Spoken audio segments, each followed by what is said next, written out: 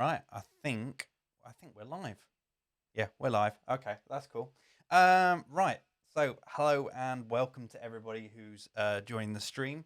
Today, I am actually going to be remixing a track live on the stream today. So, a remix offer came in, and I thought, why not just do it on the live stream rather than actually kind of record it in bits and then cut it all up and kind of, yeah, just almost give you a false impression of what doing a remix is like. I thought I'd do it as a live stream so you can actually see the whole thing from start to finish. So I'm kind of taking a bit of a gamble with the live stream because I don't know whether this is going to go right. I don't know whether this remix is going to work or it's not going to work. So I thought, well, I'll just give it a go anyway. I'm going to give it a couple, just a minute or so until a few other people join. I know there's a few people getting alerts and stuff like that for that. So yeah, hopefully everybody will be able to join soon. I can see Niels is already in the chat. If you want to say hello, just join the chat. The chat's within there. So yeah, definitely get on the chat. I think I have it somewhere. I'm trying to get this. I've kind of been working around with my setup, and I think I might even have. There we go. Chat? No, that chat doesn't work. Oh, the wonders of modern technology. Okay, never mind. Forget that. I can see that the influence is in there from Amsterdam. We're getting global here. So yeah, hopefully everybody can join me for this live stream. If you're watching this on catch up, don't worry, you can skip through this. You can come back to it at another point. Obviously, these live streams are going to be archived on my YouTube channel, so you can always come back and watch it a bit later. YouTube has a great way of saving a video for later, so you can always go ahead and watch it a bit later. So anyway, I think let's get into this now. I want to check. Yeah, we've got a few people already in the chat, so let's get on with it. So the track that I'm going to be remixing today is, drum roll, it is Tiger Stripes, Rasmus Faber Plays the Marimba. So this is a track that went out on Night Grooves or King Street Records, and basically this is the track that I'm going to be remixing today. The remix offer came through, and they asked me to remix this track, and I thought, well, why not? Let's try and do it on a live stream and see how it goes down. Now, I'm not actually going to play this track on the live stream because when it comes to remixing, I generally I'll listen to the track first off. So when a label asks me to do a remix, I'll listen to the original track and get an idea whether I can do that remix or not. But that'll be the last time that I'll probably listen to that original track because I like to kind of get an idea. I kind of like to form my own idea as to what I want to do with the remix. So I usually wait for the remix parts to come through before I ever listen to the actual track again because yeah, I like to kind of get my own ideas of what I'm going to do with it. If I'm listening to the original too much, so if I'm going through and maybe, I mean, there's a whole load of remixes for this track as well. If I search this up, I think Supernova did one. There's a whole load of different remixes. So you got Demure has done a couple of remixes in there. Supernova's done a remix. There's a whole load of remixes that have been done of this track, and I tried not to listen to all of these too much because I want to put my own kind of style, my own kind of influence on it. So that's why I'm not going to listen to. So if you want to go ahead and listen to the original track, then I don't mind. Mute the stream and have a listen to that original track if you want to. But I don't really want to listen to it now because I want to get my own idea as to where I want to go with this remix. So let's have a look at the parts. So I'm actually going to close this down now because I don't need this at the moment. So the parts have come through as a zip file, as they most likely do. I had a quick look in here just to make sure everything was okay. So we already have a few samples within here. Stabs, marimba, as you might guess. Effects, stabs, bass, and then one just called 5, which is quite interesting. So yeah, I'm not quite sure what 5 is. But the first step I usually do when I come to doing a remix is I will basically unzip all the parts and just listen to them on their own without dragging them into any kind of DAW or anything else like that. I just want to listen to them as they are. So I'm going to go ahead and open these in Adobe Audition. If you got Audacity or anything else like that, it doesn't matter what you use. I just have Adobe Audition because, well, I just have the Adobe Creative Cloud. So I just kind of use that. And then what I do is I basically just go through and listen to all these different parts. So let's have a listen to what this one is. This one's called 5. This is one of the stems called 5. So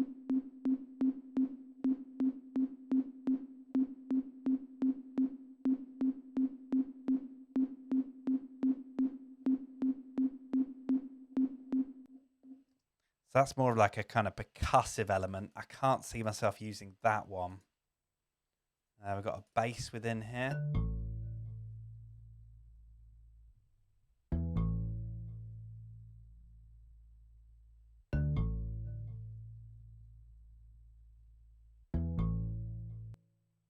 So that kind of sounds more like the Windows startup tune or something. Yeah, really odd, that one. Not quite sure. Yeah, probably not going to use that one. Got the effects tabs within here.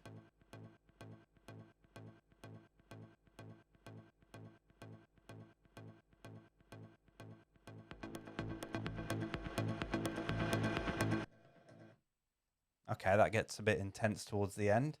Yeah, I might use that one. I might use it in part, but I'm not quite sure about that one. We've got some stabs here. I find it quite interesting. There's a load of markers within here as well. I'm not quite sure what the markers are. Obviously, they've come from where the original artist has put them in within the track, maybe. I'm not quite sure. It depends, I suppose, what DAW they were using. Maybe their DAW puts in all these markers. Really strange.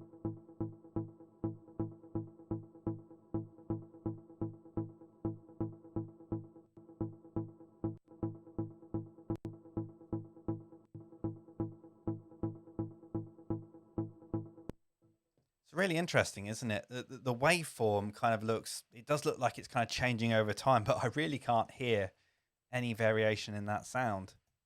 Very strange. I might chop that up, maybe use that. Let's have a look at the main part of the track. There's 2 marimba samples within here.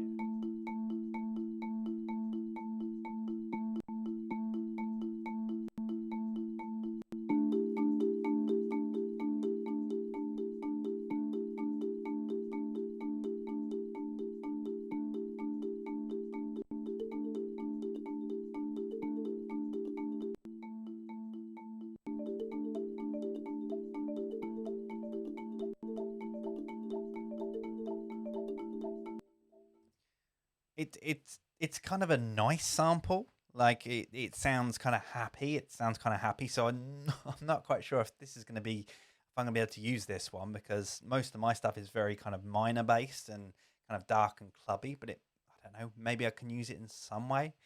Not sure on that one. It kind of reminds me. It kind of reminds me of an old track by DJ Rolando. I think it's DJ Rolando, the Aztec Miztec. I can't remember what the artist name, what he came up with. The track is called Jaguar, old techno track, and it kind of reminds me of that a bit, actually, to be honest.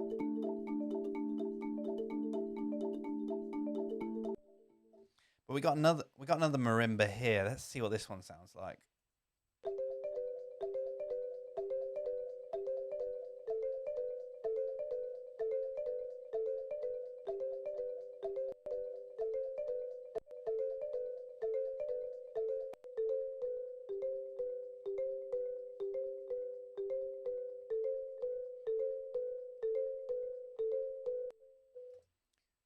Yeah, that one's a lot. I think I can use that one a lot better. That one's because it kind of goes down. It kind of goes up, down, up, down, up, down. It kind of, because it's kind of ending on the down. It kind of feels a little bit kind of more moody, I think. At least in my ears, it's kind of feeling a bit more moody. So I think that is probably going to work better for my remix. Yeah, I think that's going to be the main part that I'll end up using this marimba. So those are the kind of the samples, and this is kind of, so I usually kind of start by listening to the samples and seeing what they sound like. Next up, let's get Ableton loaded up so that I can now start getting these in there and start playing around with them, because this is usually what I first start doing when I kind of start with a remix, is literally just getting the original samples in there and seeing what I can do with them first off. See if they give me any ideas. I've actually got my, if you've seen the last video that I did on making my Ableton template, I I've actually tweaked it a little bit since. So it's just kind of, I'm gradually kind of tweaking it. And it's kind of getting there. It's one of those things I think it's going to take a little bit of time, just been kind of just tweaking it little bits. So that's first off, I'm actually going to save this project straight off. So it's a brand new project, but I'm actually going to save it as a new project. And I'm going to call it the same name as the remix. So Rasmus plays the marimba. Why can't I paste in there? That's really strange. Okay, there we go. So that's going to create a new live project for me, and I've got the current project within there. So what I'm going to do now is drag those parts into it. Drag those into there. So I've now got all the samples within here when it finishes indexing them all. Is it going to index them? Very weird. I don't know what's going on here. Let's see what it says.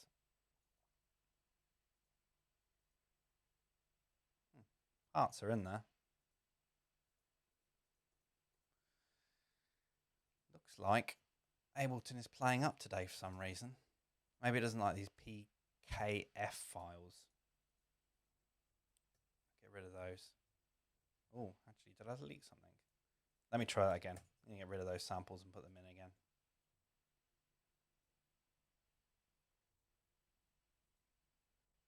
So those samples are definitely in there. Oh, and now they're in Ableton. So weird. I don't know if Ableton's a bit buggy. I don't know if anybody's noticed, but obviously, Ableton kind of just update Ableton Live in the background. So yeah, it's never quite sure what it's doing. Actually, let me make this a little bit bigger so you guys can see. Is everybody doing all right? See a few people in the chat. I actually make this a little bit bigger as well. I'm going to make Ableton a little bit bigger because it's going to be a bit hard for you to see, I think. So let's make it 110% maybe. Is that better? Is that going to be better on the live stream? Yeah, there we go. Just so you can see things a little bit better. I've still got enough room here to kind of play around with. I would put this full screen, by the way, but I'm going to be switching to and from probably Splice or something like that. So I'm not going to worry about that too much. Right, so let's get the original parts in and see what they sound like. So I'm going to get the second rendering because this is going to be the main part. This is going to be the part I can see myself using the most. So this is going through and it's analyzing it in the background here. It's saying it's 126 BPM. I'm guessing it probably is actually. I'm going to put the first point on here. Just check. It's actually a little bit quicker than I'd usually produce at, so I might slow it down a little bit.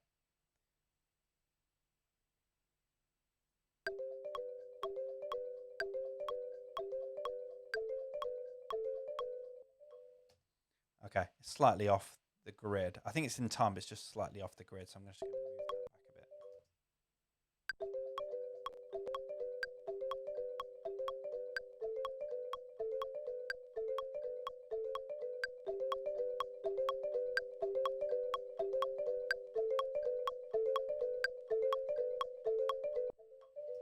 a bit. Okay, so that's working better now. This is playing at 124 BPM, so it's kind of taking it down by 2 BPM. It's like the original BPM, if you can't read it, is 126. And because this is quite a melodic, I don't know how you kind of really kind of describe this instrument. I mean, it's a marimba, so it's kind of got a lot of melodic tone to it, which makes it odd when you try and warp it. I'm gonna try a few of the different algorithms, see if I can get just it a little cleaner.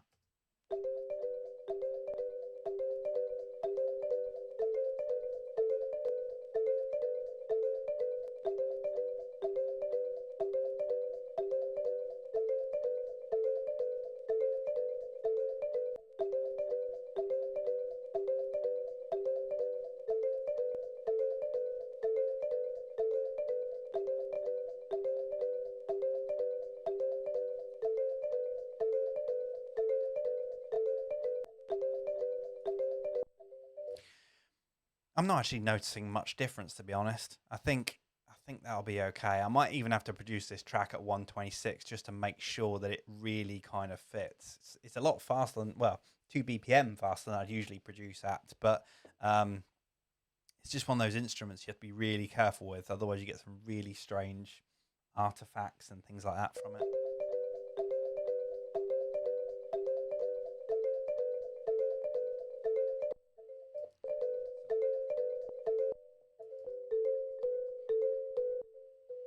Okay, so we got that in there anyway. Now next up, do I want to get any of the other bits in there? No, I'm not going to bother importing any of the other remix parts at the moment because I want to center everything around this. This is the kind of lead line.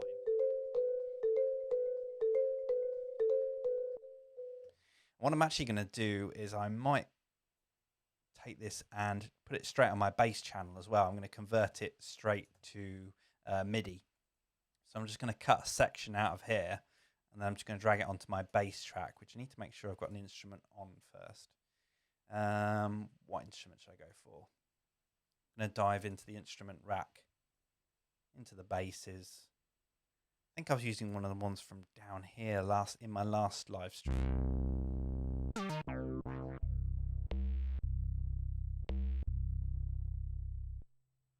going to use this one for the time being. It's just a really kind of basic kind of subby bass. And let's see if we can get some notes out of this.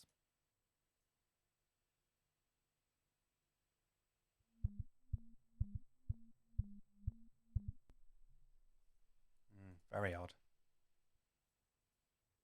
Take it down an octave. Oh, it's playing too high, that's why. Oh, hang on a second. We've got a groovy bass line going on here.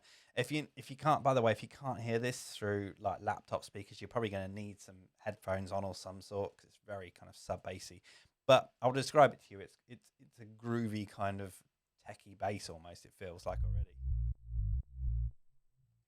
Oh yeah. Even if I don't use even if I don't use it, I'll make a great idea for a new track. Loop that up.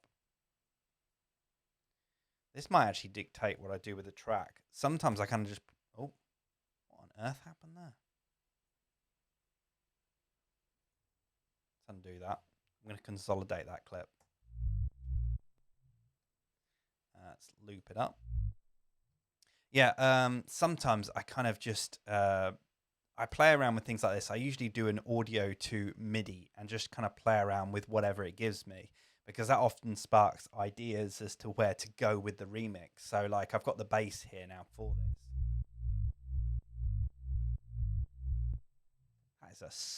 That is a solid bass. I'm sorry if you can't hear this on laptop speakers, but yeah, it's got just from that marimba part. I'm actually just going to chop up this marimba a little bit. I can always bring it back a little bit later, but as I can hear, there's like two different parts. There's where it kind of, there's the first part, which just goes like this.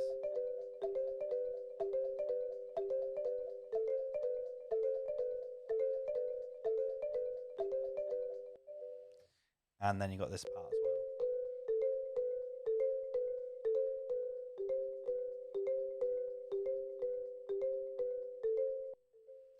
So I think we can almost see that like one part could be really good in the breakdowns and then a more stripped back version for the main parts. So again, I'm going to loop this up, this section. I have to work on these loops a little bit later, but I like to work really quickly. So when I'm getting my ideas together, duplicate that track. So we got a track for each one of these.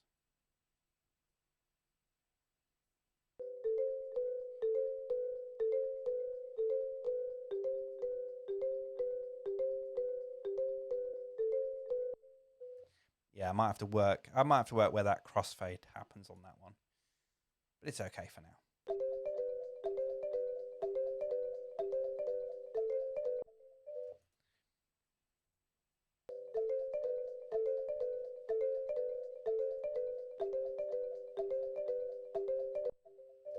And I'll loop that one up as well. You can hear I'm taking the original stems. It depends. Sometimes you get proper stems, so you get the full like tracks from the original project where you've got the synth line going for 6 minutes or whatever, like they had in the original track. And then sometimes you just get the loops, the remix parts. There's no really bad way of exporting them. It's just whichever one you think works best. for me, I always end up turning everything into loops anyway. So let's hear how that sounds with the.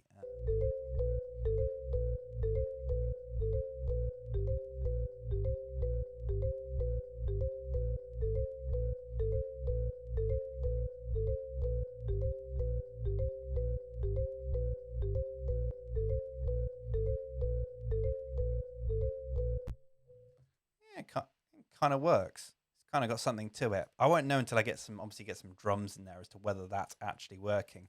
If you haven't seen if you haven't seen my template video yet, I have my bass channel already set up. Actually, it's already set to, it's in the C minor scale, this scalar device. I wonder if that's causing it.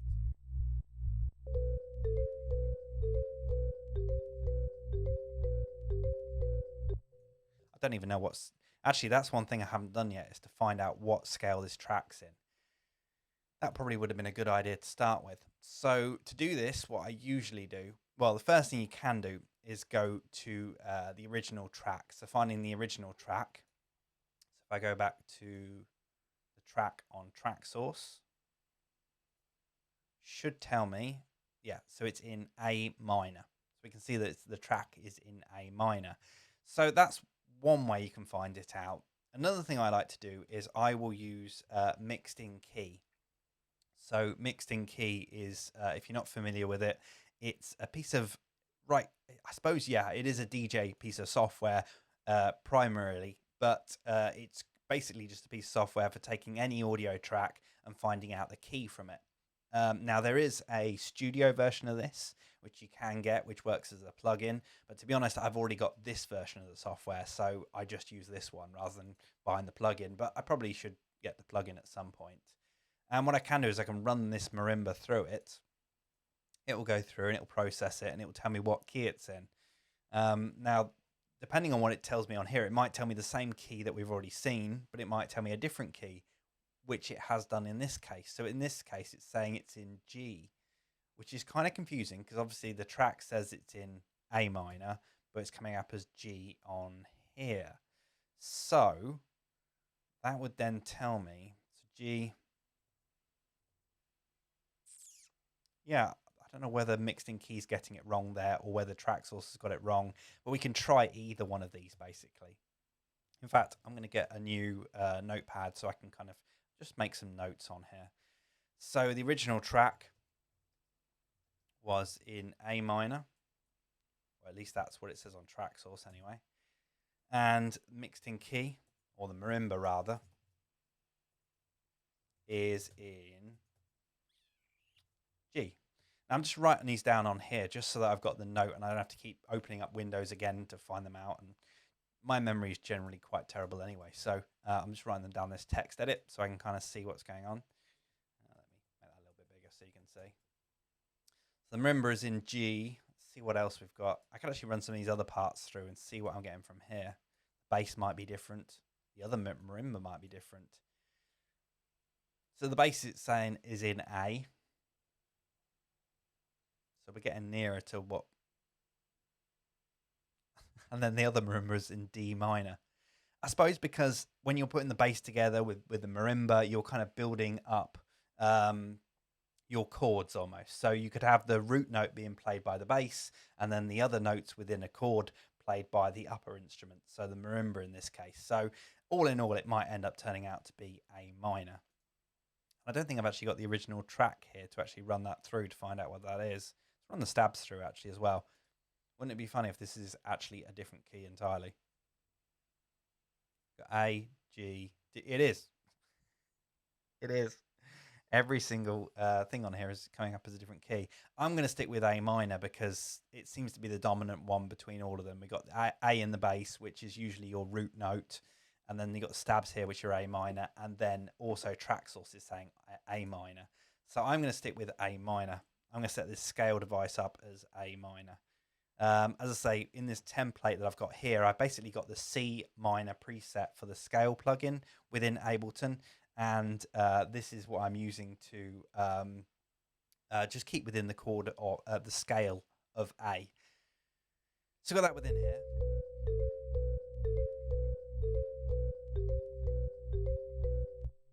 I could drop the bass actually, because if you notice the marimba drops, but we'll see how that sounds with a kick and all that stuff. So I'm going to get a kick in here now. The kick's all ready and waiting for me. This is another point of like setting up the template so I can get going so much quicker. Let's get a nice kick in here.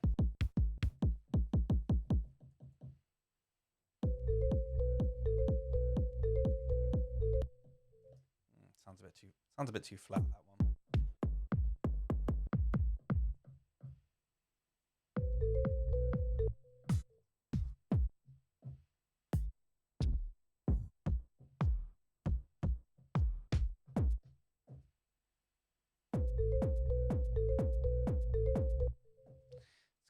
That's kind of a classic kind of Dirty Secret style kind of kick, really. It's that kind of crunchy distortedness. It's probably layered with it's probably a 909 layered with something, I'm guessing. Usually I will go for a sample over trying to make my own kick every single time. If you can go quicker, then go quicker. Next up, I'm going to get some tops loops in here just to give me a vibe. That's what I'm trying to get. I'm trying to get a vibe of which direction to go with. So I tend to use tops loops. If you're not familiar with tops loops, they are basically your claps, your hi-hats and things like that. So that's why I generally go for tops loops. And also because you can audition them along with the actual track playing, you kind of get that vibe instantly rather than kind of adding a hi-hat, then adding a clap and adding everything else like that. So I like to try and get a vibe going first. So I might not actually use these sounds, but I'm just getting a vibe.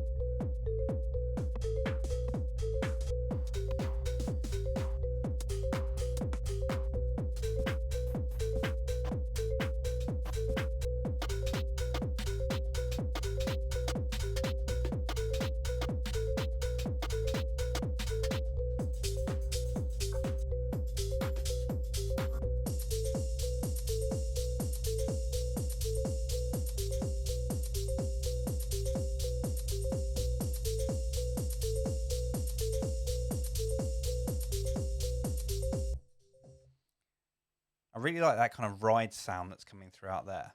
I'm going to use just a little bit of that, I think.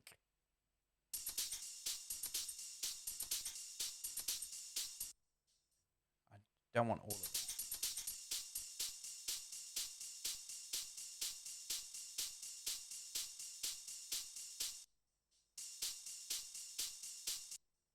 Yeah, I'm just going to use that, I think. Just as something in the background.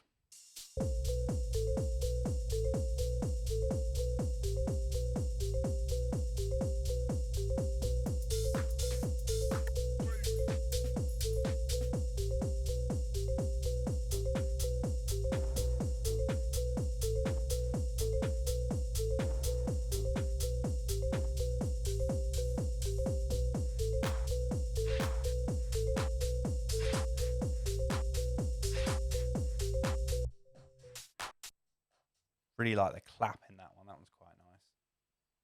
I'm just going through and I'm listening to each one of these top loops, and I sometimes just find something within there, like a clap, for example, within that one that I really like. So what I'm going to do is I'm just literally going to chop that clap out on its own. Use the volume envelope to do that.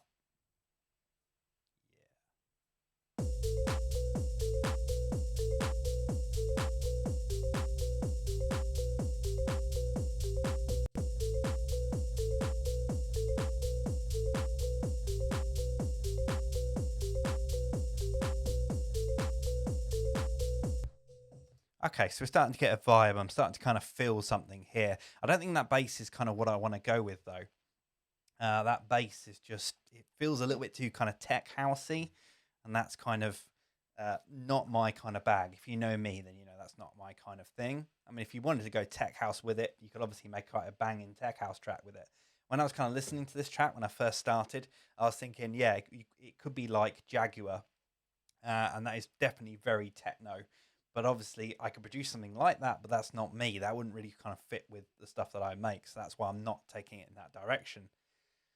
So I'm really kind of playing around with just the ideas of where I want to go to with this track. So yeah, we're getting a kind of vibe going there. And by the way, I just want to take a second just to kind of see everybody in the chat and see how everybody's doing. I've had to close down my browser, so I can't actually see how many people's tuned in, but I can see the chat. So I just want to say thank you for everybody who's stopping by to say hello. And yeah, hope you guys are enjoying it. I hope you guys are getting something from it. I know that it's going to be different people from different backgrounds kind of tuning into this live stream. So you might have different abilities. You might be, already, well up on music production, and you just want to be a bit nosy and find out what I do with my remixes and stuff. But you also might be quite new to production, and you just want to kind of see how I do stuff, and you might just be interested in that kind of stuff. I always say that a lot of people kind of like the way that I kind of talk about stuff and my tutorials and things like that. And I just wanted to quickly mention the fact that I actually have a brand new course if anybody's interested in it. If you want to learn how to make remixes, how to make bootlegs, edits, and things like that, I've got a brand new course up. It's actually on Udemy. So this course it's all about DJs. It's aimed at DJs, but also anybody who wants to make an edit of some sort. So it's got in there how to make a mashup, how to make an extended edit, how to make a bootleg remix. That's the end kind of goal, to make this kind of bootleg remix. Honestly, the feedback I've got so far from it has been fantastic. The reviews have been really great. I know there's probably a few people that are tuning into this live stream that have taken the course and they're really loving it. So yeah, honestly, if you want to find out more, there is a link in the description below if you want to see more about that course. So yeah, definitely check that out. I definitely recommend giving that a go if you want to kind of learn more about how I make stuff. And I'll basically take you through, if you're a complete beginner, I'll take you through how to produce an edit and remix and a bootleg and stuff like that. So definitely check that out. I say pretty much everything that I'm using. So all the plugins that I'm doing, all the techniques and stuff like that I'm doing within this live stream, they're all going to be in the description below. So if you want to see links to any plugins or anything else like that, the course, as I just mentioned, all in the description below. So definitely check that out. Oh, and also if you're brand new here, then definitely remember to subscribe as well to my channel. Definitely make sure you do that, because I'm always doing new stuff. I'm actually trying to do these live streams regularly as well. So hopefully once a week if I can fit it in. If you guys learn something from it, then, I'm happy. Anyway, enough of that. I just wanted to kind of get that in there so that, if you are watching this along and, you do like my content, then obviously there is more stuff you can get from my channel and other stuff. So we have a groove going along here, and I wanted to kind of change this bass up. I think I wanted to kind of change this bass up to make it a little bit more like. Actually, no. First thing I'm going to do is I'm actually going to get I want to get some skippiness in there. So I'm actually going to use I'm going to use the 909 to get a bit of skippiness. So I want to kind of program some swing into it. And to do that, I'm actually going to create a new 909 clip within here, just to get some closed hats in there. I think that's kind of what I want to do. I want to get some kind of skippy closed hats within there. So we have the skippy with the. So we've got skippy closed hat in here. I'm going to put a few of these in.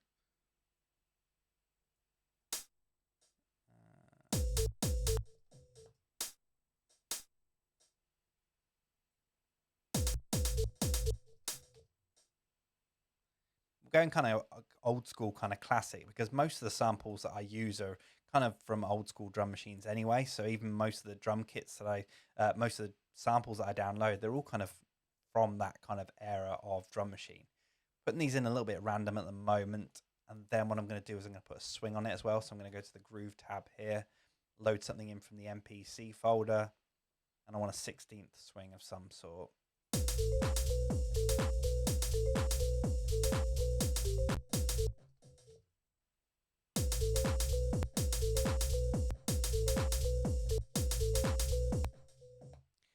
Something in there that's not quite working. I'm going to turn the bass off and the marimba off. I'm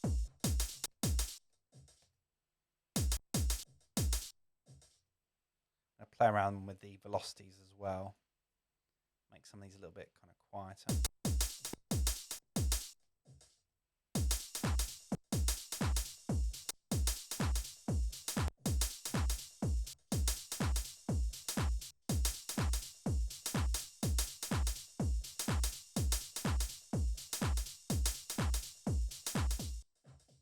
I'm actually going to make that closed hi-hat shorter as well, so it sounds a bit snappier.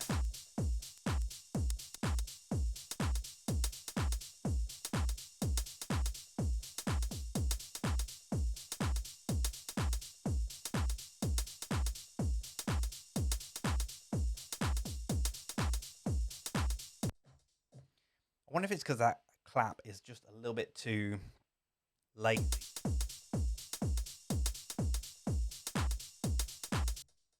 Yeah, I think that clap is just too lazy. I'm going to get rid of that. Try a different clap.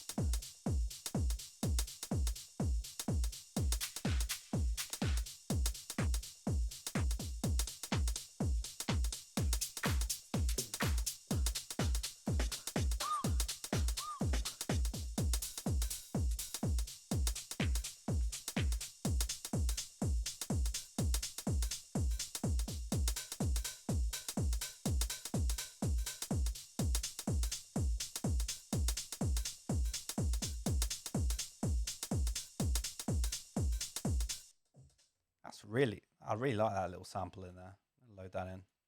Sometimes I will use full top loops like this, but I mean, this is really just a hi-hat.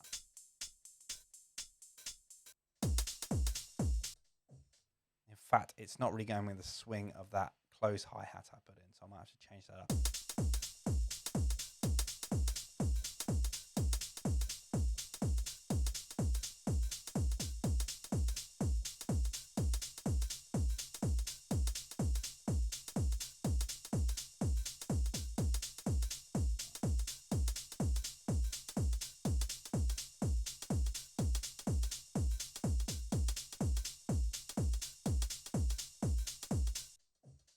Just taking that the pitch down of that closed hat, because it was really sticking out like a sore thumb.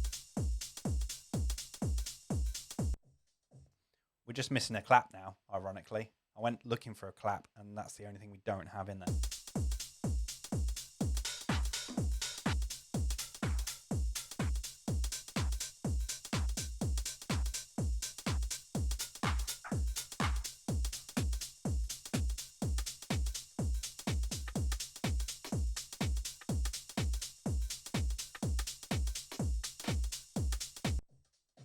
Kind of a nice little snare. Actually, I'm going to get the bass back in again and the marimba.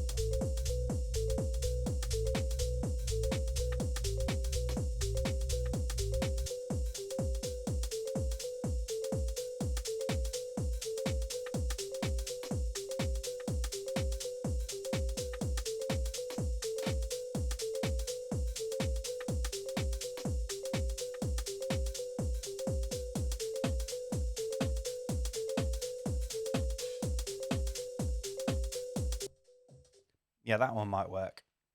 I'm not 100% sure what direction I'm going in at the moment, if I'm completely honest. Actually, that's a snare. Snare more than the clap, but we'll use that for now. Sometimes I don't like to care too much about what samples I'm using at the start, because I'll probably end up going through and changing them. Just trying to build that vibe. I'm trying to build a vibe rather than actually being really kind of insistent on building, crafting those ideal sounds straight away.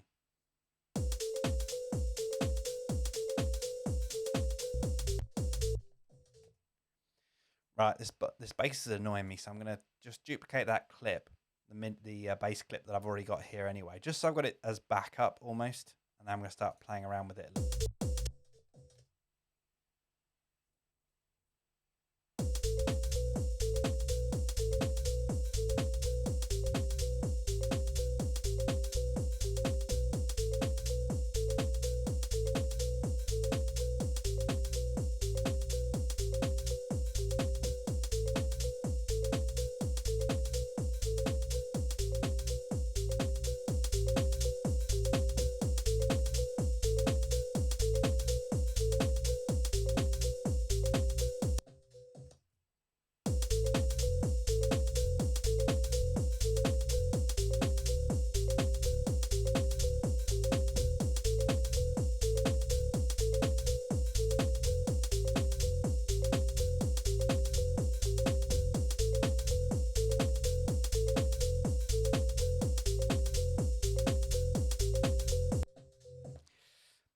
something not quite right about this. I'm going to start playing around with this marimba because it's not fitting in right.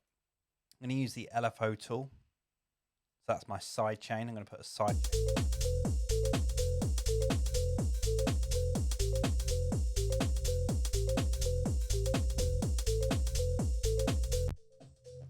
And I'm going to put a really basic EQ on there just for now. I'm probably going to come back and EQ this properly later. But just kind of take some of that bottom end out just for now.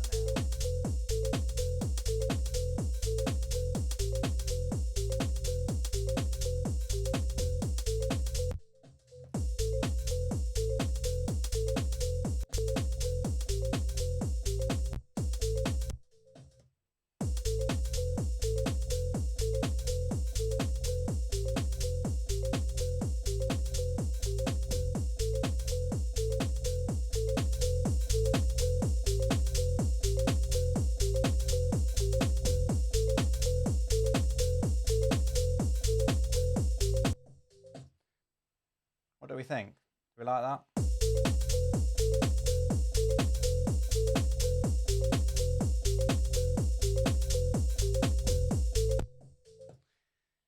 Something about it's not quite right. I'm going to get rid of those closed hats because I'm really not sure about them. Generally, kind of a lot of people, I suppose, when they go through and produce, will kind of hide stuff and kind of tuck stuff away somewhere and just turn it off. But I tend to just delete stuff. If I don't like it, then I'll delete it because then I'm less tempted to come back to it later. If I loved it that much, then I keep it. So it's just something I do. Get some more top loops in.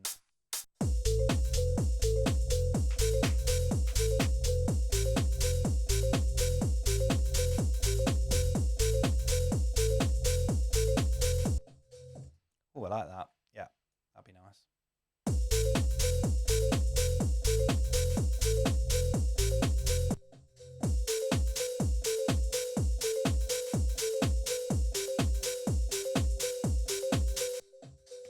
Still not happy with that bass.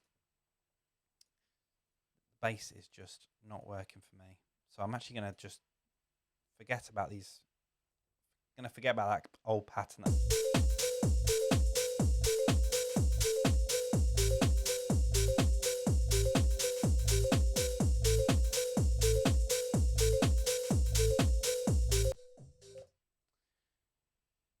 going to make this pattern a bit bigger as well. The loop of the bass a bit bigger as well, so we can create some variation within it.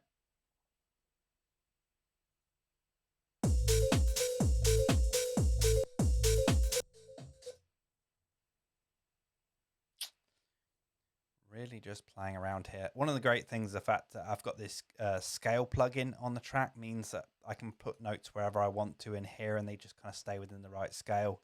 For somebody who's not music literate, it just makes it so much easier for me.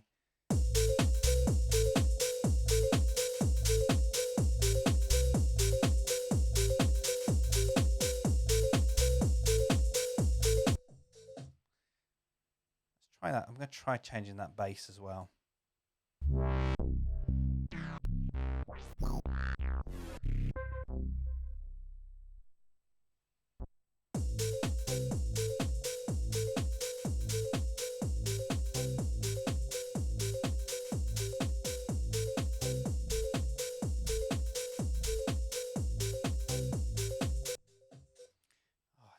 Working. No,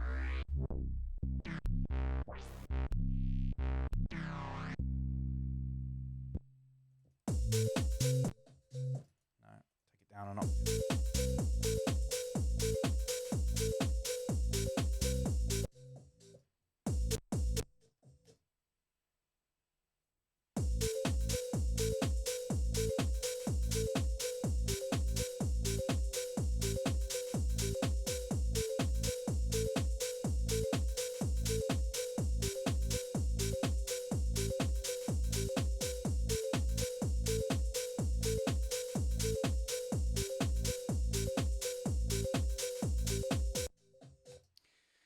Oh, I'll tell you what. It's one of those things, trying to get that right idea. And this is the thing, like, that's why I wanted to do this as a live stream, because I could edit this up and make it look like, I came up with the idea just like that.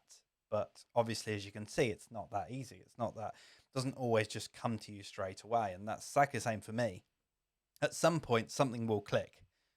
I'll be moving stuff around, and all of a sudden, I don't know, something will just click within my brain. I can see in the chat we've got a few people saying about. Neil said maybe change the starting point of the marimba. That could work. Let's have a look at that.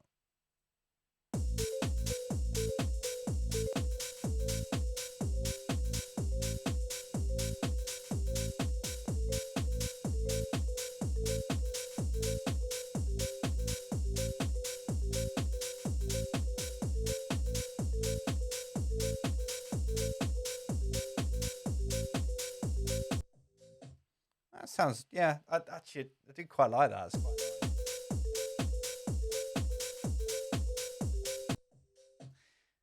I don't actually know what the timing is of the original track. I don't want to listen to it because I don't want to be influenced.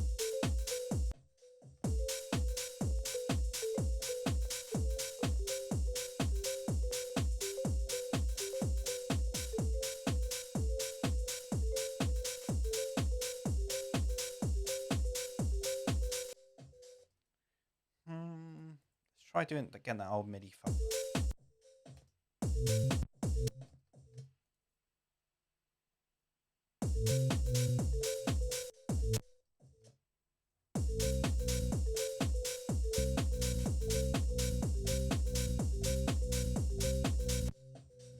Oh, it just sounds like a mess, doesn't it?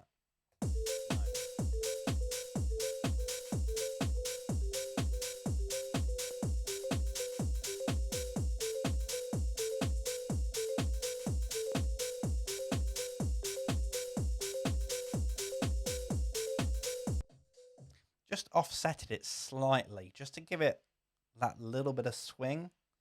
Maybe just offsetting that loop just a little bit.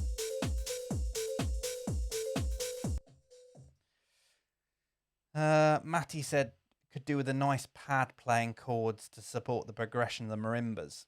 Yeah, that's what I'm thinking. I think my next move is, because I can't get the bass working right, I might work with some keys instead and come back to the bass. Because generally, if it's not working, then I need to move on and do something different. Otherwise, I'm going to keep in that same loop over and over again of it just being annoyed. So I'm going to pull in the Tau Uno X. It's got some really nice chords within here, some nice roads within this one, I think. Where have we got? In fact, I might actually try using the MIDI controller to get some notes in there. Now, where is this? Is it one of the organs?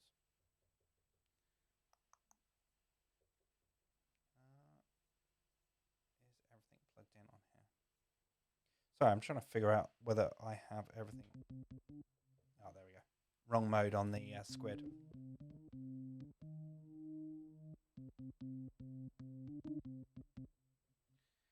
Move that to A minor scale as well. Let's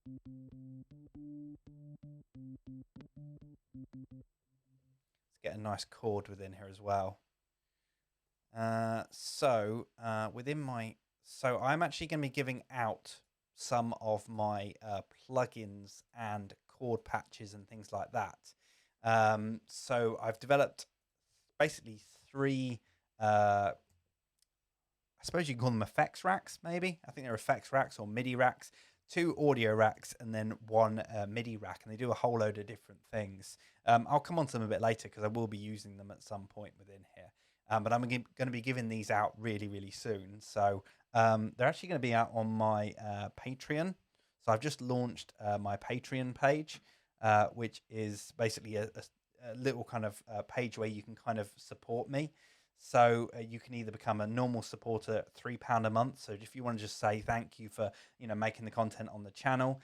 I've also then got a £5 subscription as well, which is I'm going to be doing a live Q&A with my Patreon supporters. So I'm going to be doing that once a month, which you can come along to, and I'll kind of go through anything you want me to answer, any kind of techniques or anything else like that. I'll be doing that once a month. And then for £10 a month, I've also got a tier on there where you can get all of my downloads. And once a month, I'm basically going to be putting up a download on there for you, whether it's presets or templates or samples or something like that, it's all going to be on there. So if you want to support the channel, then the link is in the description below. It's on Patreon. It's Dirty Secrets on there, but the link is in the description below if you want to see that and want to support. But I'll give you a demo of those a bit later on. So I'm going to go into this folder here, which has got all my the chords that I use all the time. This minor ninth one I tend to use a lot, which I've just called it Magic because I'm not actually quite sure. It's some kind of inversion that I came up with, but I'm not actually quite sure what the name of it is. Tried finding out, but I know it's a minor ninth of some sort.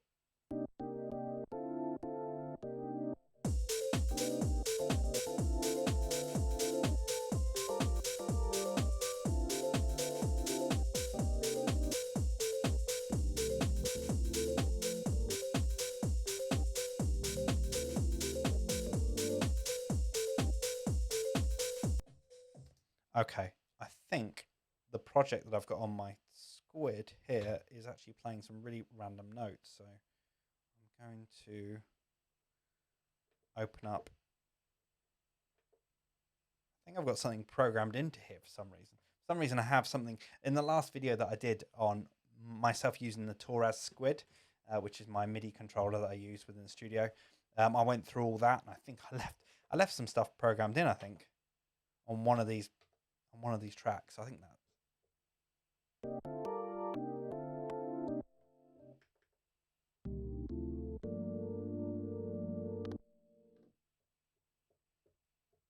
It's definitely cutting off. Oh.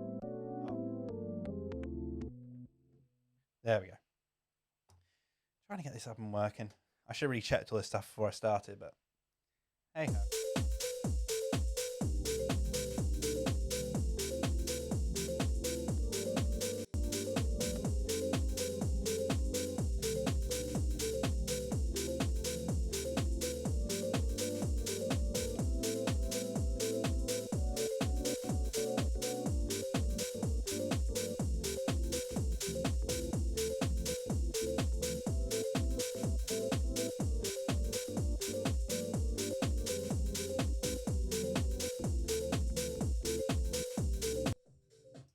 Yeah, I'm not quite sure what I'm doing with this yet. Just kind of playing around, trying to figure out some melodies, something. Get rid of the drums for now.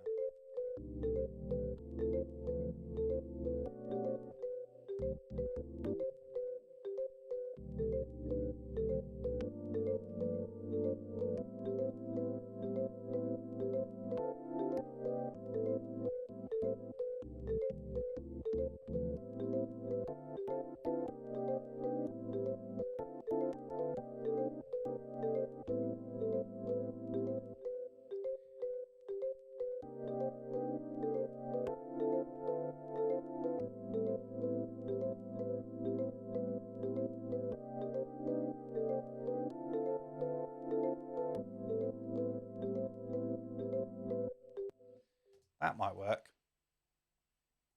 Use capture to get that in.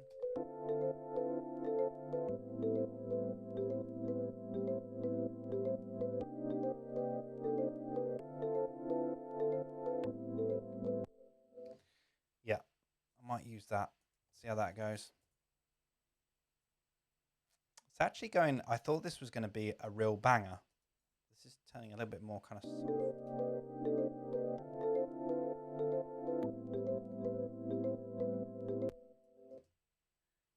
Let me just loop that up. No. Consolidate it and loop it.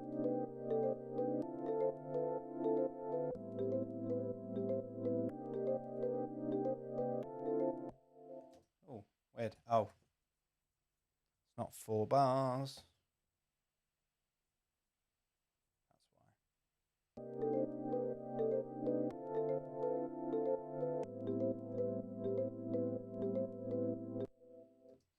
Femi's asking what sound is used for those chords. That's a Tal Uno LX.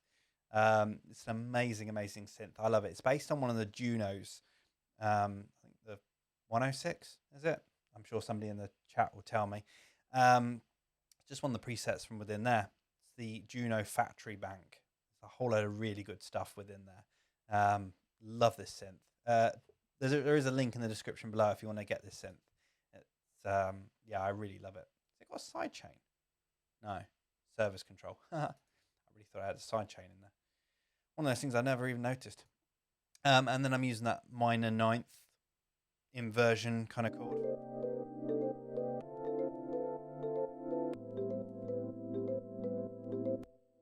Got a bit of a clipping going on there. I'm not quite sure what's going on there. Maybe I need to adjust the attack on it.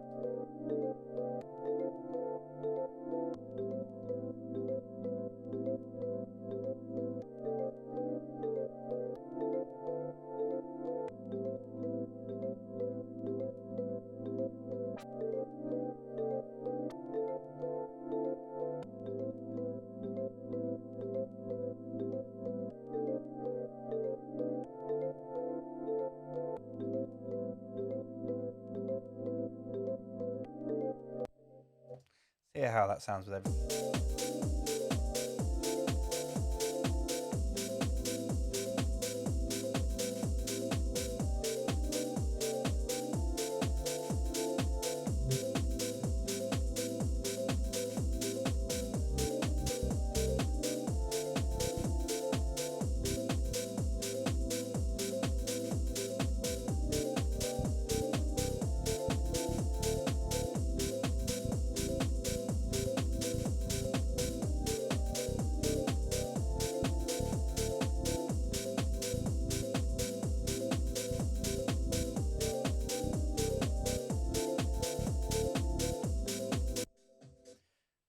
Maybe that works.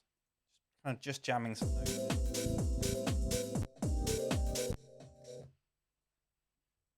Playing really low though.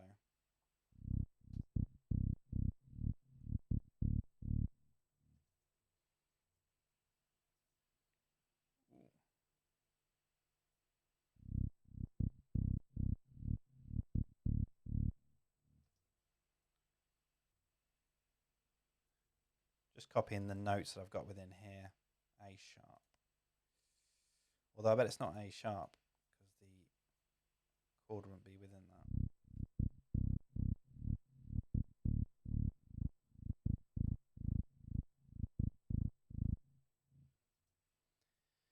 Let's loop that up as well.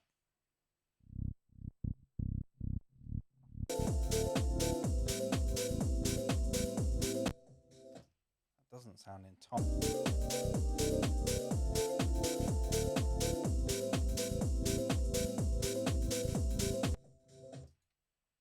Yeah, those notes are completely out.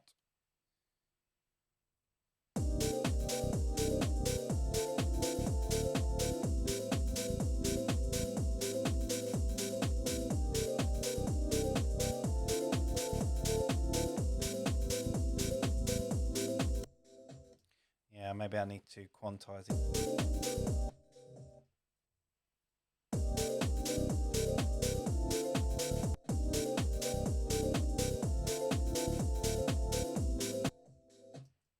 Yeah, that's better.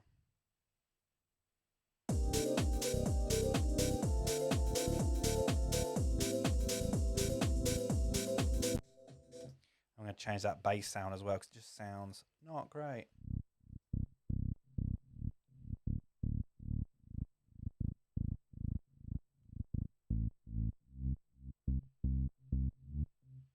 Oh, yeah, you probably can't hear that unless you've got some proper speakers on, but there's some real resonance happening with that bass that just doesn't sound good.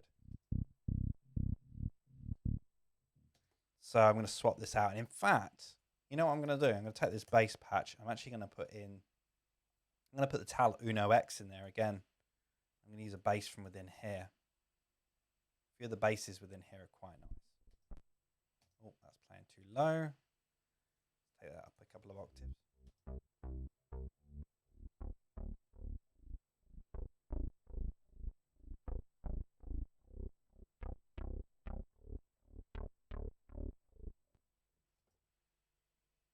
I did say they do sound good, but yeah, it's not sounding so good on this.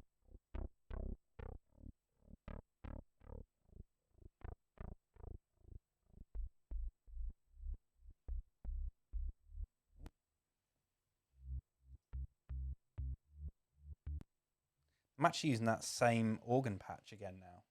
So I've got the organ patch within here that I'm using for the keys.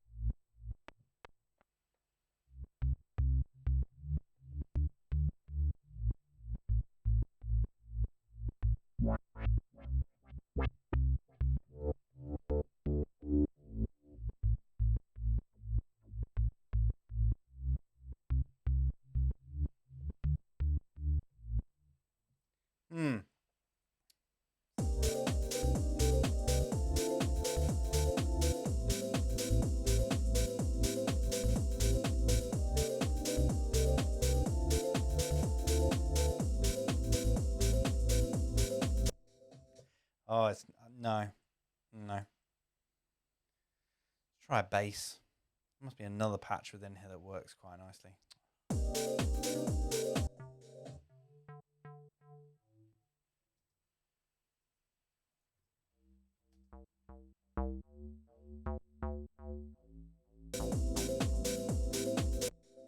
Oh, here we go. Yeah.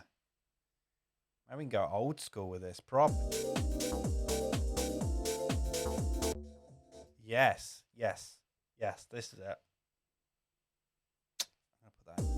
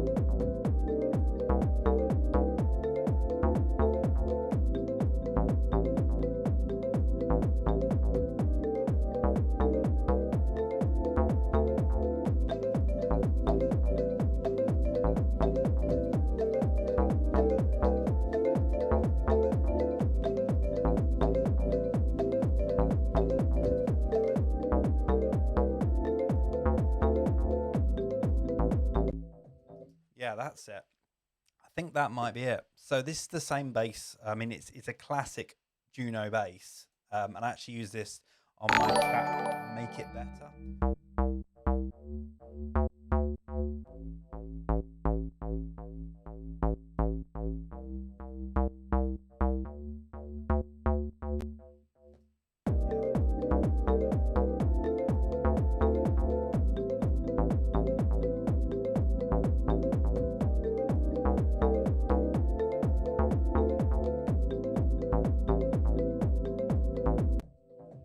Yeah, proper.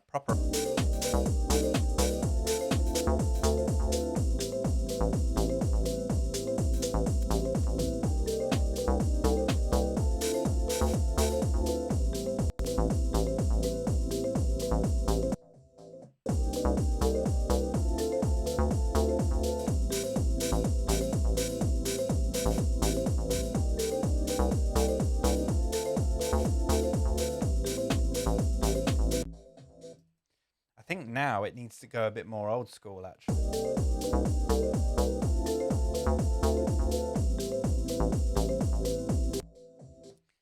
This is where I might actually get rid of all these drums that I've already built up. Apart from that ride, I really like that ride, and I'm going to get a grab for a 909 from the instruments, from the drums.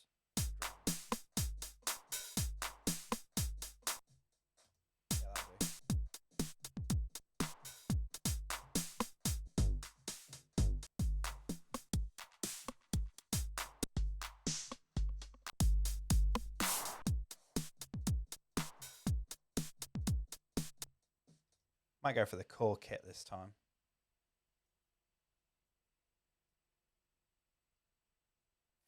Drag and drop that, put it in my drums.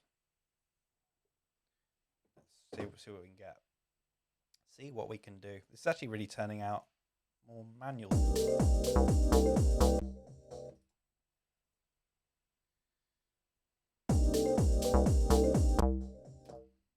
Let's get a clap in there first.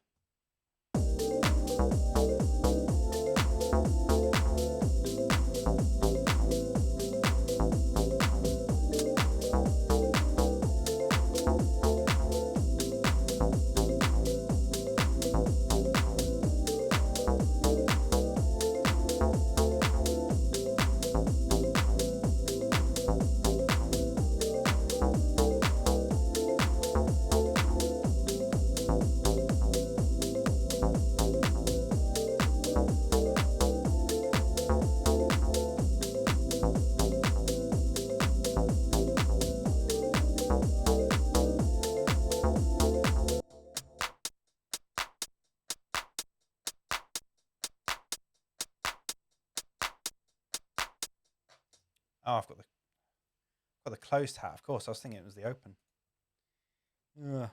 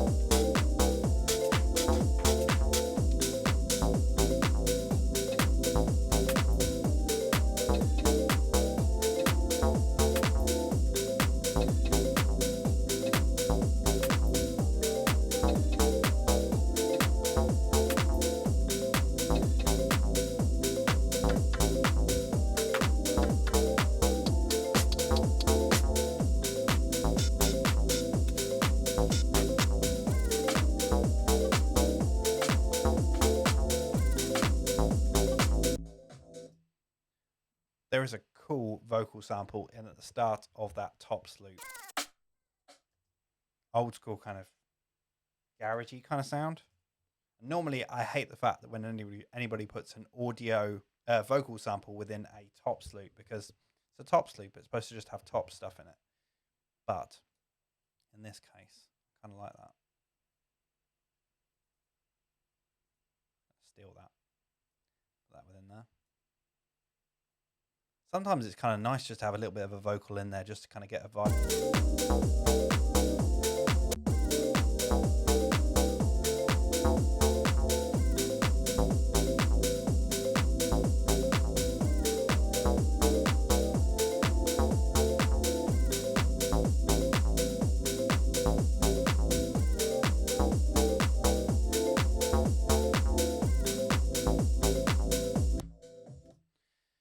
So, yeah, I think Matty said something about side chaining the organ. Yeah, the side chain's already on the organ. It's just lightly done. Yeah, it's kind of just lightly done. But I'm thinking, actually, I might actually cut the... I might actually just take the same notes I'm using for the bass and use it for the organ.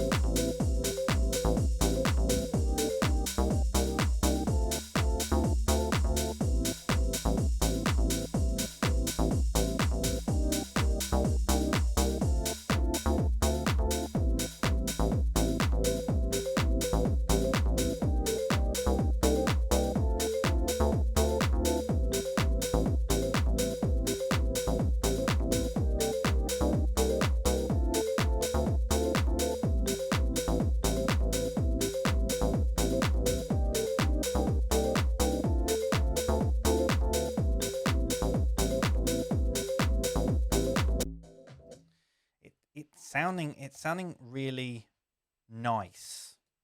Like it it doesn't sound banging. You get me? Like it's sounding kind of a nice track, but I want it to fit. I want it to be a bit more clubby. I think I'm just adding too many chords to it. I'm trying to. Yeah, I think it's just sounding too nice. There's just too much melodics going on with it. I think I need to keep straighter with the marimba.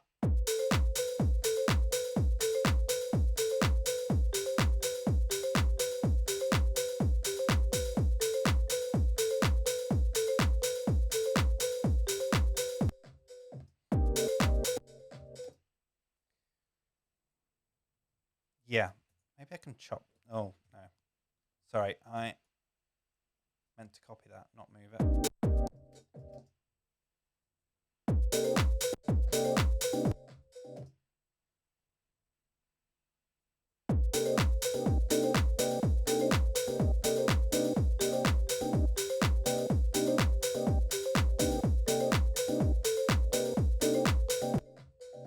Oh, that's on C. Move it.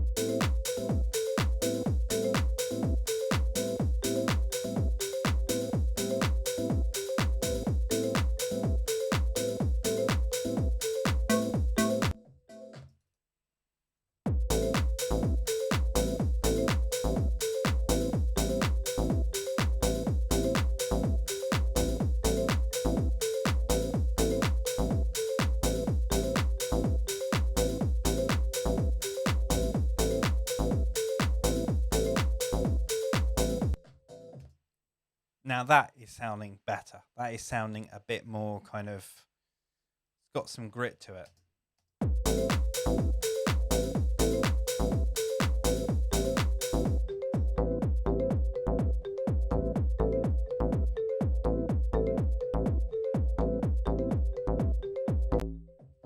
And in fact, I'm going to play around with that bass.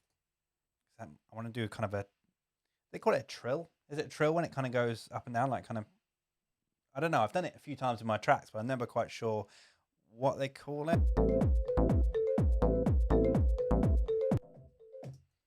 Where it kind of just goes up. I'll show you what I mean. It's going to be easier if I show you what I mean. Let's put a few notes within here. This might not work. I'm just kind of playing around.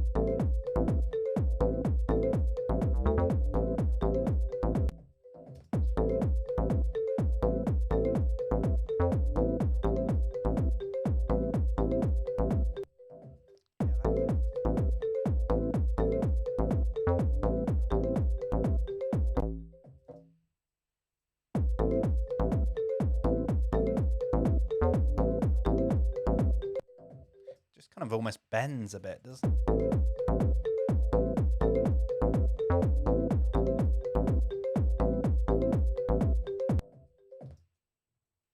copy that again.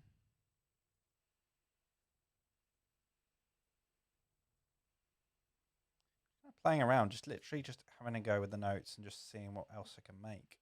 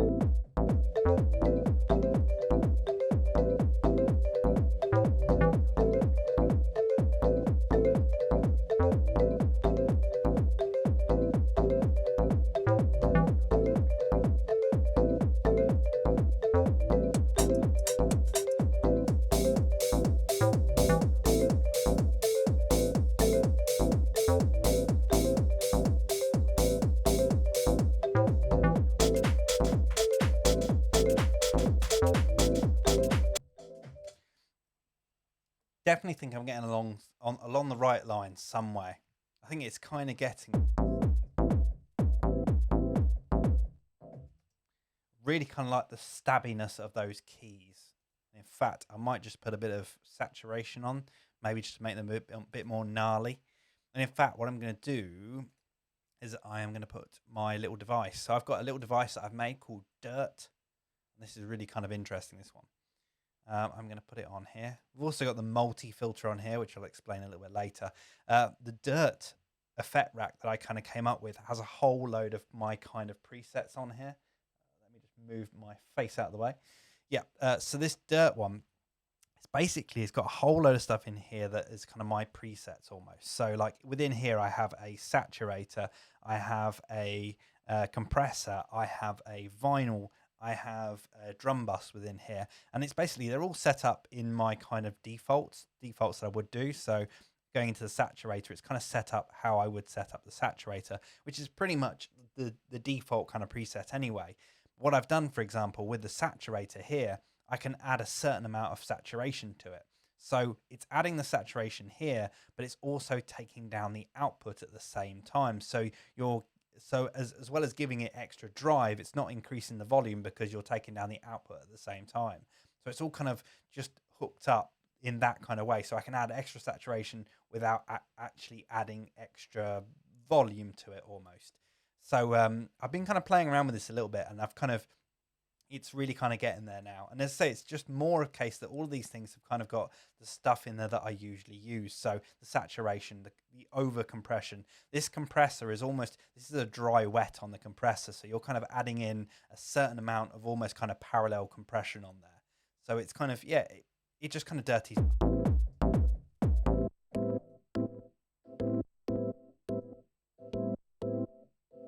So this is what it sounds like without.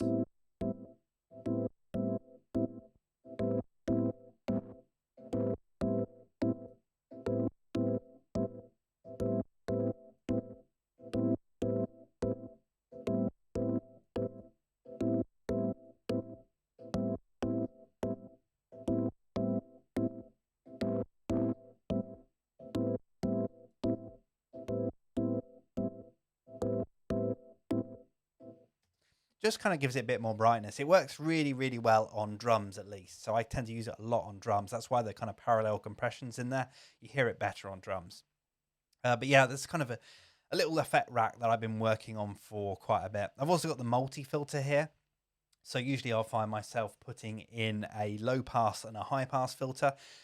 So I can take away some of the highs when I want to make it kind of deep and moody, and then also taking away some of the lows and the breakdown and stuff. And I found myself doing that quite a bit. And I was putting an audio filter on, but two of them on one channel, one for high pass, one for low pass. And I thought, well, I'll just make it into a multi-filter.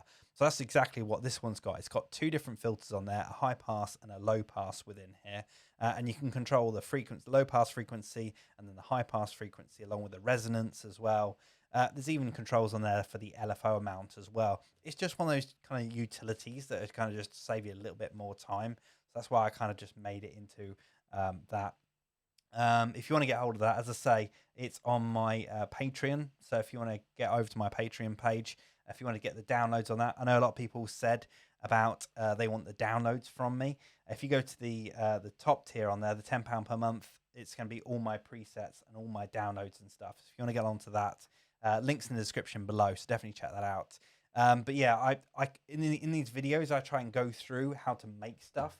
So usually when I'm kind of going through these kind of tutorials, or when I'm doing live streams and stuff, or even my videos and stuff, a lot of it's about trying to make like certain things. So making a vinyl spin back effect, or making a certain type of auto filter or something like that. But I got a lot of people asking me, can I just download them? A lot of people just can't be bothered to kind of do it themselves. So I thought, well, if you want to download any of my presets and my templates and things like that, that's why I've gone and I've launched the new Patreon page. So if you want to get behind me, if you want to support the channel, then you can get over to there. As I say, link is in the description down the bottom. So yeah, I would really appreciate that if you want to support the channel. So yeah, so I say I've got a bit of dirt on that keys now. Might need to take the volume down a little bit.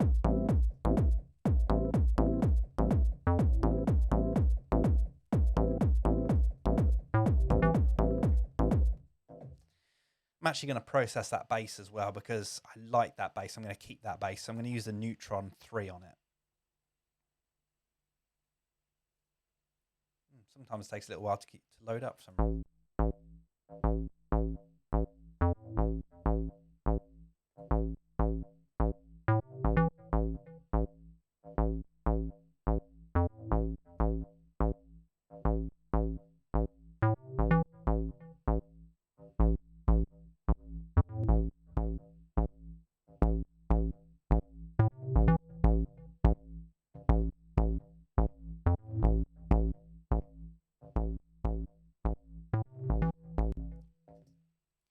I do love this Neutron 3, the way it kind of goes through and it analyzes everything for you, like going through and analyzing all the kind of changes you would want to make to a bass. The only thing I kind of almost wish I could do by default is turn the exciter off.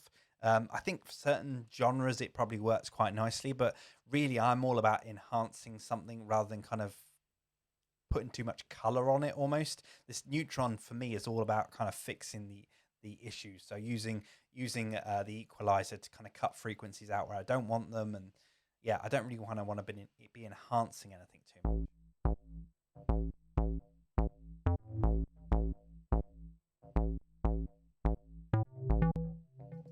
Yeah, I don't like that very much. In fact, I think there's a frequency in there that's resonating a bit too much, so I might get rid of that.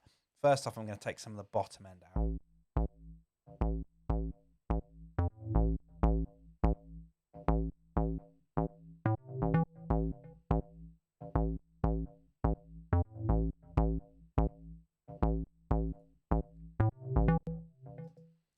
Yeah, it's roll off to about 60 hertz, maybe. That kind of works all right. I might come back to it a bit later. I try not to get into it too much at this stage, but there's definitely a frequency in there I'm not liking.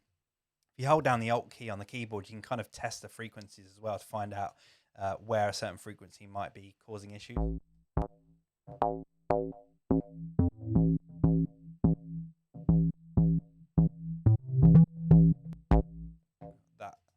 That is horrible there. I'm going to put a cut at 160.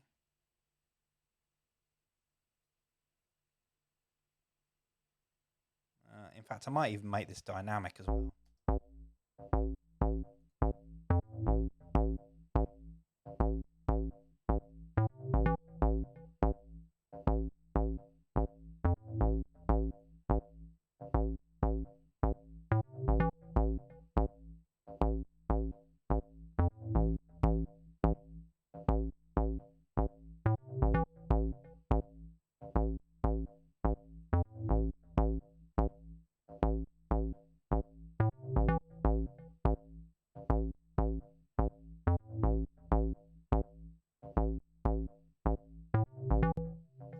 Yeah, I think that's sounding a bit better. The resonant frequency is a bit funny there.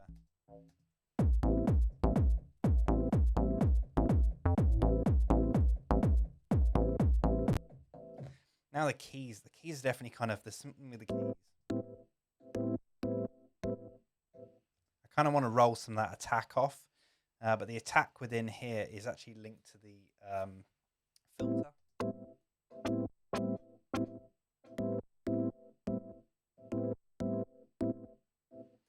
So what I'm going to do is I'm going to put in, I think I'll put in, I want a transient shaper. I think I'll use the isotope. Yeah, Neutron 3, sorry. I've still got all the like Neutron 2 in here, and I think I've got Neutron 1 in here as well. Just got all the old versions, so I should really clear it out. So I'm going to put the transient shaper in here, probably after the dirt.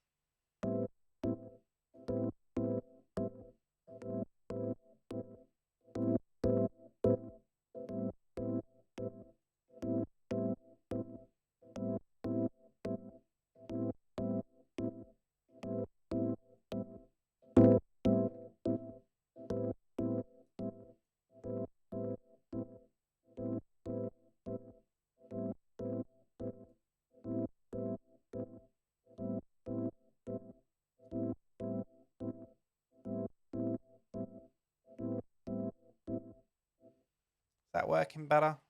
Can't work it out.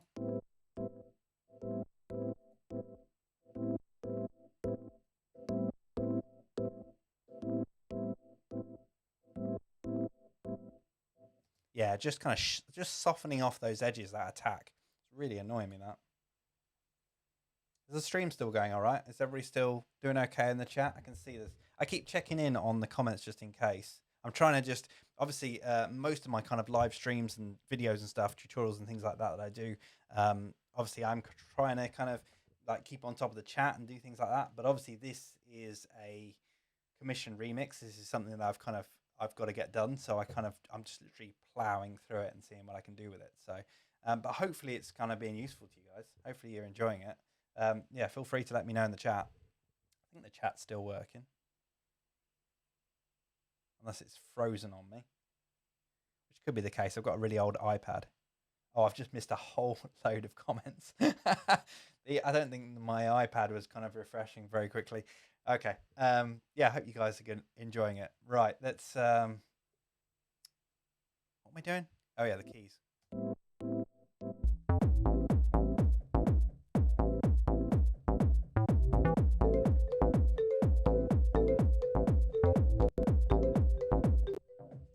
So this is working quite nicely now. I just want to work on the drums because I'm still trying to figure out what to do with the drums. The drums just don't... And for me, obviously, you kind of... you guys know me, obviously, for my drums. And that's kind of a big part of, like, my tracks. And sometimes I really struggle to... Even though you think, like, most of my tracks have kind of got the same kind of feel, I always struggle with the drums to try and get stuff to sound a certain way. And I go through God knows how many different loops and tops and individual samples and all that kind of stuff.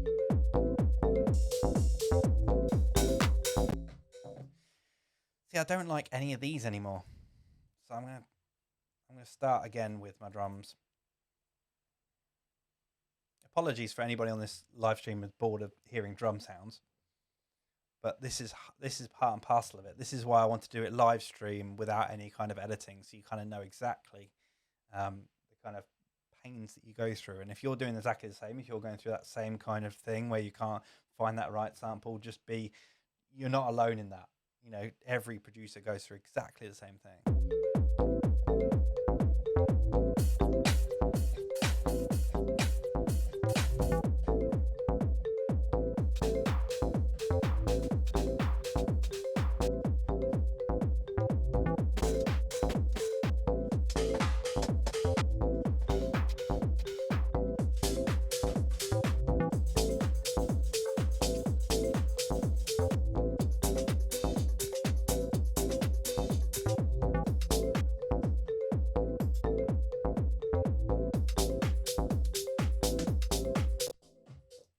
Sorry, just doing a bit of hydrating.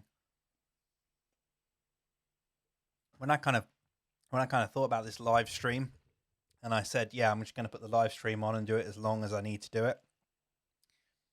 I was trying to work out how long I usually spend on a remix and whether we're just going to be here all night.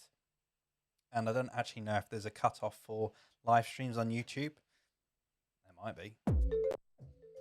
I think we'll definitely hit it. Hopefully, yeah, I say I'm going to keep this going as long as I can do. I'm hoping that I can get the idea and the arrangement down and everything else like that. Maybe not the mastering stage, because usually I will kind of work on the remix and then I'll probably come back to it another day when I've kind of got clear ears. Clear ears? Is that the right word for it? When my ears are kind of not used to hearing the same thing over and over again, I like to come back to it another day and then kind of do that final kind of mix and master and get that all done. But yeah, today it's all about trying to just get the remix done, get a vibe going, and hopefully work through it.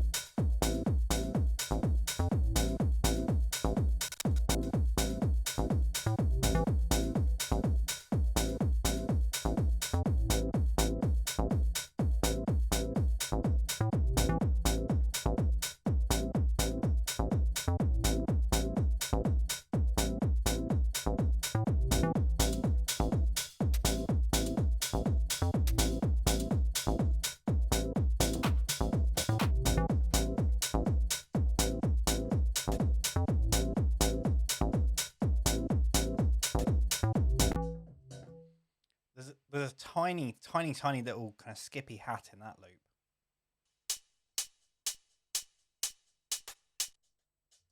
Just that little tiny little thing there. Just want that. If you notice, sometimes I'll go into the loop and then I'll use the envelopes within there, and sometimes I won't. Honestly, there's no rhyme or reason as to why I do either.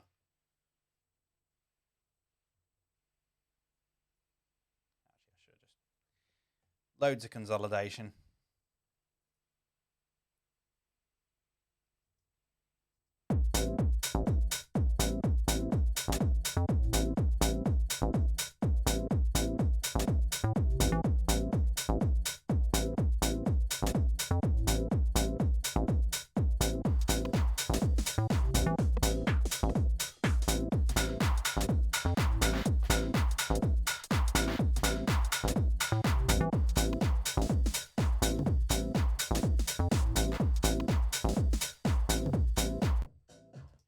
I really want a ride. I want a ride of some sort. I'm sure I must have a ride somewhere. Look in my splice folder.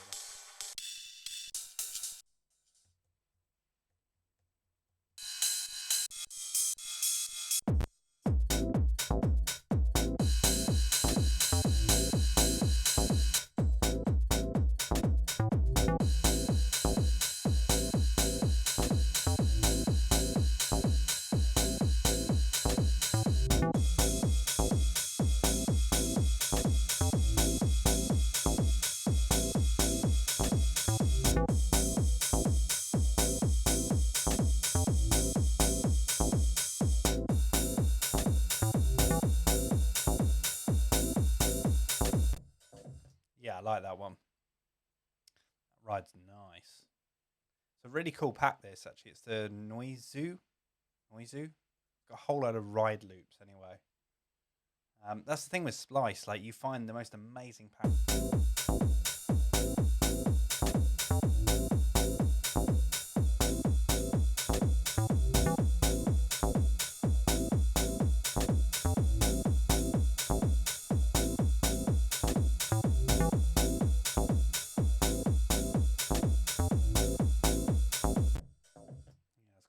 Nice kind of grungy kind of feel to it.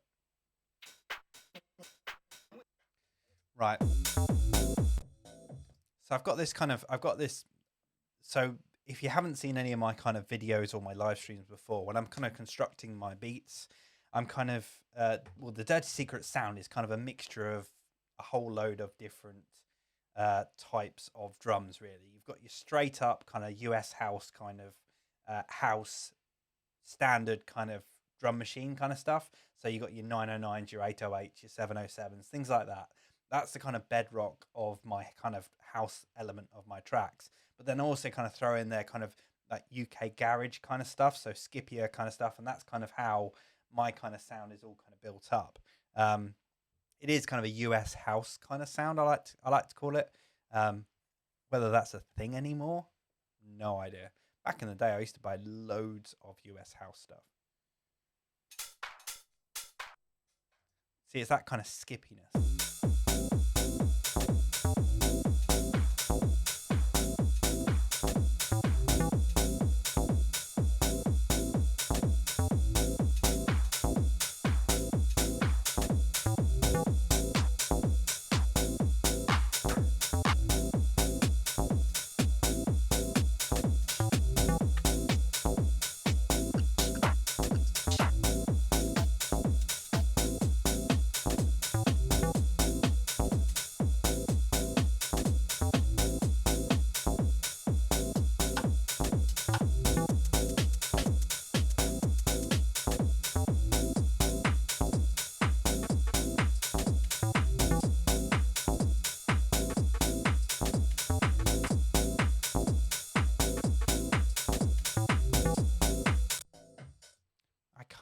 I like that.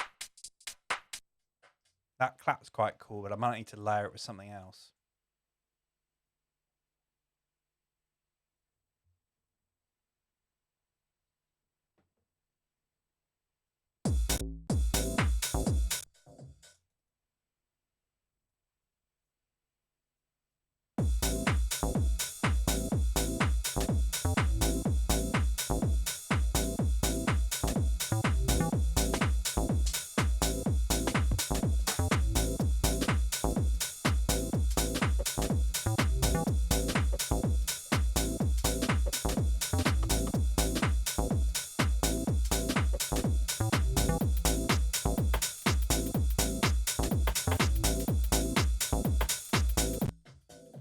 By the way, are you watching this little yellow dot here that shows you the automation? I just absolutely love that. For some reason, that kind of makes me laugh.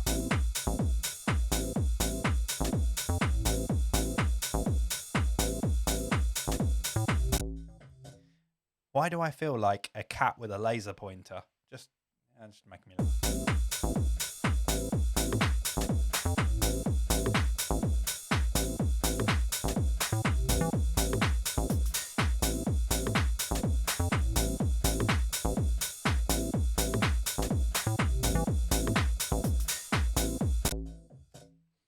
Got some really nice sounds in that loop. Oh, what am I doing? Nope, don't want to put that in there. Make some more audio tracks in here.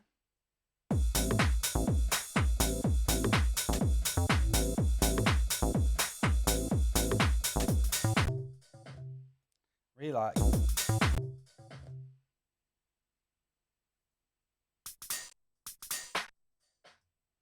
Just that little bit.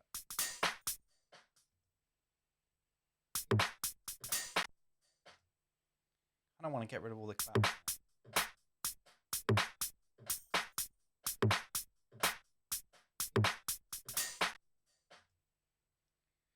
Let me trim this down, I think. Didn't mean to move that. And get rid of volume. Let's get rid of these clap and the tom because I don't want those. I just want the hi-hat almost in it.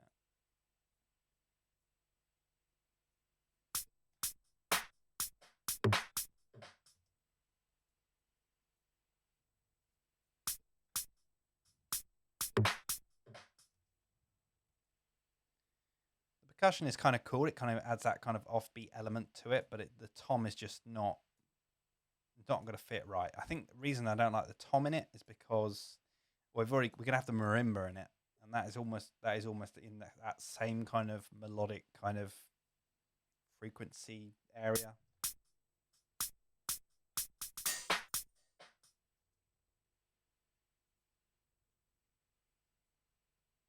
Get rid of that last clap.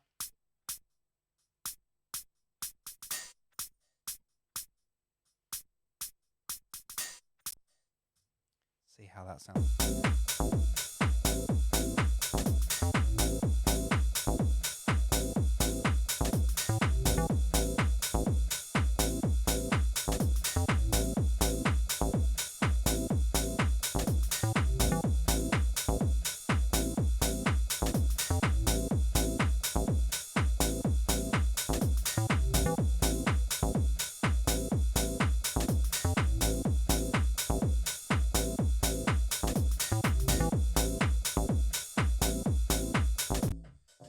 Kind of made a little loop at the end there just so it's a little bit more interesting. Put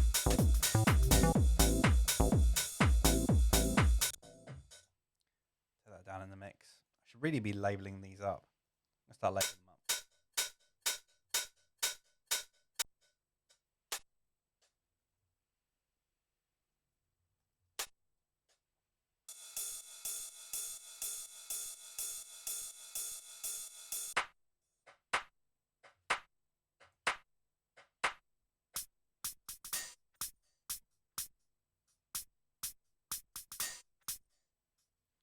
So I'm just kind of labeling them up. I've been hesitant to label them up until now because, well, if you've been watching me, you'll see that I kind of take stuff out and put stuff back in again.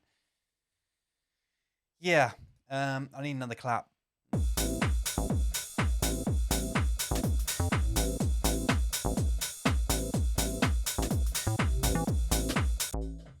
Actually, I'm gonna reach into another sample pack and see if I can find something else in there because I'm going through all my top loops and I want to kind of reach into something else now.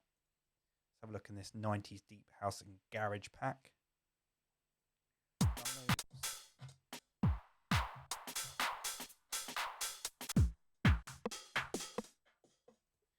just filter by top.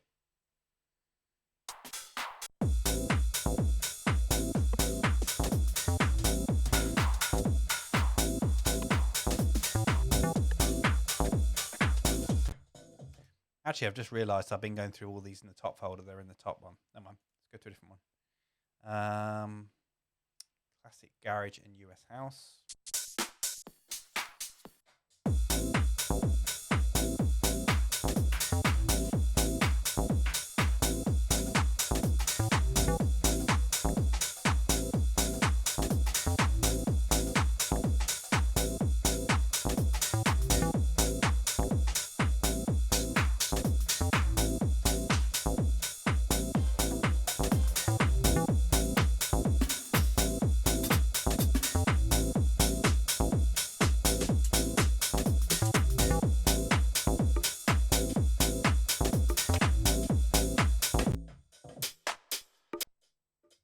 That one's got something about it.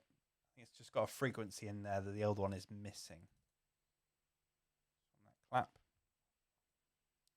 Just want that clap. I wish there was a way. I mean, when you right click on here, you have all these kind of default ways of putting like a shape in there, an automation shape. And I kind of wish there was one you could put like your own ones in there. I'd really love to be able to add my own custom shapes within here. That would be so handy. Like one which would just isolate claps within a loop, for example. So you could just get claps out of a loop or hi-hats out of a loop or something like that. I'd make all these kind of custom shapes. That'd be really, really handy. Yeah. That's on my wish list, Ableton, if you're listening.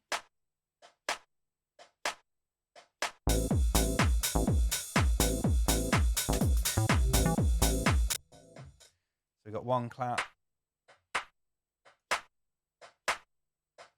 Yeah, so you got two of them in there. Let's just give it a bit more force. Let's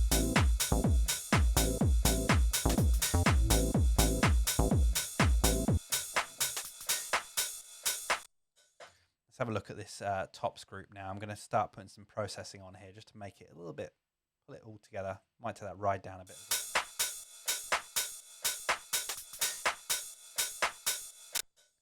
Bit of saturation in there. And in fact, I'm going to put my effects rack in there. So I'm going to put the dirt in there. Now this is where it really does change it quite a bit. So if I turn this off.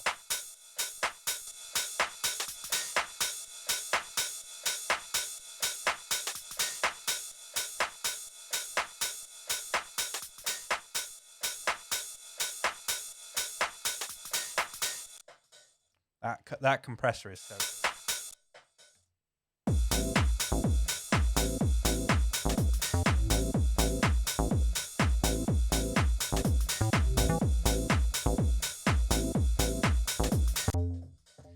I think that ride is going on a little bit too long, so I might actually sidechain it. I'm going to use the same bass sidechain that I've got the LFO tool for that. Just kind of make it pulse a bit more. So that's how it is without it. And then with it. Just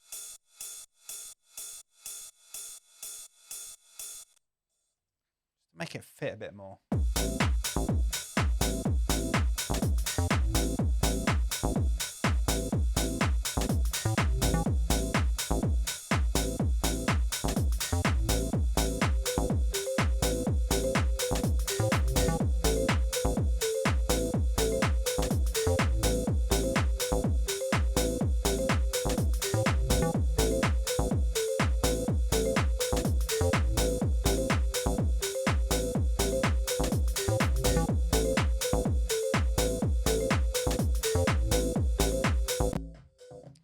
I think we're getting there. I think there's something in there now.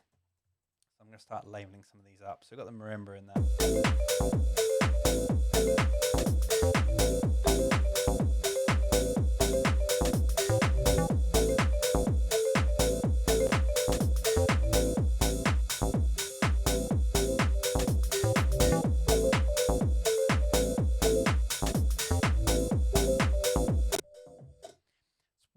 One annoying thing about when you try to filter a marimba of some sort or an instrument like that, you've got to be really careful with the resonance on your filter because, yeah, the marimba and especially those kind of, what are they, kind of wood not with instruments, you know what I'm going on about, the xylophone kind of range of instruments, whatever they're called. You can tell that I've got a lot of technical experience, all this kind of stuff. The marimbas just generally have that kind of really weird resonant frequency, and especially when you're using a low pass or a high pass filter with that, it can really cause issues, and it's a real pain. So yeah, I'm going to be really careful with how I filter that in.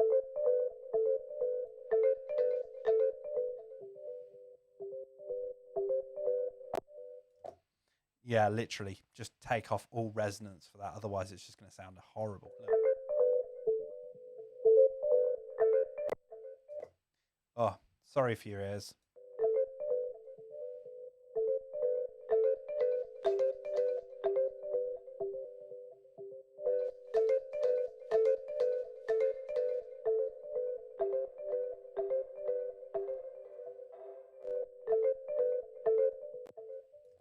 I forgot to say on that multi-filter, I've also put a reverb in there. I'm guessing on most multi-filters you wouldn't find a reverb, but for me, it kind of goes hand in hand. It kind of works well when I'm kind of automating stuff like that, and I usually automate a reverb of some sort on the track.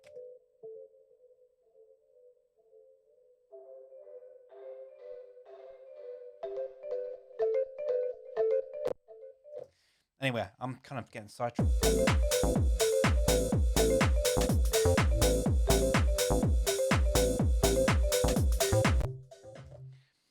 So I'm now going to play around with a few more stuff. I think I kind of want to just play around with the bass.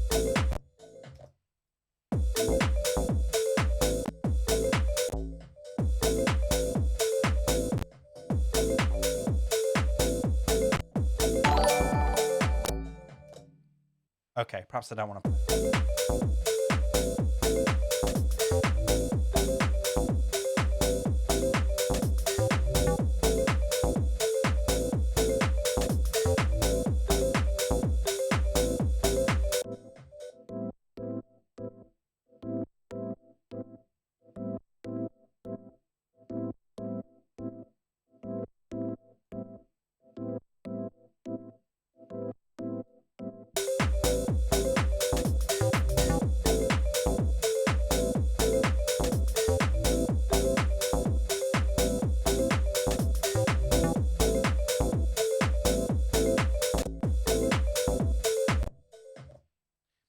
I'm going to put some another double kick in here as well, I think.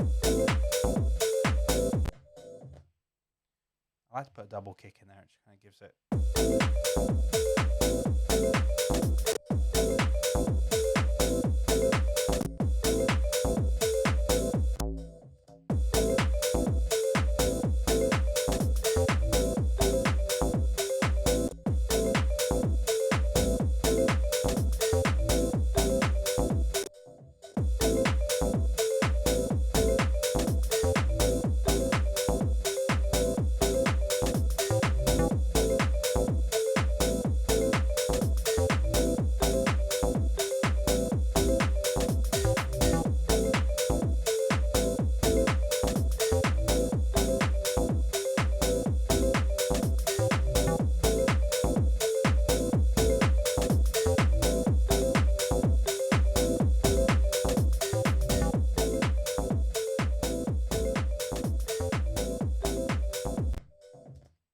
Taking all the volume of all the tracks down, because now I've realized it's definitely in the red, and I don't really worry about like the volume levels so much. I know people gain stage and all that kind of stuff, but I tend to I vibe it all the time, and like it's not sounding distorted to me at the moment, so it's fine. So I can always bring down the volume levels a little bit later. Just don't worry about that.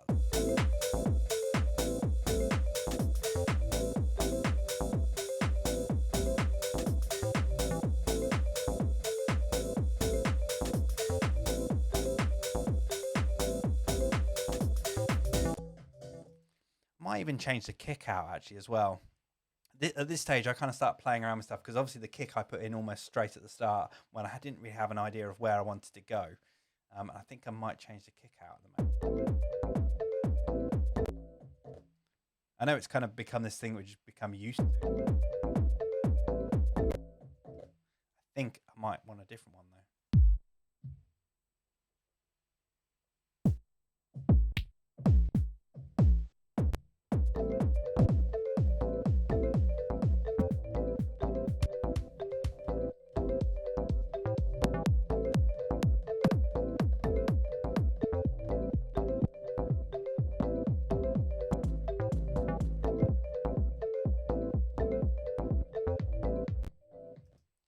got a whole load of tool room ones the other day, actually. They were pretty good.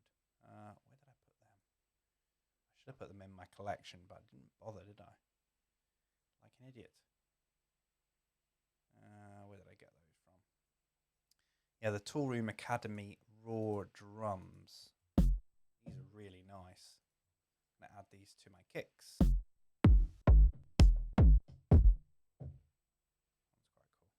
quite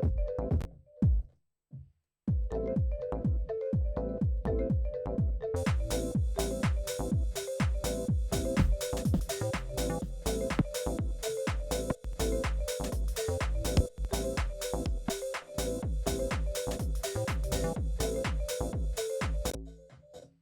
Maybe they don't go with it.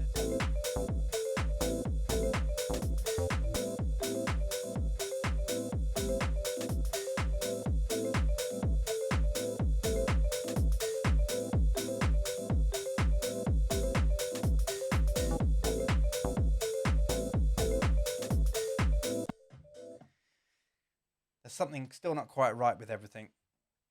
And that kick wasn't the right thing. That wasn't the thing I wanted to change.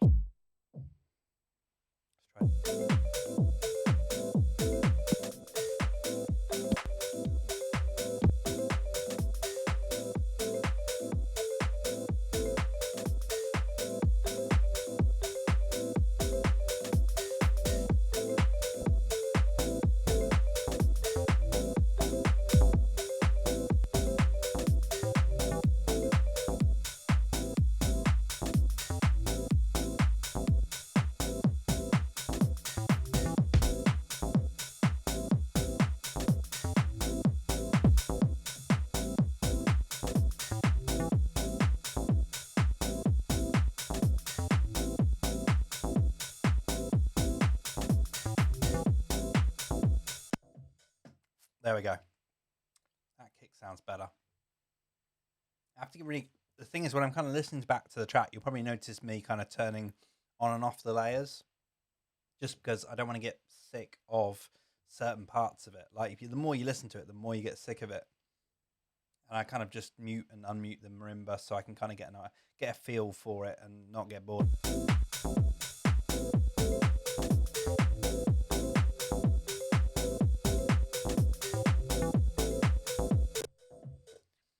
Those keys, is it me? Are those keys not kind of working anymore? That bass note, it started off sounding good, and now I'm not sure. Is it the drums?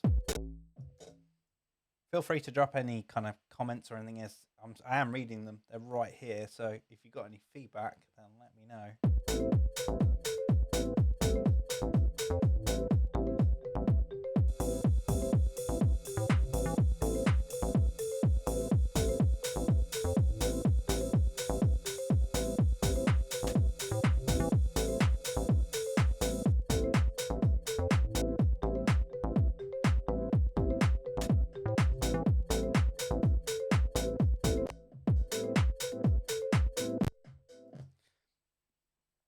Oh, I'm getting a bit sick of this now. This is not working. In this circumstance, what I'm going to do is I'm going to move these MIDI notes over to the right hand side here. So I'm not losing them. I'm not like kind of getting rid of them. I'm just not keen.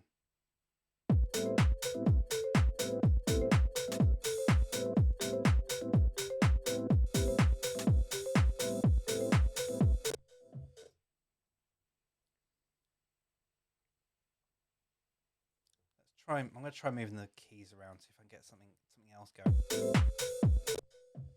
Actually, maybe I might jam it. I might just play around with it.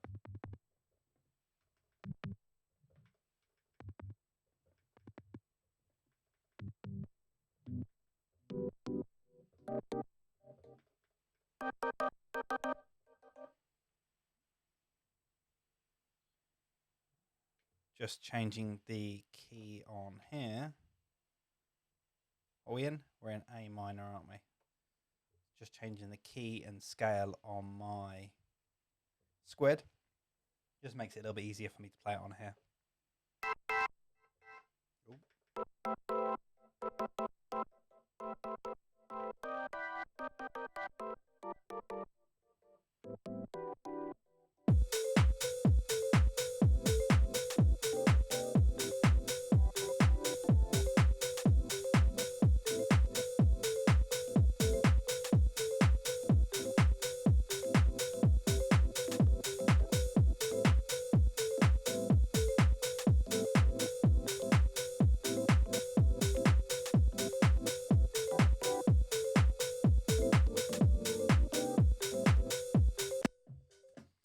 Maybe it's the bass I need to work on first.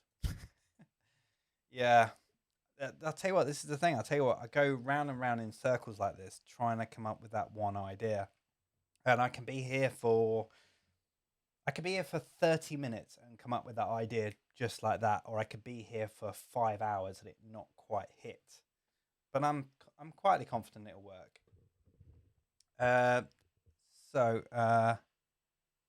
Show Me the Light said the bass sound is awesome. If I don't like it, can I buy it off you? You're welcome to copy it off the screen if you want to. I put all the notes in there so you can kind of see all that.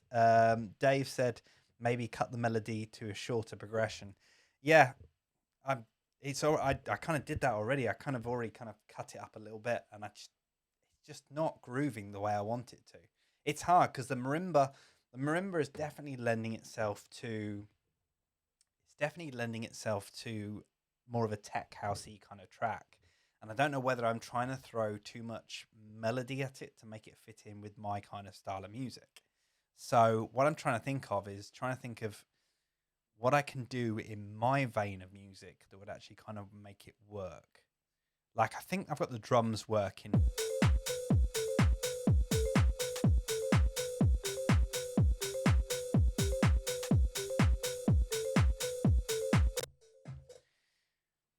I think I just need to make it simpler. Maybe.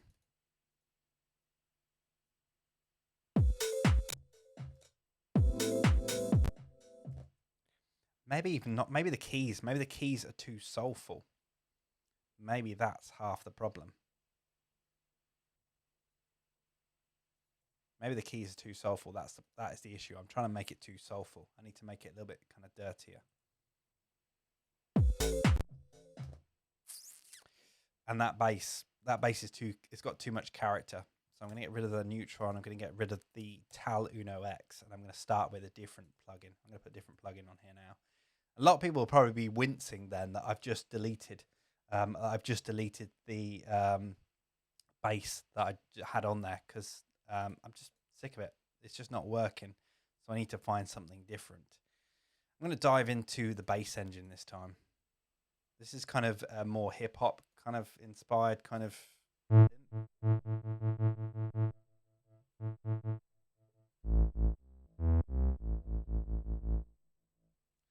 As a whole, it's basically just a whole load of samples. These are kind of really made for hip hop.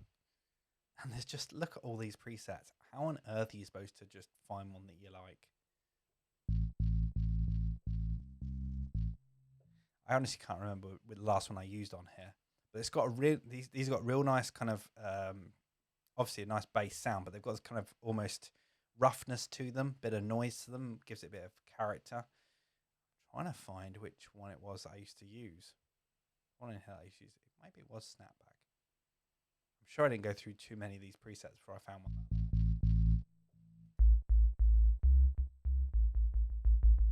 Quite nice, real nice kind of bassy sound. Maybe I try and make it really. Let's take it up a notch.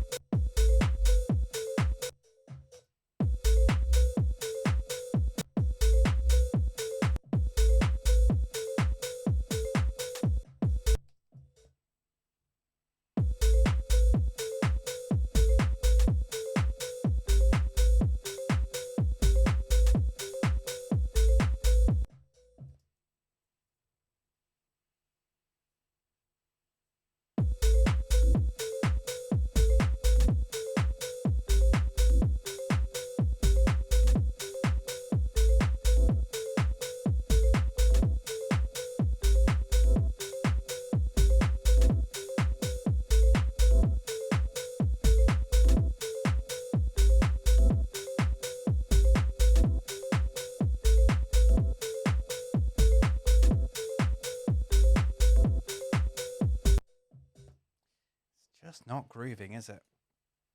Something not quite right.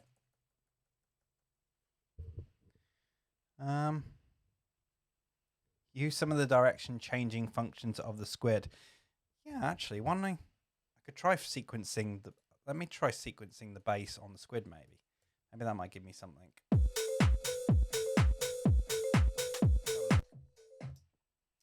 Flick to this view, and then hopefully you can see. Might need to zoom in a bit.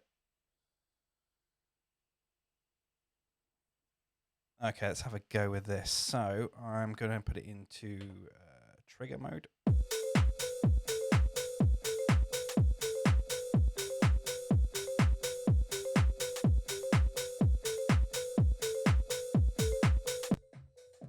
I'm on the wrong USB channel. Having the right USB channel will probably help. I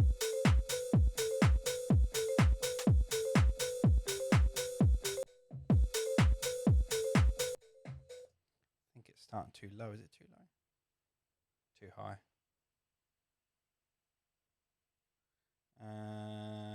Hey. Don't know what's going on. Oh, it's.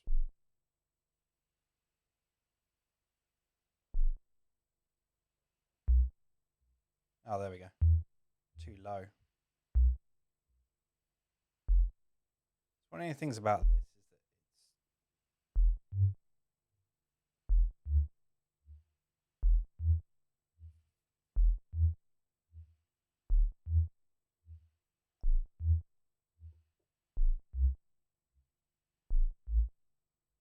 it's kind of wish.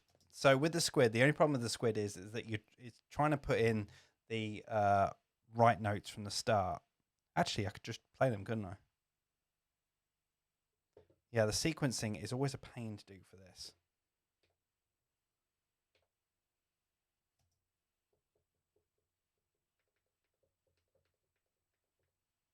What is going on with this? I think I might need to restart this because this is just going haywire for some reason.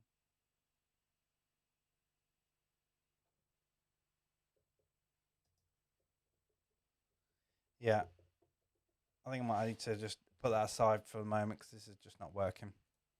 And I turn it off actually. Turn it off and turn it back on again a bit later. Let's try with. I'm just going to make another bass patch. Let's copy them. I'm going to copy the Marimba over again. See if I can get some ideas from this. I know I've already done this once.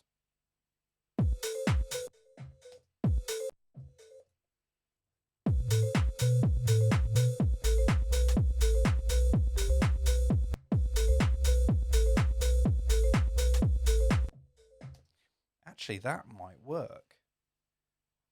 You've got those two notes there. That might work quite nicely.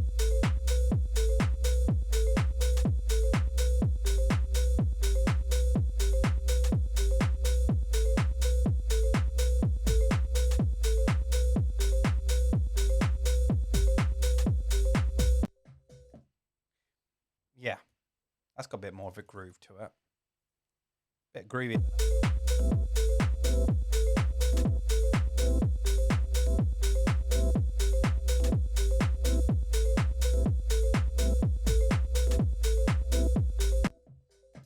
Gonna get rid of those keys. I don't want them.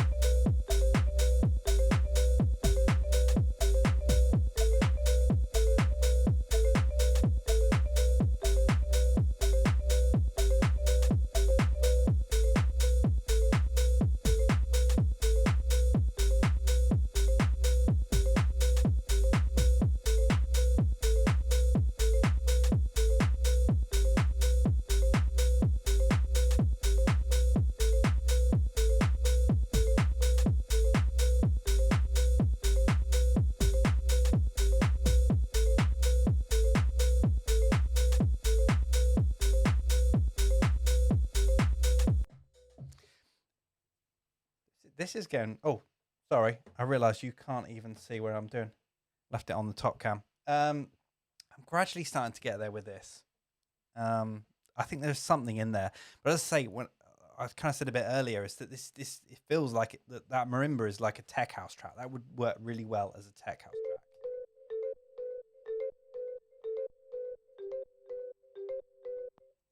So I'm kind of trying to give it my kind of feel.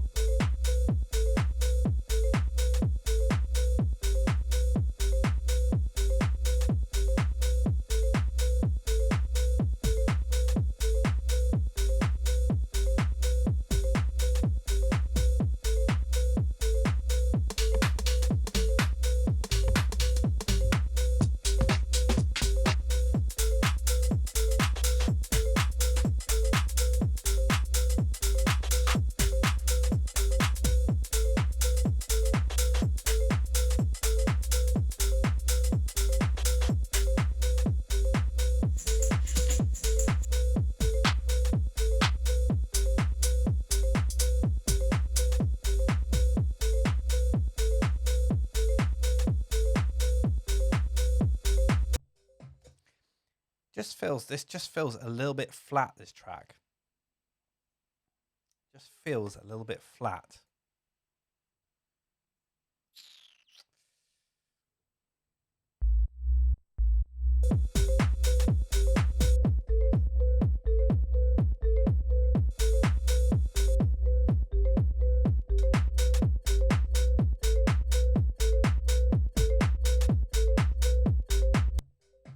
And get rid of that ride.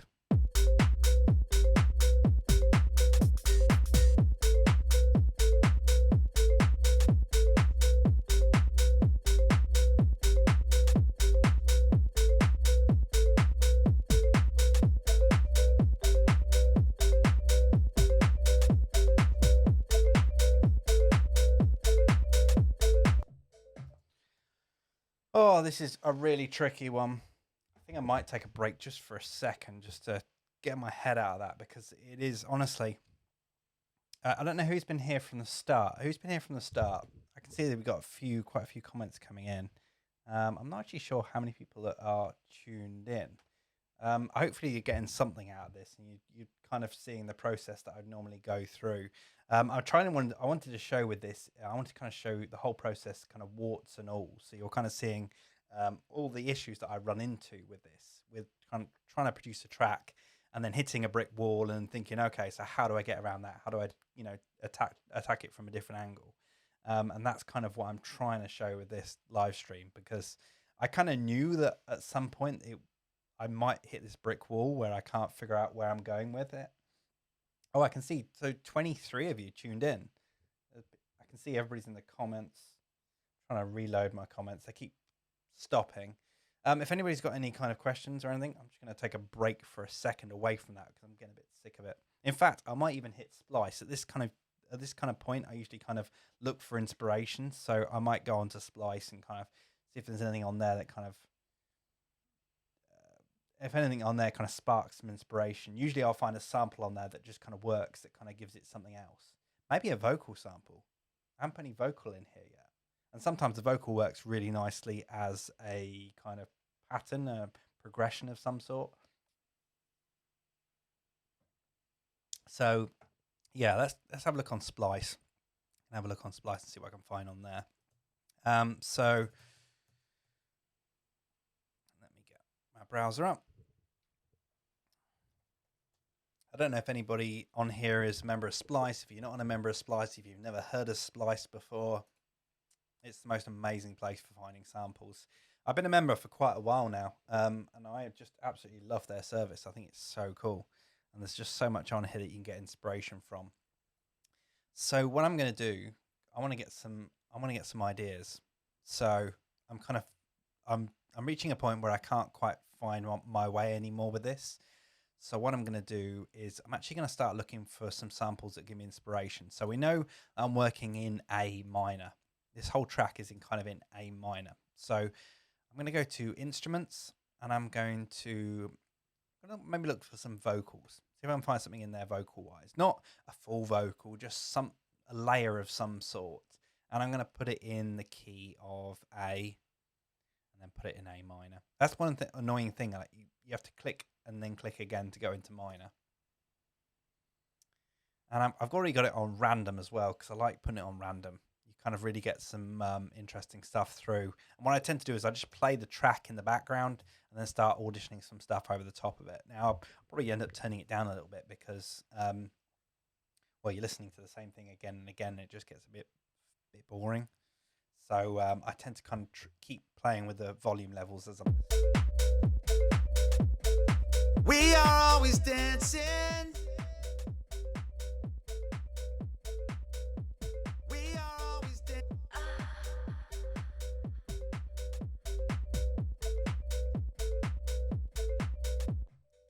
Sorry if that just killed somebody's speakers then. I didn't quite realise that was set so loudly on Splice. Usually when I come here, it's remembered the volume setting and I have it quite low, but...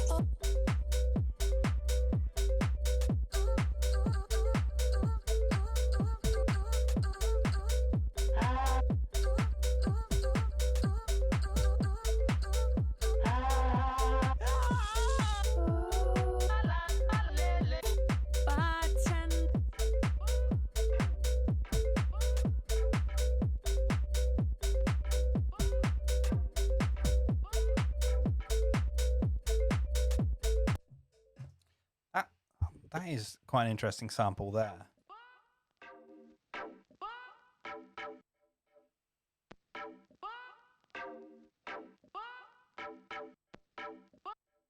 Just gives me some kind of inspiration.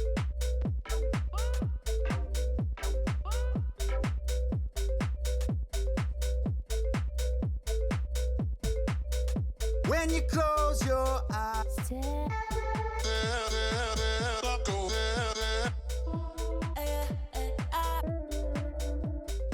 The strangers come. Don't you know? Will you? Oh. Don't let me.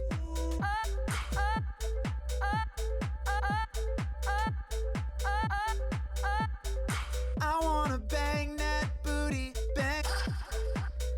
Just and I'm not.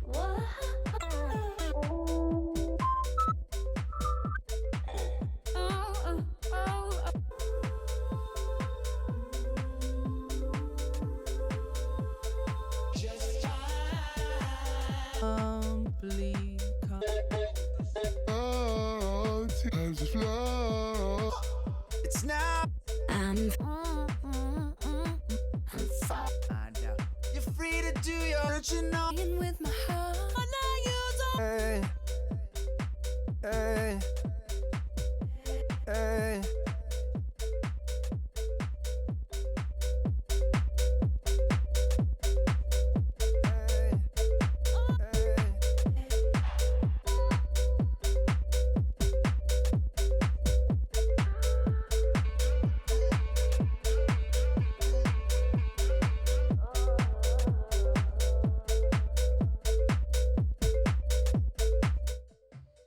they've all got slightly different volume levels, and it's really annoying when you're trying to audition them alongside. I think there's something in that.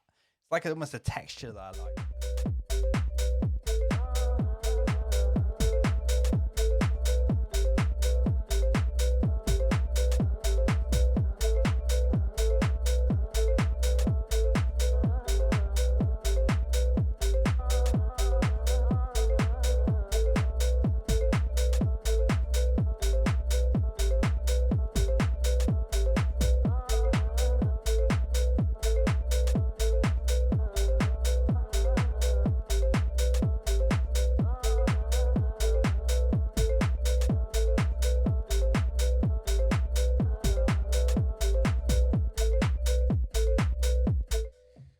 But it's still not kind of making it, it's still not making it any more for the floor. It's kind of still nice. It's becoming a nice remix rather than being something that just bangs. And that's kind of what I want. I want something that bangs and it's nothing.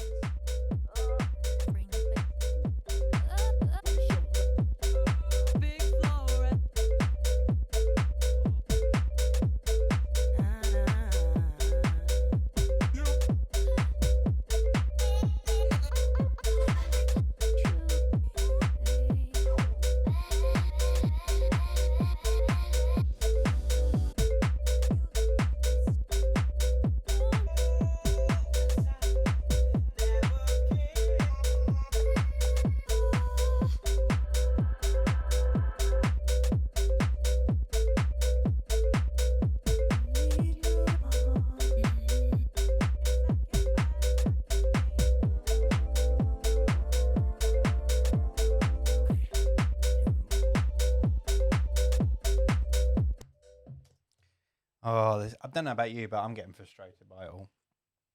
I will find something. Let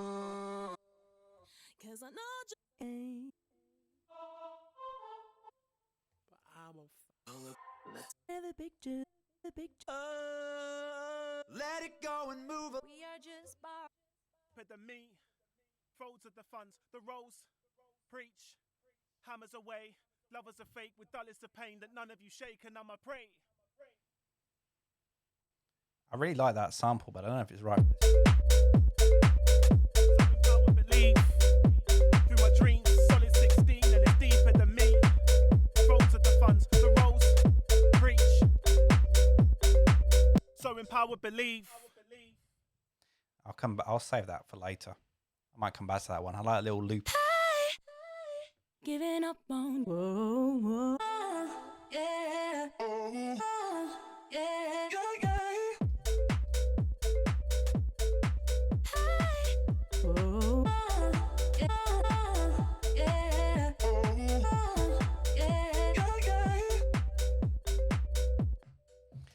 See, the thing is, the only problem with there are some great samples around at the moment, and they're becoming better and better, but they're becoming so stereotypical of a genre. Like that is so stereotypical of something that would be popular now, which is great, and I suppose that's what a lot of producers are going for. But if you're looking for something that's a bit more unique and something that's it's going to cut through and be a different kind of genre or a different kind of feel, then yeah, it's a little bit harder to find that stuff.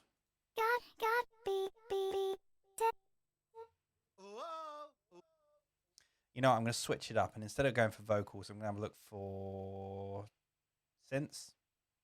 Yeah, I'm going to find a synth. See if I can find something that just gives me some inspiration, even if it's, so it might be a stab that I'm looking for, or it might be a sound, or it might even be a pattern that I can then use for something.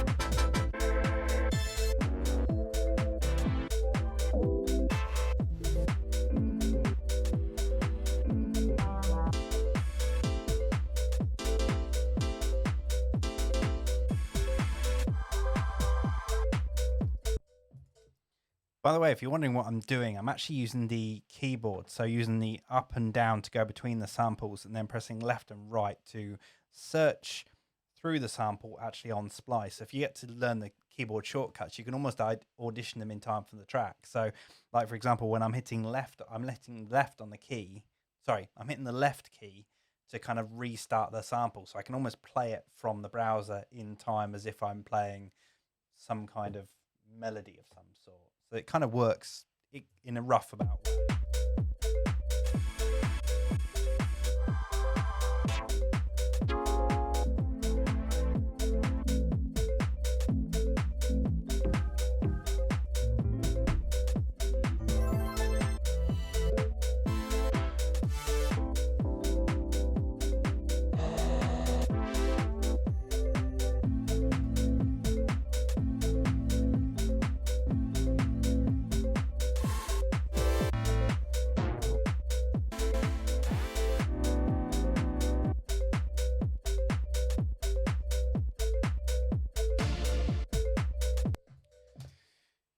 Okay, so nothing is inspiring me on there. So where do I go now? So like I've tried. So obviously we tried looking through Splice, trying to find something to inspire there. I've tried trying a few different things within Ableton, and that's not really working. So trying to think of where I can go from within here. So might have a look through my sample collection within here. See if there's anything within I've got within my sample collection I might be able to find. So sometimes I tend to search by key within my sample collection. So I know I'm working with A minor, so I can then search through my sample collection for that. And I might find something within here that might give me something.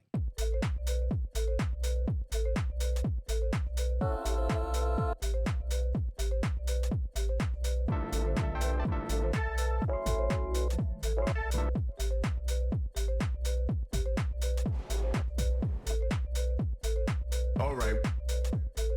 What? You're right. You're right. You're right. You're right. Actually, I quite like that. That's quite nice. Try and figure out what timing goes best for it, but that works quite nicely. You're right. Turn the warp off on that because I actually like it in how it was before. You're right. You're right. You're right. You're right. Almost there. Shift it off over a little bit. You're right. Yeah, that's quite cool. Now, how often do I want it? I don't want it off too often. You're right.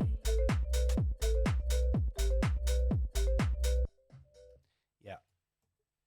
Do it every 4 bars, I think. Oh, actually, I'll loop it up.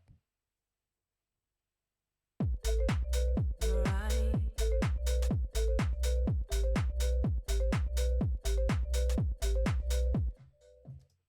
Put a bit of EQ on there as well to get rid of some of the bottom end and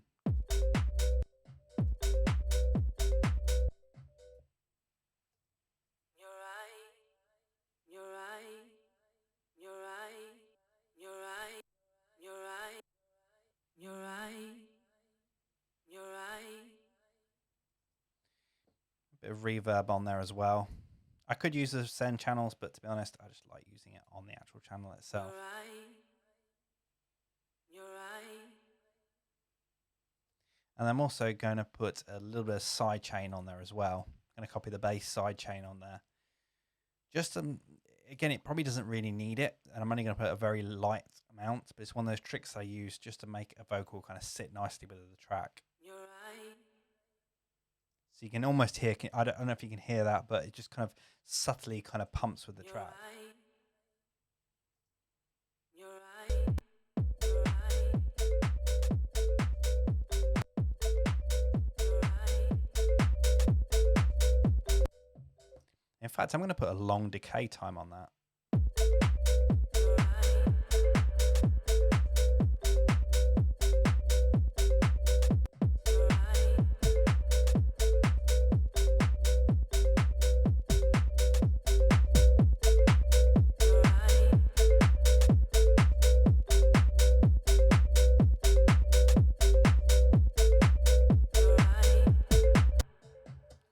Okay. I'm starting to feel a bit more inspired again. So I'm going to dive into my top loops again. I know this is like about the 20th time that we've gone into this, but I'm determined I'm going to find some samples within here that will just, don't know, bring that. Oh, got it on raw.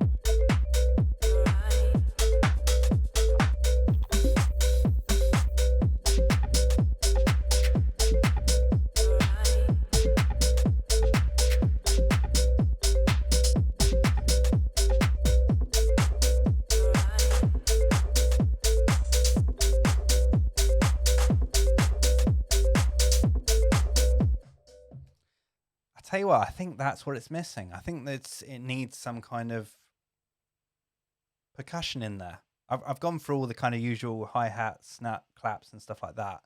And I think with this one, it needs some kind of organic kind of percussion in there because you have the marimbas, which are more of a kind of percussive kind of instrument, kind of more, trying to think how to describe it. My brain's not working today. More of an acoustic kind of instrument. And I think it needs more kind of acoustic-y kind of drums rather than necessarily machine kind of.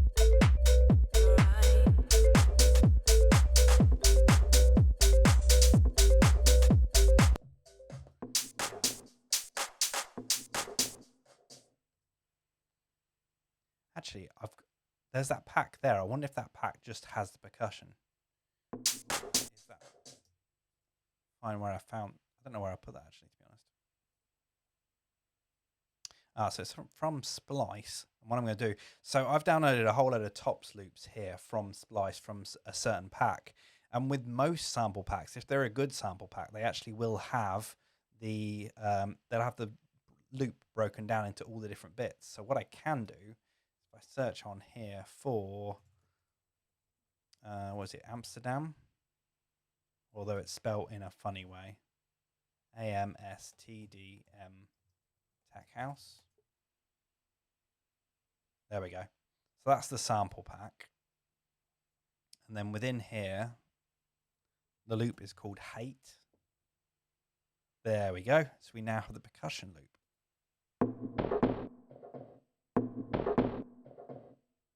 So I'm going to use this. Download that. So I could have chopped up the top loop, but it's got all those other bits in it. So I can just use this. And hopefully this will sit kind of nicely just in the background. Take it really low in the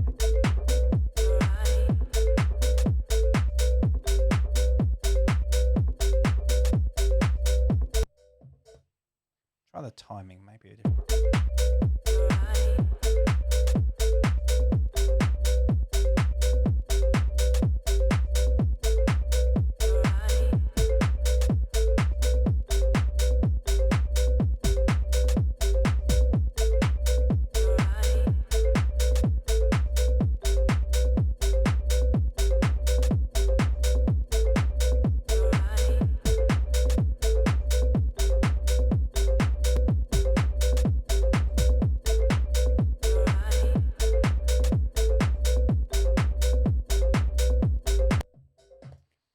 So I've just taken a bit of the bottom end out of those toms because I don't want them too bassy.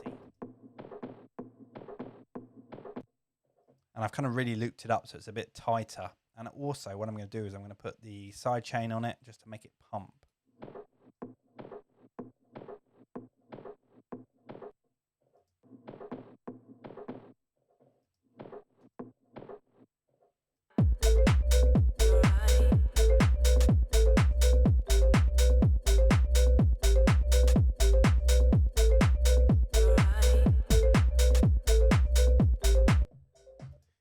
That works quite nicely, just nicely in the background there. So I'm just looking over the chat, and I just seen that King Street Sounds have joined the group. Hi, everyone. Yeah, King Street are actually the label that this remix is going to go out under. So say hi to them and thank them very much for letting me do this live stream. So thanks, guys. So yeah, I think we're getting there with this. We're getting there.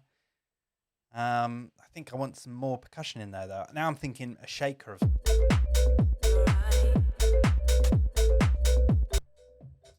I wonder if I've got any shakers within here. probably within my splice folder.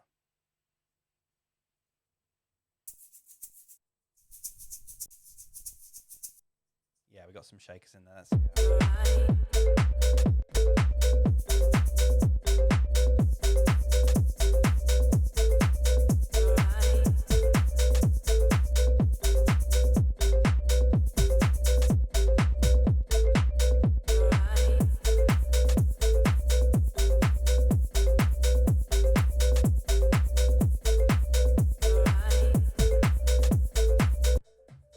That's really nice, but I'm going to take it down in semitones, I think.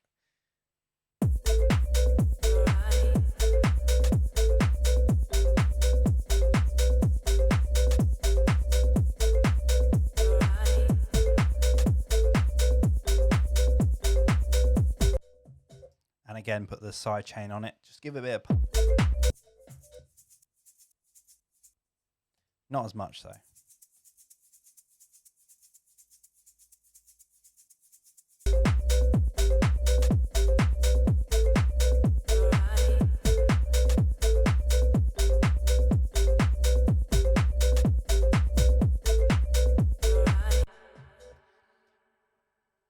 You probably can't hear the width on that one. Depends on what speakers you're listening on, but yeah, those shakers are really quite wide. I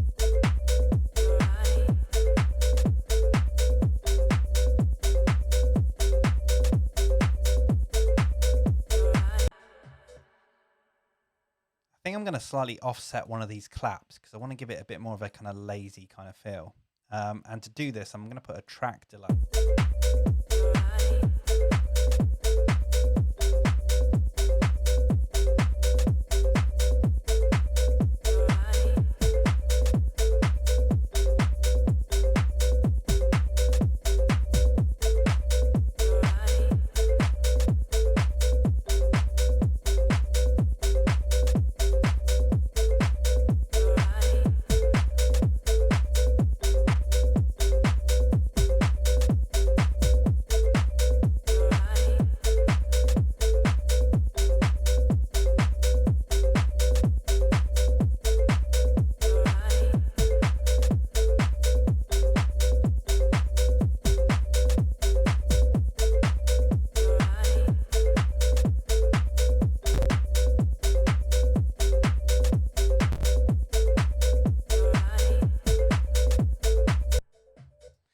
Sorry about that. I was just trying to get the right amount of delay, and it's my ears are playing tricks on me, trying to figure out whether that's in time. What I'm doing with the delay here is I'm almost kind of pushing one of the claps a bit slower, a bit faster, depending on how much delay or minus delay that I'm putting into it. And it's just kind of getting that kind of right. It's hard. It's one of those things you can't really describe because it's just to your own ear whether it kind of sounds right. So I think I'm almost there with it. I want something a bit more kind of raw in there as well, because it's sounding quite deep house-ish now. Well, not deep house. Don't get me on that, because, yeah, don't come after me. It's not deep house. It's just sounding deeper.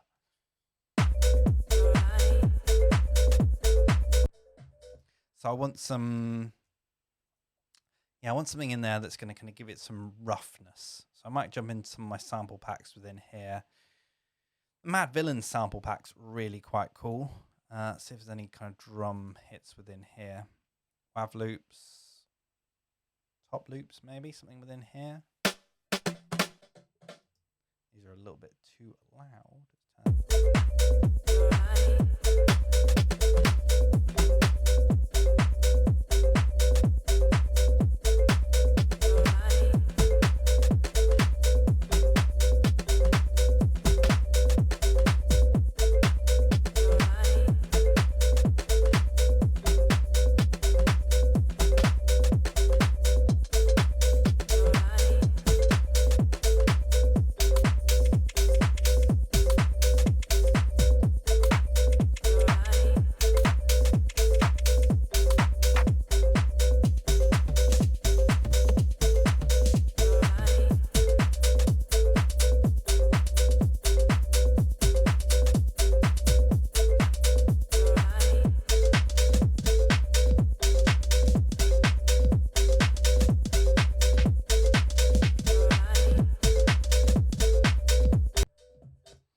That's actually give me an idea. It's got a couple of like double kicks in there. That kind of two-step garage kind of thing, and I think I might replicate that a bit with my so let's see if we can do this. It might not work. It might work. Put a couple of kicks in here. Make sure I've got no, it needs to be here, I think.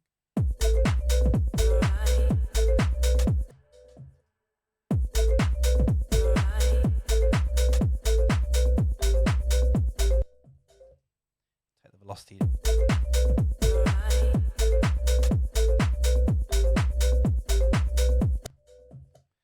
Just giving it a bit more of a groove, a bit more of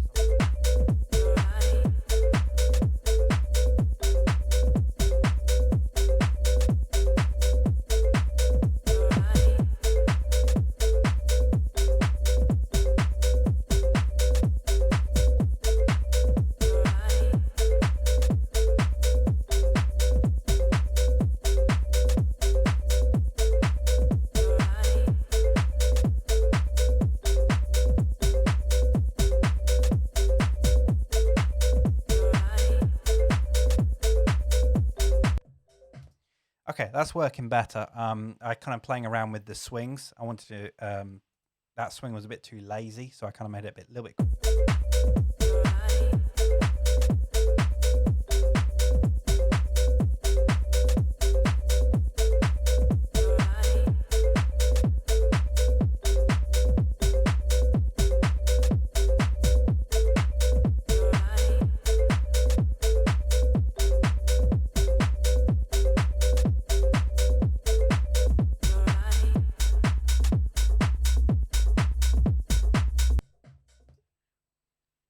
Sounding kind of weird. Something's in there sounding.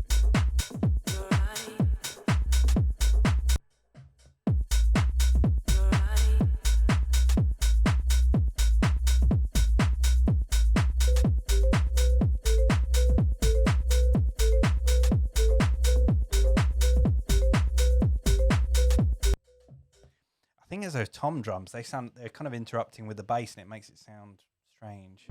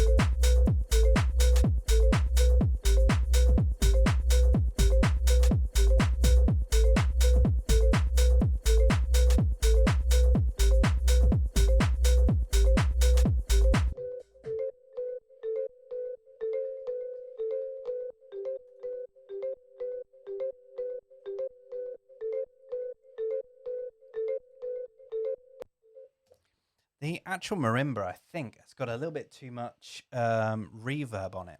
So it's got a lot of reverb on that original sample.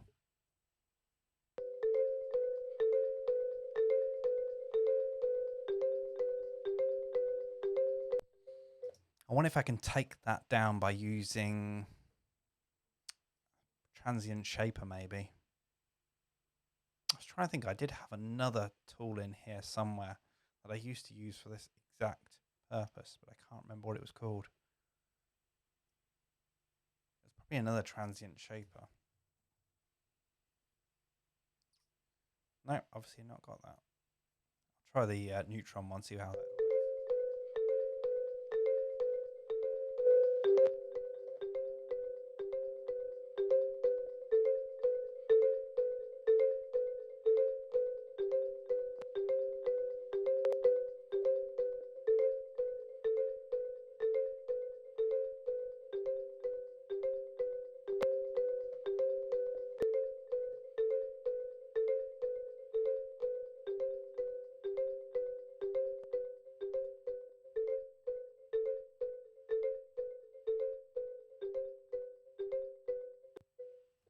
So I basically used a transient shaper there just to take some of that reverb off the end of it, like take the sustain off. So like taking the sustain down, what I've done is I actually duplicated that neutron twice to give twice the effect. I've gone up to the maximum of what you can do within here, and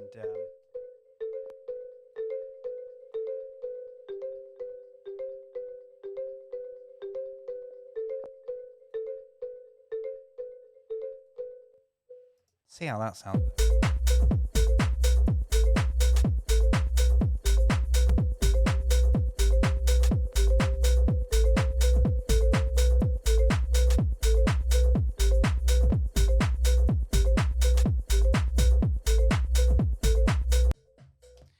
So I'm actually just going to use one of them on there, I think, just to take off that reverb a little bit.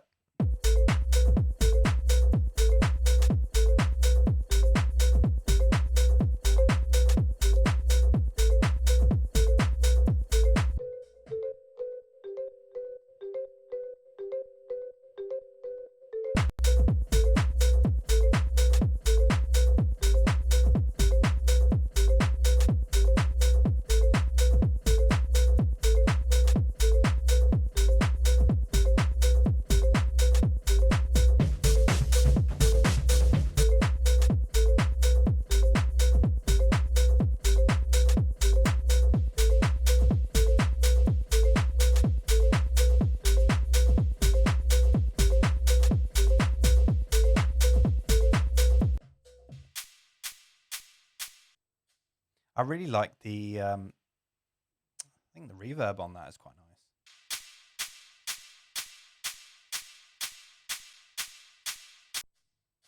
Almost just want the reverb.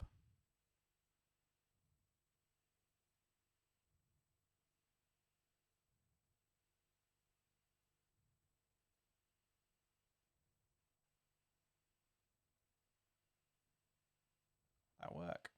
That'll work.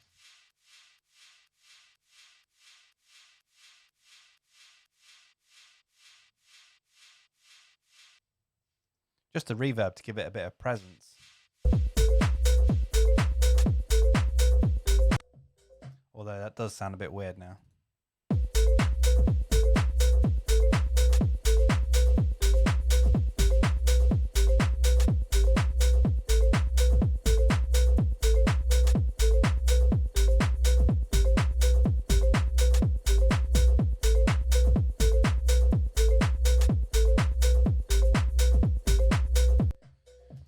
Really low in the mix.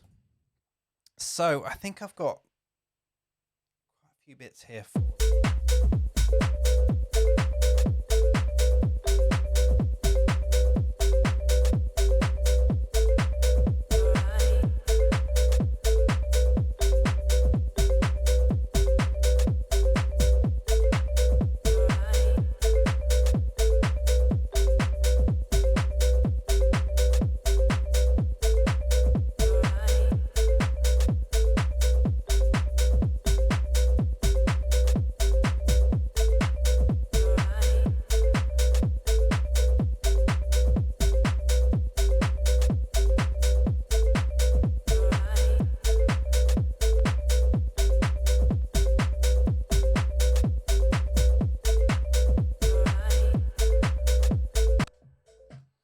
just adjusting the timing of that marimba a bit, because it just felt like it was slightly out, really.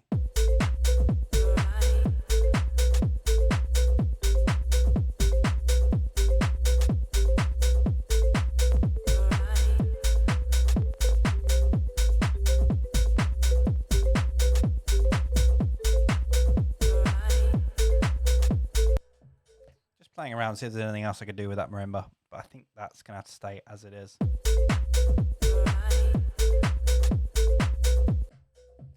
Get a crash in there. I want to start moving around, just do something with this rather than just be in a loop. It's been a loop for way too long, and this is usually longer than I would keep in a loop. I tend to like moving out of a loop as quick as possible, really, because you get in this headspace of just hearing the same thing over and over again.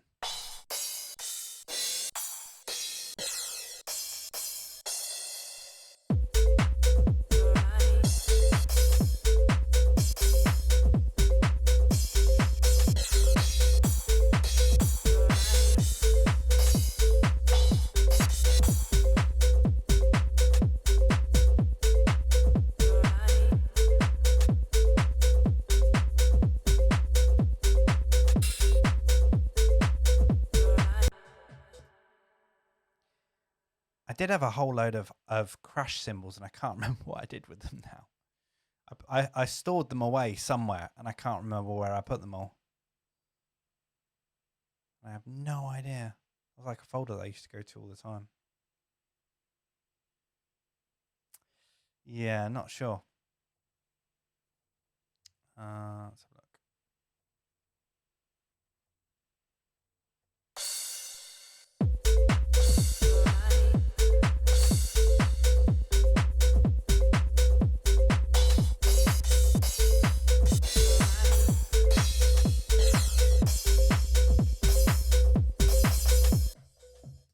That'll do. That sounds pretty good.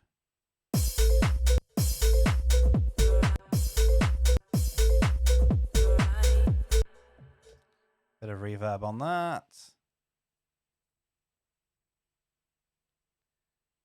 How's everybody doing in the chat, by the way? Hope you're doing all right. I don't know how many people are viewing. Every time I try to get up how many people are viewing, it keeps crashing. Well, not crashing, but it keeps making the stream stutter a bit. So, yeah, I think I might take a break in a minute just to refresh my...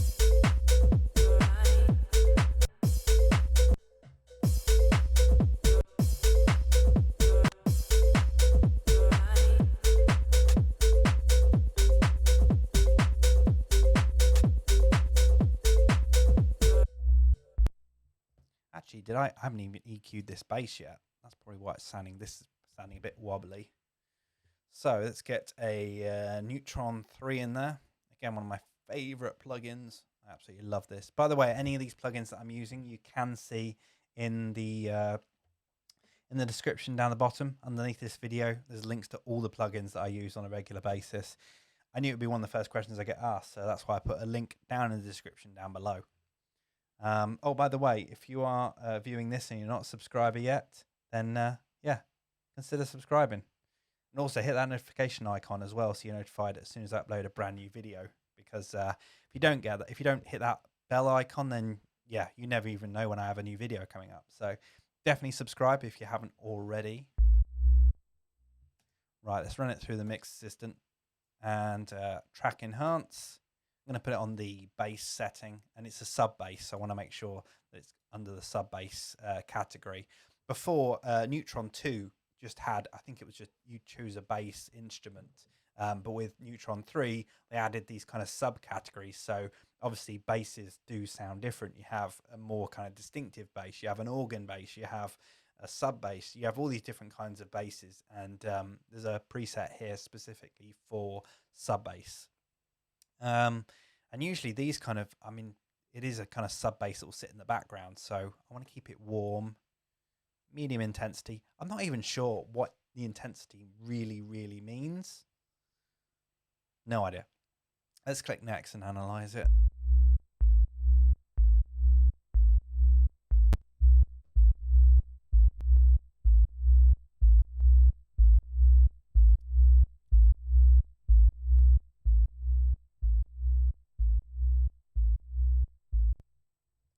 First thing I usually do as well is just listen to what it sounds like with and without.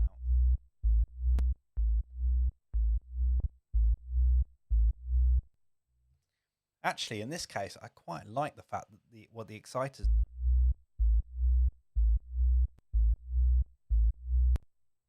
Yeah, it brings through some tones within there. I'm going to make sure I'm going to roll off some of the bottom end as well. Put a high pass in there.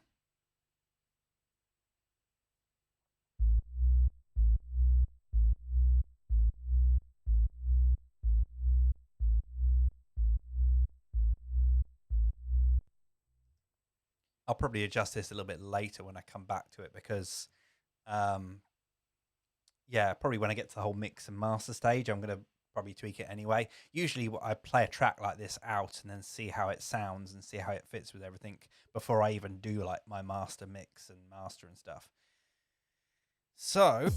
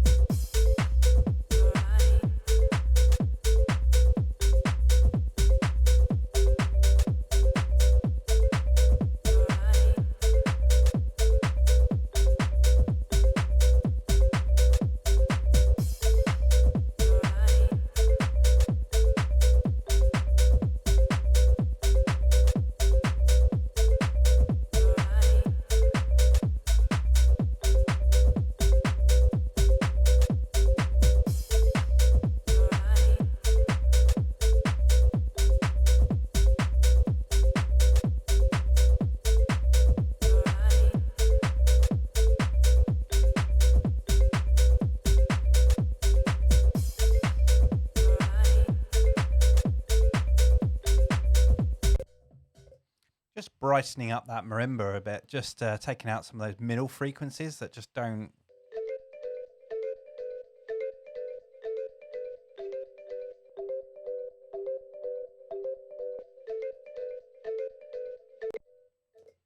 Adding some tinkle to that top end. I don't even know if that's not a technical term. Tinkle is definitely not a technical term.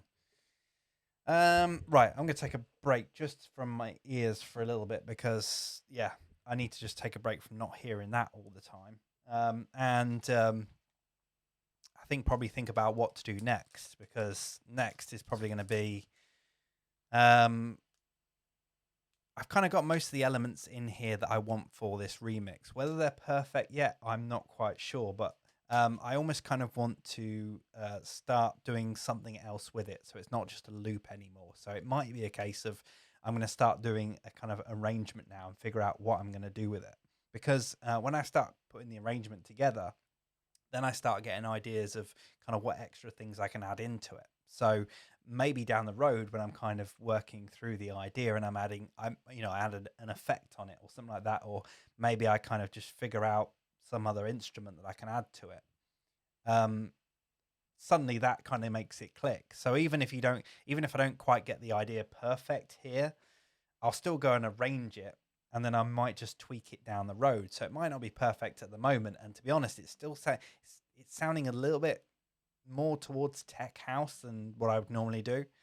But that might change as we get down the road once I start adding some extra elements in there. But I need to start thinking about this as a track rather than just a loop, because otherwise I'm going to go crazy. So I just want to say hello to everybody's in the group. I can see there's a few other people in there. Red's joined us, which is cool. Show Me the Lights is in here as well. Who else have we got? Beats and Things out of New York. Nice to see you guys. It's great to see how many people tune in for this live stream actually around the world. I think quite a lot of people. There's been a few people obviously that have been following me on my channel for quite a while. There's a few people that have come to me through some of the January tips that I did. So I did a whole load of tips in January. A whole load of they were just quick tips in Ableton and stuff. So it's been nice to kind of see everybody who's come from all those different places. So I just want to quickly mention also that I've just launched I did mention it earlier on in the stream, but I want to kind of mention it again. I have launched a Patreon page. So if you want to support the channel and you want to see more good content like this, and you like the stuff that I'm doing and you want to support, then definitely head over to my Patreon channel and back me on there if you like the stuff that you're seeing on here. Also, I mean, there's a whole load of different tiers within there, from just doing a little bit per month just to say thank you for the stream and the content. There's even like Q&A live streams and stuff, and also the top tier. Also, you can get all the presets and templates and all the things that I come up with. So for all those people that have been saying, I want the downloads of everything, you'll be able to get it from there. So the link is in the description below if you want to see that. And I'm going to be doing a video bit later this week or maybe next week, going into a few of the downloads that I'm going to be giving away on that channel, on my Patreon channel page thing. So So how long are we in? We're into this. We're 3 hours into this live stream. Is it still going all right? I haven't even checked. We need to go. I'm going to go over to YouTube just to make sure they're all going along okay. Hope everybody's doing all right out there. If you got any questions, I kind of want to take a break for a second from listening to this. If you got any questions or anything else like that, anybody who's still with me, anybody still alive? I don't know if anybody's been sent to sleep with all the marimbas. The marimbas are quite a nice kind of sound, aren't they? They're kind of soothing almost.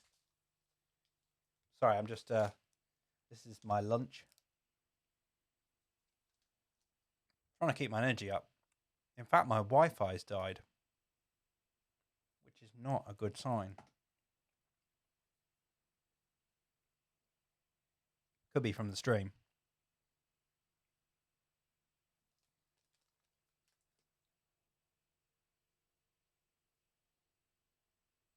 It's taking a while to load up. Oh, 23 watching now. Sorry, I'm just oh, my. I don't want picture in picture. That's just weird. Oh, look at that freeze frame. With the chocolate bar. Sorry. think of this like an intermission. I think of this like an intermission in a show. I'm just taking a couple of minutes just to chill out a bit.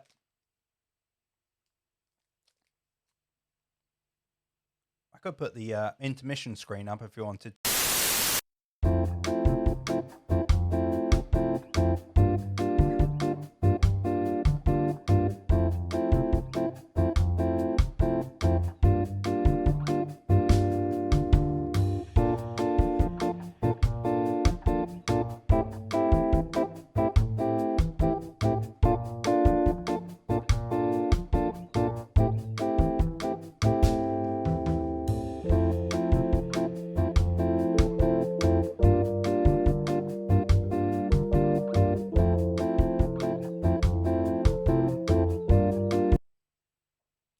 Sorry, just drastically trying to swallow that as quickly as possible. Trying to keep my energy up. We're 3 hours in. I think I wanted to get this finished by 5 p.m. So, like, I want this stream to be about 5 hours long. But hopefully we'll nail this. So, yeah, I'm going to get into the arrangement next, I reckon.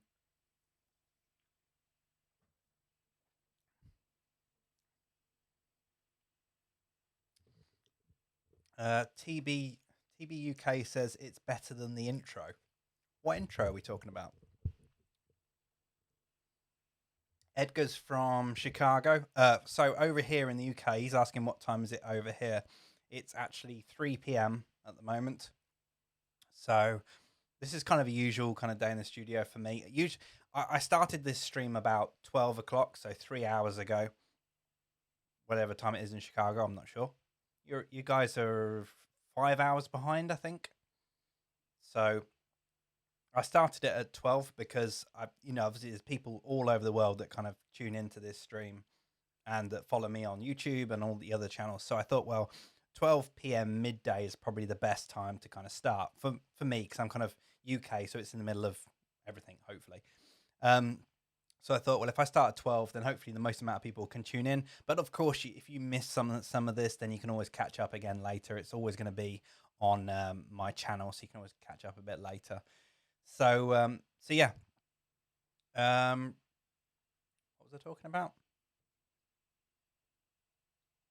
So yeah, 12 o'clock just seemed like the best time to start. But usually when I'm in the studio, I will start really early. I'll start 8 a.m., 9 a.m., something like that. Just get in the studio and start working away, because I'm a kind of morning kind of guy. But with this live stream, I thought it probably best to do it midday. So enough waffling. Should we get back into it? Have I lost like everybody from watching? I've got a thing for waffling on too much sometimes. So I just needed a break. Need to kind of chill. I need to relax a little bit just to kind of get myself back into this again. Right. Let's get into doing some arrangement, because this really needs to be done. We need to move out of this loop. I always say to get out of the loop as soon as possible, because it just becomes a nightmare to work with otherwise. You need to kind of get into this kind of arrangement phase, and then you can always replace stuff a little bit later, which I tend to do quite a lot. So I'm going to start arranging now, I think, just so I kind of get an idea of where I'm going for with this track. First thing I'm going to do is I'm actually going to drag out my vinyl sample. So at the top here, within my template, I have a vinyl sample, just the standard kind of vinyl noise kind of sample going throughout. Just gives me that kind of more raw kind of feel. I'm actually going to put some saturation. I haven't got anything on the master channel at the moment, but I will be putting some saturation on the master channel in a minute. I'm just dragging it out to about 6 minutes. It's not necessarily how long the track is going to be, but it just gives me an idea. I'm not quite sure what kind of intro I'm going to do with this. I don't think really it needs a breakdown to start with, to be honest. So I might just start it about 1 minute. So about a minute's worth of beats intro, and then start everything coming in about a minute.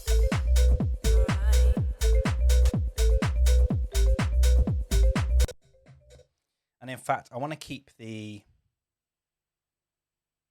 we got two marimbas here. We have the kind of more complex one, which is this one.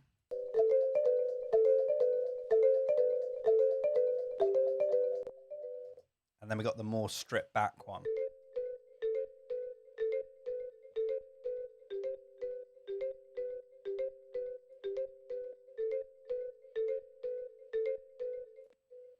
So what I might do is I'm going to loop this up, I think, as an intro.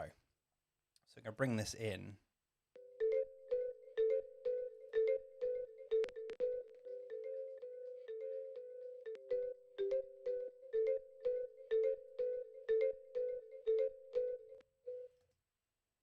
Yeah, so I'm going to loop this up.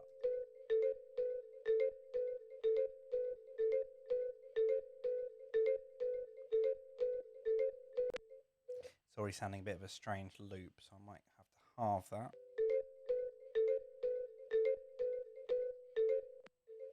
That's not right. Why have I not got that right?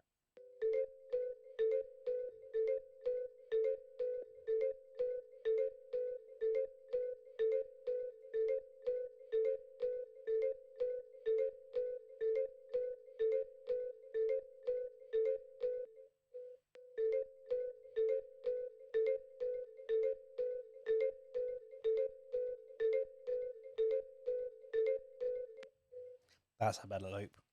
Sometimes you have to kind of move these samples until you get just the right one.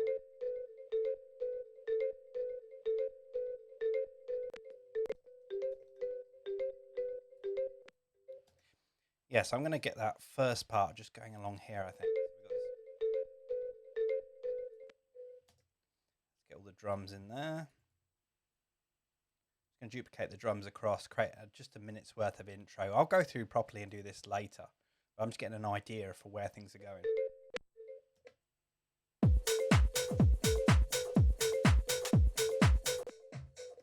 And we could actually filter them in. Let's filter in. Yeah, let's filter in the.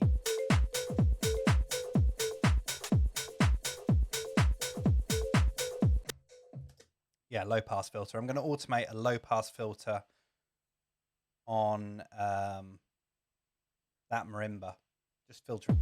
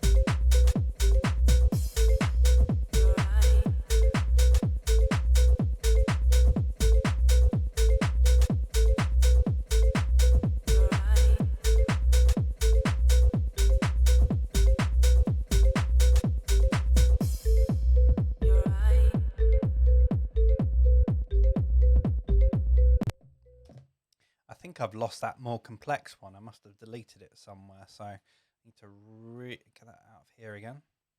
One of the great things about Ableton, the fact that you can just go back to something else, non-destructive.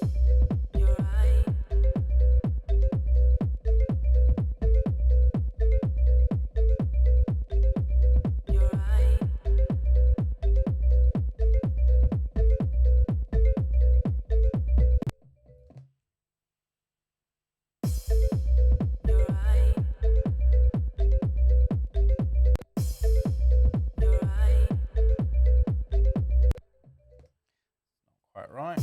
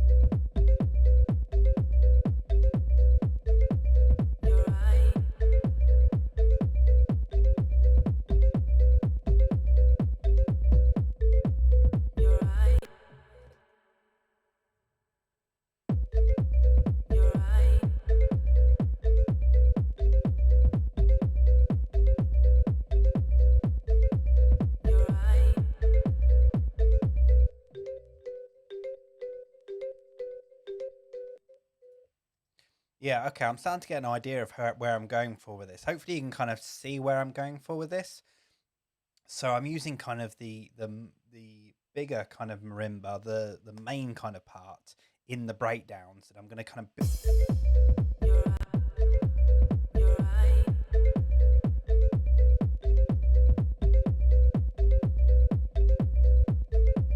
You're right.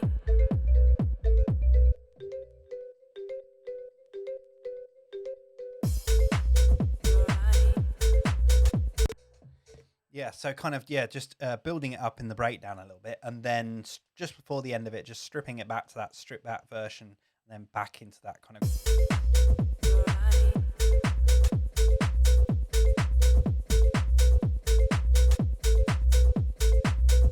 right.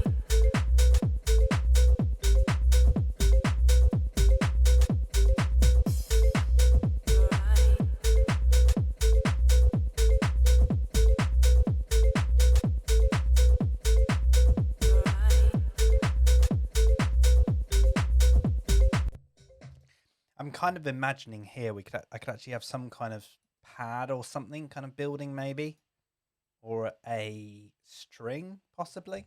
I'm thinking back to that the Jaguar track, and that had some very heavy strings within there, kind of old school synthetic strings. I don't want to go that extreme with it, but maybe some synthetic strings of some sort might work quite nicely. I've actually just noticed that I've only got one marimba track in here now, so I don't know why I've even got them grouped. I might just move all of these back onto the channel again, just to organize this a little bit better. And then ungroup it. Can you ungroup? You can ungroup. There we go. The marimba in there. I like to kind of just keep things nice and tidy. Like I said earlier, like when it comes to something that doesn't work, I'd rather delete it rather than just hide it and then keep it for later, because I'd much rather just get rid of it. So Edgar says a ride will sound quite nice. Yes, I think it would do. I think a ride will work quite nicely within there. This is where I start to get more ideas. Once I've started getting on the arrangement, then I kind of seeing how this track evolves. Yeah, Edgar, definitely. I'm going to get a ride would be quite cool. Even that ride that I was using earlier, which I probably shouldn't have chucked away. But I'll find it again. It's not. You're right. You're right. And then take it really stripped down here.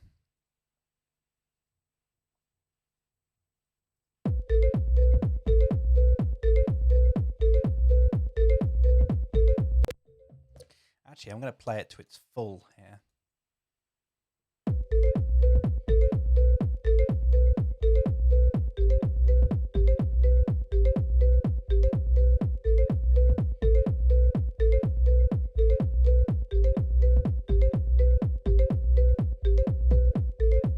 You're right.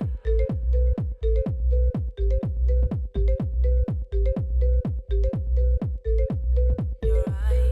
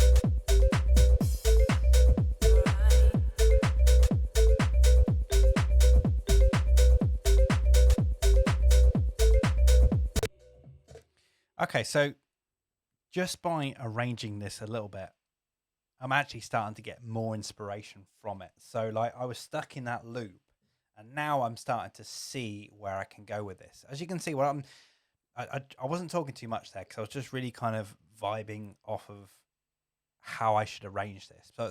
I'm almost kind of arranging it as I'm listening to it. If I can't, this is why I like to move around really quickly within the software, because I like to be able to do things in real time. So I'm almost DJing and composing at the same time. I'm kind of playing a track and then seeing where it's going to go. And I can kind of see there's going to be this it can be this really big kind of build up going on within here, where this kind of marimba's just playing on its own. You're right. Because I mean, that marimba just sounds so good on its own. It sounds really kind of cool. And considering it's got all the kind of reverb on already, it will kind of work really nicely within the breakdown. And maybe, I hate to say it, but maybe putting a snare build in there seems a bit cliche, but it might just work. By the way, I stretched this vinyl sample out to the 6-minute mark, but I didn't actually kind of realize that's kind of where I'd be finishing the track. That's just weird. So this is kind of a rough arrangement for me. And it really just happens in just a couple of minutes, just literally figuring out where everything's going to sit. So now it's kind of time for me to kind of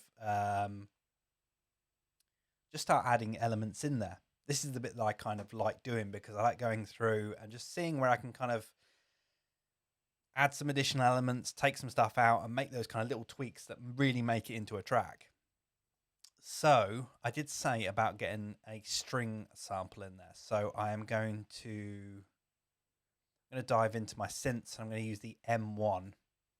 I use the M1 a lot, mainly because it's such a classic sounding synth, and the string presets are kind of really classic kind of synthesized strings. They sound just like they are. I mean, there's some brilliant libraries within Ableton. If you're looking for some strings, some proper strings, the Ableton libraries are actually really quite good for that stuff.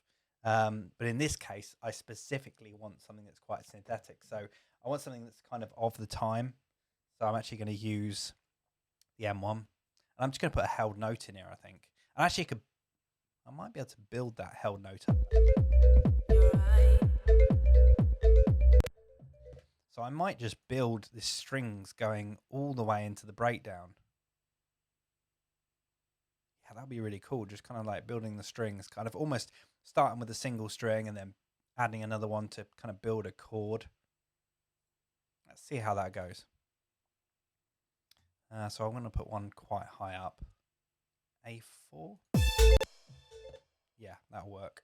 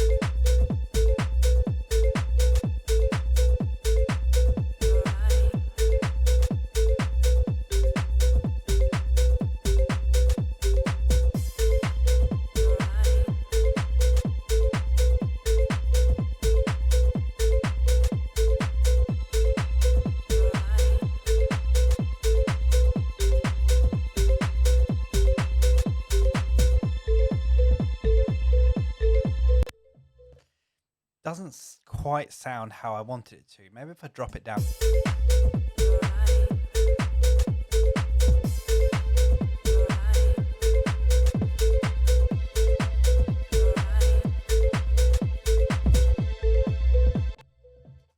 No, that is not working how I want it to.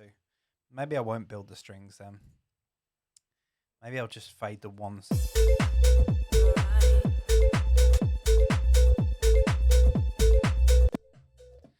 for this, I could use an auto filter, but because it's just a single note and the violins are very, you can see they're only taking up a small amount of frequency. So using an auto filter really kind of doesn't work most of the time. So I'm just going to automate the gain on it, I think, just to bring it in.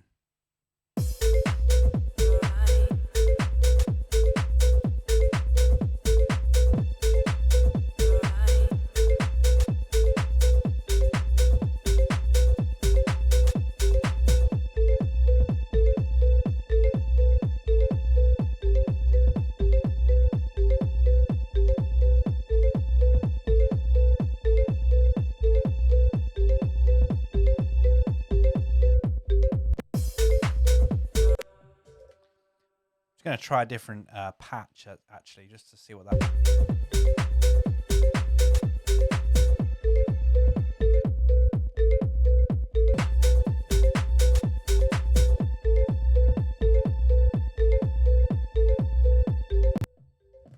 Actually, big string.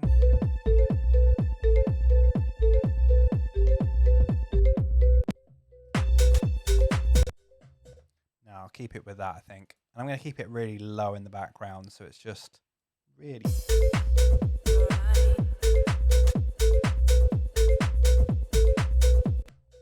We find that ride as well. Let's get that ride in there. Feels a bit cliche, but I think it will just work. It's one of those things that will just work.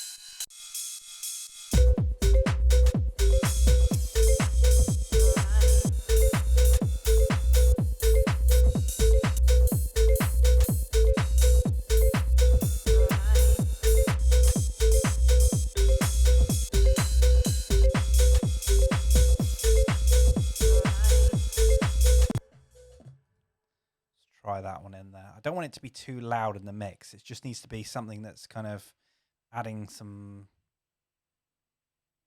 bit of vibe to it. In fact, I'm going to mix it in from the bottom.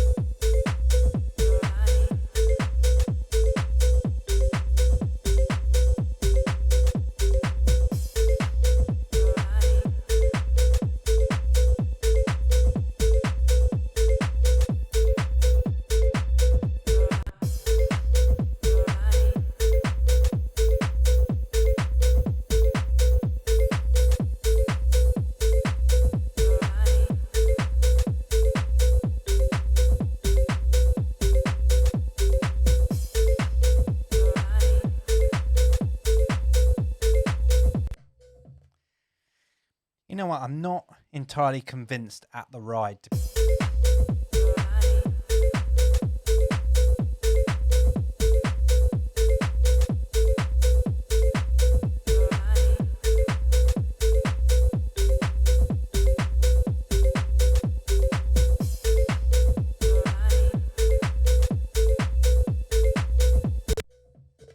Yeah, I'm not entirely sure.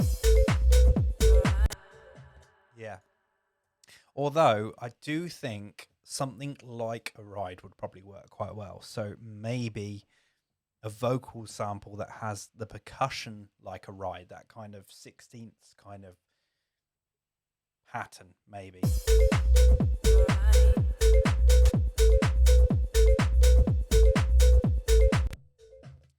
Let's see if I can find any kind of vocal samples within here, maybe. Actually, that's not the best way to look through Splice. I'm going to open up the app. Where is the app? There we go. See what I've got within here. Instruments, vocals, key, A. See if any of these work.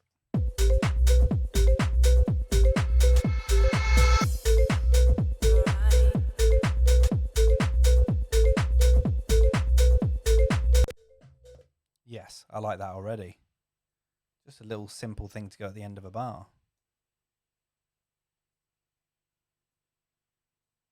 Something really simple in the mix.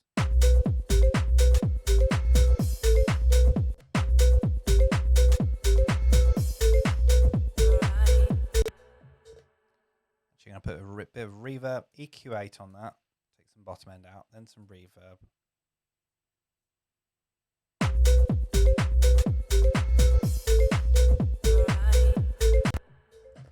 And the LFO tool. Get a bit.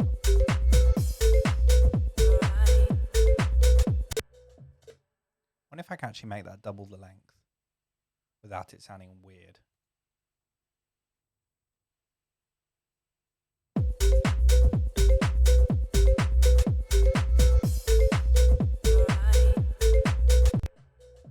That works quite well. About down -12.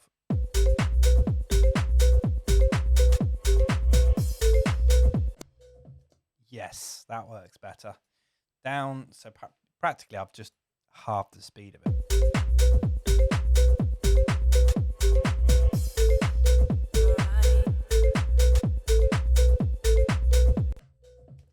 And I just love Ableton. You can just go in, copy, paste, and move stuff around.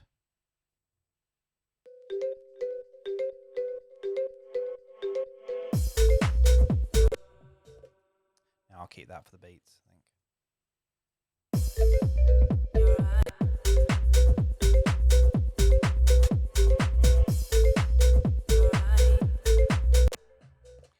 I'm going to start actually, even though I'm kind of working on other stuff, and this is kind of classic of me, really, I kind of jump around quite a bit. I'm going to put some stuff on the master channel now, just to kind of, again, I'm looking for that vibe. So in this case, I'm probably going to put the glue on it. So whilst most people probably use the glue that came with Ableton, I've always used the glue that came, well, this is the original glue plugin before Ableton bought it. Well, not bought it, I think they just included it somehow. So this is the original plugin. So if you're using the glue within Ableton, this is the original plugin that it came from. And I've been using this for years. Absolutely love this plugin. I tend to use one of the presets on it. So there's a couple of mastering ones within here. And there's one here called the Glue. The Glue 2 is quite good as well. It's got a lot stronger kind of feel to it. So I might use that today. I've tried copying these settings between this and the Glue plugin within Ableton. So you got the Glue compressor here. As you can see, it's made by Cytomic. So it is the same plugin, but the controls are slightly different. Now I'm not quite sure whether Cytomic didn't think about putting the same presets in, or whether Ableton were in charge of that. But I kind of wish some of the presets from within here were used within here. I've kind of started going through, like I've got one here called the Glue, which I've tried to replicate this one as much as I can. But still it's hard. I like trying to get the same kind of thing out of it. Not quite sure why. In fact, that looks different, doesn't it? The attack's completely different. Anyway, I've got it somewhere. I know I've got a preset that I've tried to copy from it. But this is the original glue compressor anyway, and this glues everything together, and it just, I don't know, it has something to it.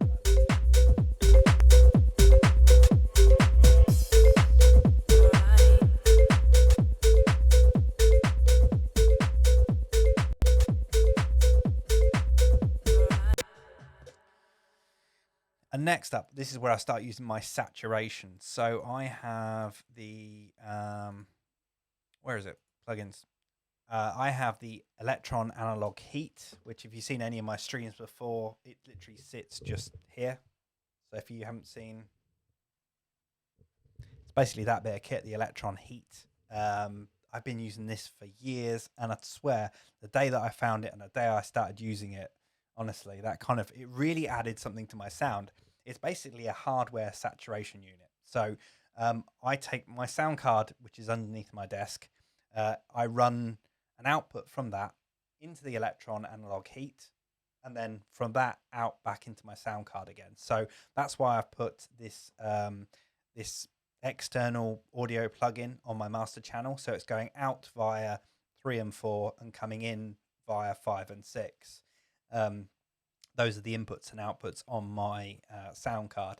So it's basically going into that piece of hardware. And that basically, the Electron Analog Heat is, it kind of emulates that kind of analog circuitry. And they've got about, was it 8 modes? 8 different modes of saturation within there. And I kind of just add a little bit of extra thing within there. And for me, it just makes my mix sound a little bit less clean, a little bit less digital. And it kind of works for me. And I'm not saying that you can't use any other kind of saturation unit. There are some really great ones out there. I did just try the DC30, I think it's called. DC30. I'm sure somebody will correct me. 30 something, wasn't it? The color unit. It's called color something. Oh, the RC20. The RC20, which is a saturation unit, which a lot of people love. And I literally just been trying it out. I'm not literally on the trial at the moment. I'm just playing around with it. It has some really cool stuff in there, like the vinyl. The vinyl kind of section is quite cool. Again, you could just use a vinyl sample for that. To kind of, it wouldn't be the same thing, but it kind of would help. Also, I think one of the coolest parts of it, which isn't kind of up here, but it's this kind of the EQ down the bottom here, where it kind of cuts a bit off the bottom end and a bit off the top end, and it gives you that kind of old school kind of feel. So yeah, I'm still testing that out. I'm still not quite sure whether I love that as much. I might use it in part on certain things, but yeah, I'm still playing around with that one. I don't know how that. I don't know whether I'm going to work that one into my workflow or not, but we'll see. I'll have a go with that. But yeah, the Analog Heat I absolutely love. As I say, it's just an amazing bit of kit, and it's just kind of sits on my desk with the same settings. Actually, I don't actually ever change the settings. So on here, which you're not going to be able to see. But yeah, I basically got the saturation. I've got it in saturation mode. I don't think I've actually dialed anything into the equalizer, which I probably should do. I should probably start learning how to use some of these features. But I've got it on the saturation mode within there. The drive is all the way up. The wet is almost all the way up, probably 90%. And yeah, the dry wet is all the way to wet. I can give you the settings if you have that unit, but to be honest, it's just one of those things you have to play around with and have a go with. It's just so much fun. It's really, really, really nice. So yeah, that's on my master channel. So I'll give you a before and after.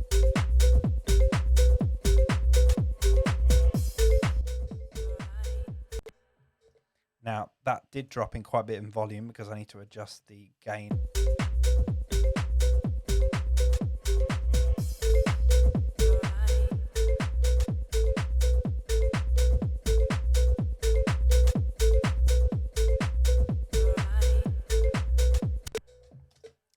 I don't know what it does. I still haven't kind of worked out what it does, but it just softens everything, if that makes sense, if that kind of makes any sense to anybody. I don't have the kind of technical expertise to even describe it in any kind of meaningful way. I just know how it sounds to me, and it just sounds softer. It kind of gives this kind of really nice effect to it. I suppose that is saturation anyway. It's just saturating the sound.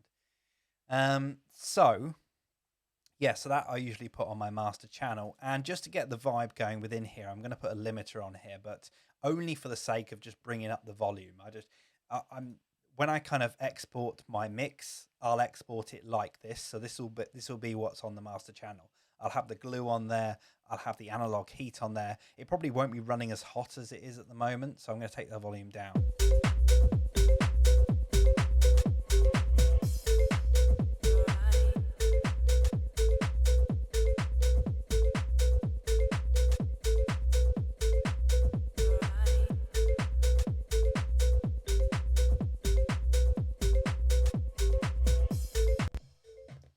So I don't know if you can see down there, but it's peaking at about -5.5. So I kind of usually get it to about there.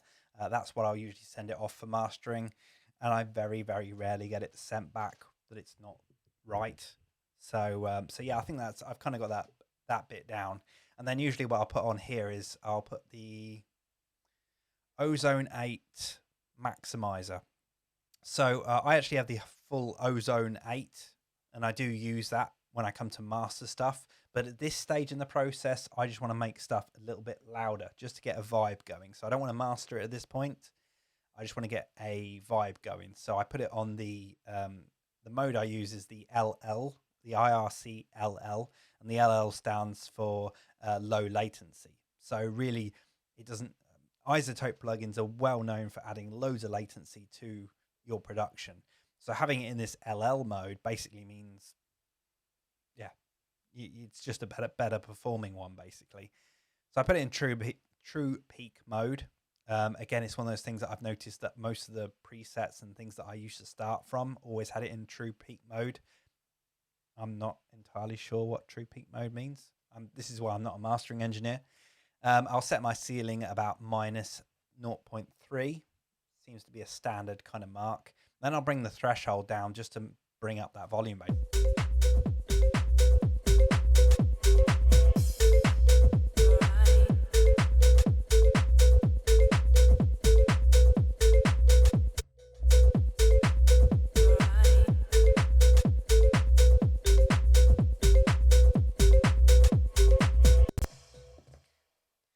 So at this point, with this maximizer that I'm putting in at the moment, I want it to be kind of as transparent as possible. So I don't want it to be kind of affecting the sound. I don't want the sound to be enhanced by it. I just want it to be louder so that I'm getting that kind of vibe whilst I'm producing.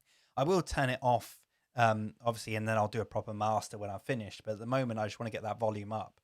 So I could put a utility on there, I suppose. But I just put the maximizer in there for now just to make sure that it doesn't really peak. And I'll come back to it a bit later, and what I'll do is I'll get rid of that maximizer, and then I'll put the actual Ozone full suite on there, and I'll do my own little master. I tend to, so I will master my own stuff when I'm playing it out in my DJ sets, or if it's an edit, I'll do my own master for that. But when it comes to releasing a track, I always send it out. I have a really great guy, Southeast Studios. I had a complete mind melt then. Southeast Studios do mine. A guy called Stuart Ketteridge. He's a wizard and he does all mine. It's all analog mastering, and that's kind of what I love with his kind of sound. So yeah, all my stuff gets mastered by that. But before that, when I'm kind of playing around, I will be kind of mastering my own stuff. So kind of getting that idea there. So this is how it sounds now. We've got a bit of volume in there. We've got the glue, we've got the heat.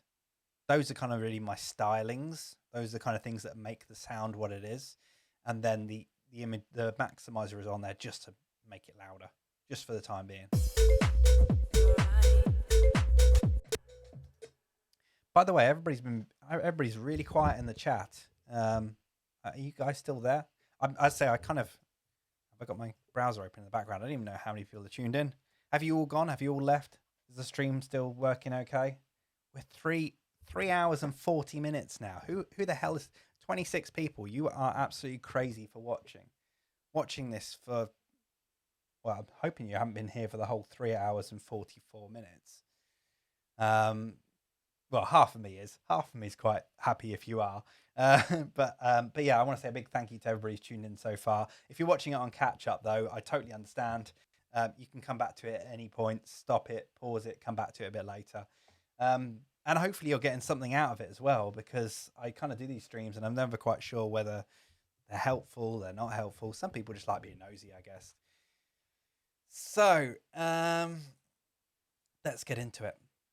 Let's get into a bit more of this arranging. So I did put the string in there.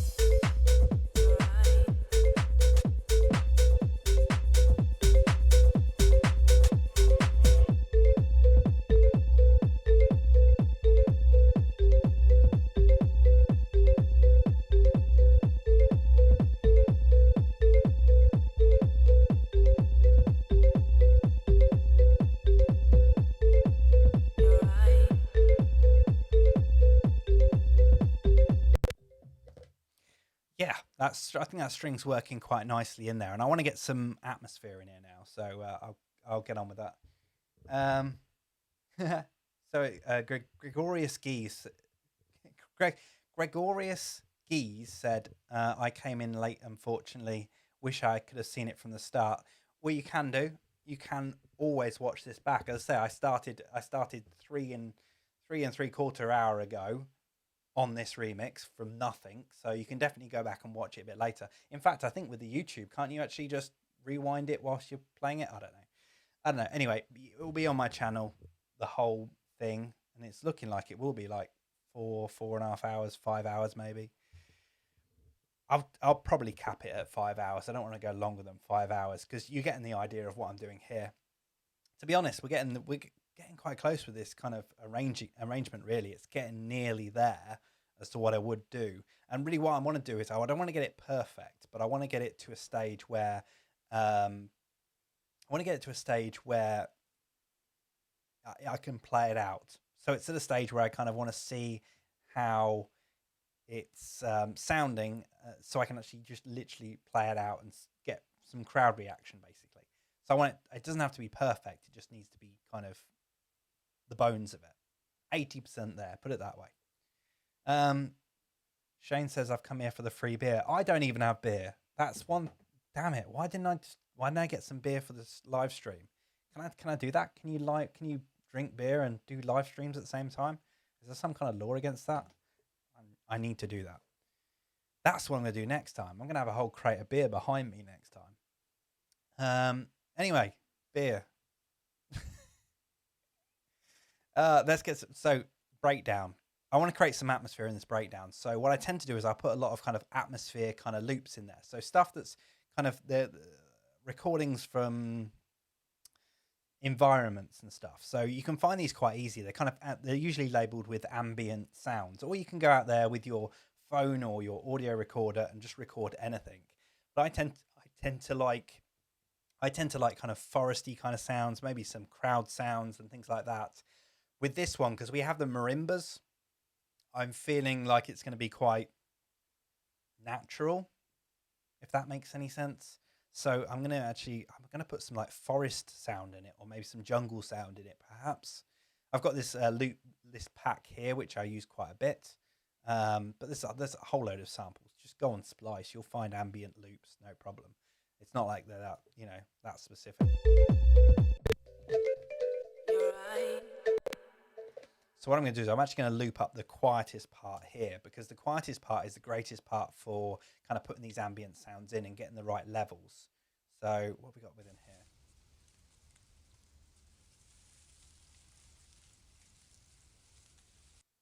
So this forest sound is kind of just like rain, I guess.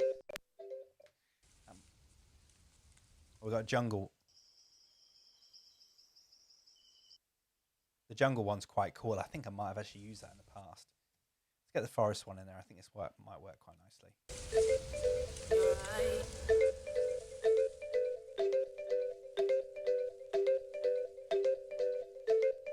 You're right.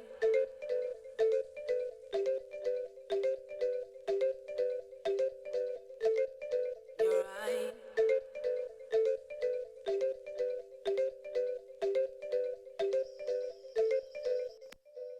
Actually, I'm going to get the jungle sound in there as well.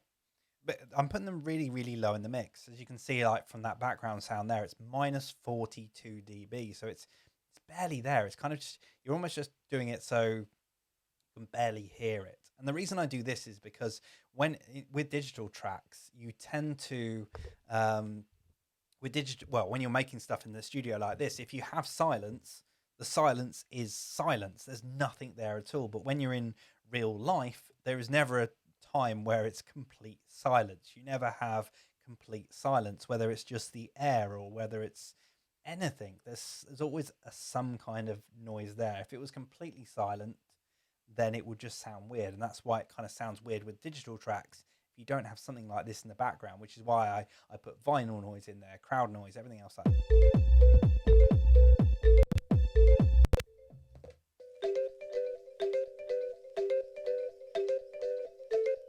You're right.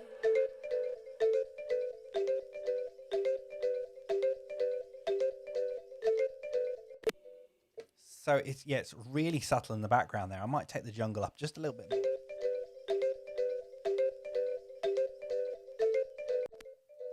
I think the reason the jungle thing kind of sticks out for me is the fact that it's, because you got that marimbas, it kind of almost makes it feel rainforesty. I don't know, I've got that kind of image in my head, this kind of rainforest kind of jungle kind of thing in my head from those marimbas.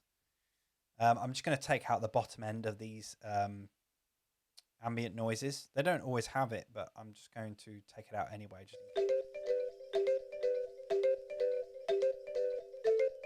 You're right.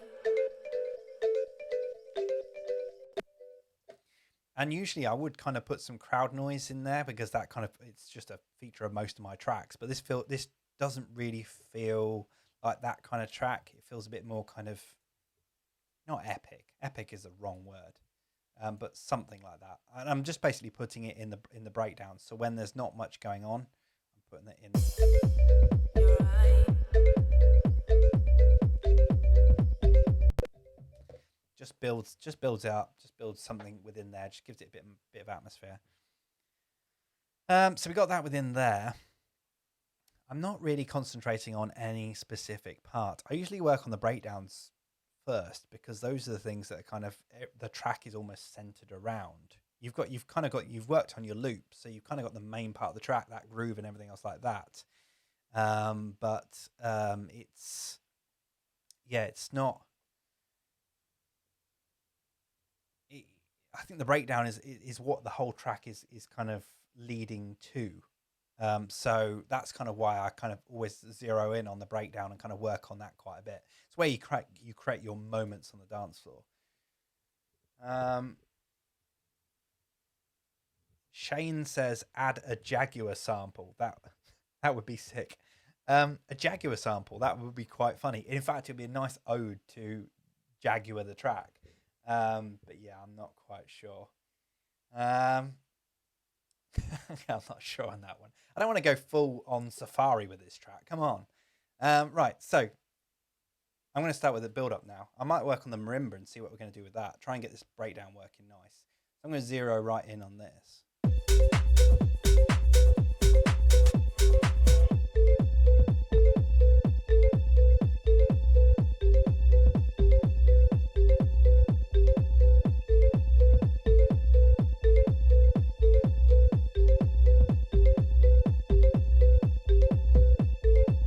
You're right.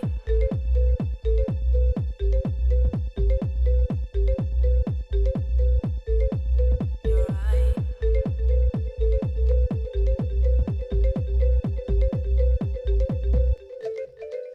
right.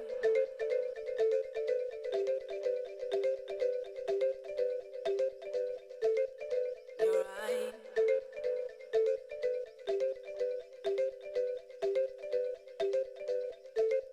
You're right.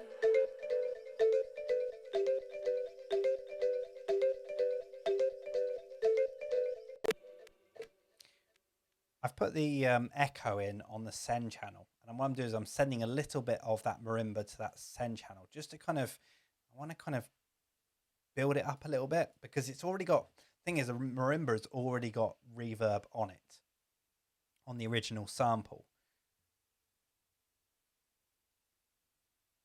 And I don't want to add more reverb over the top of it, so I'm just going to start, I'm trying with a bit of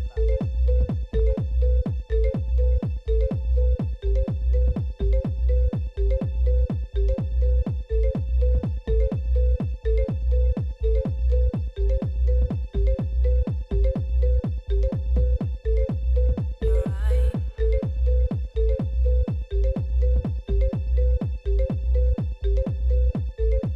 You're right.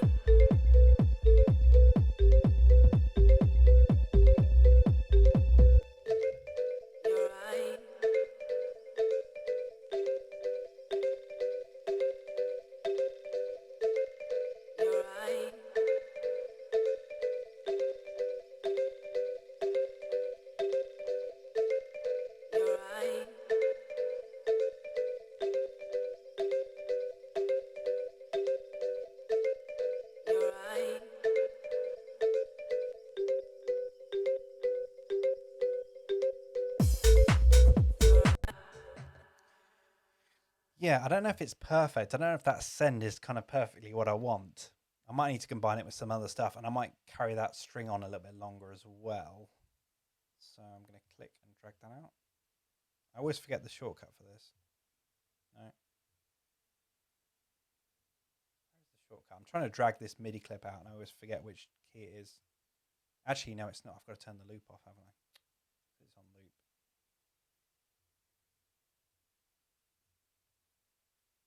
I'm sure there's...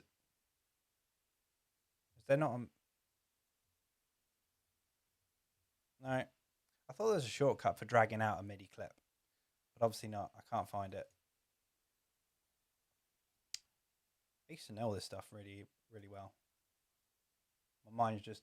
All these kind of features and things just disappear out of my head whenever I want to use them.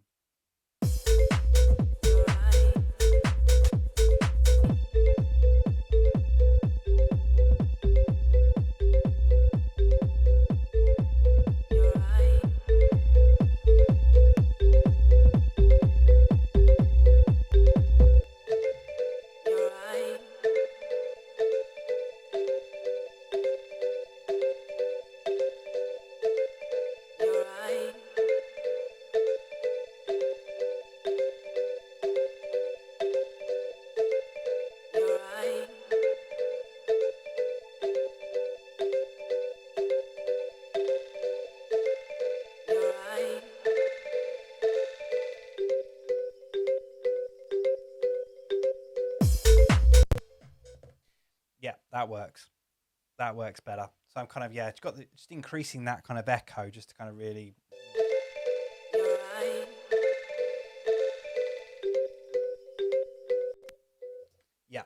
Yeah, that works.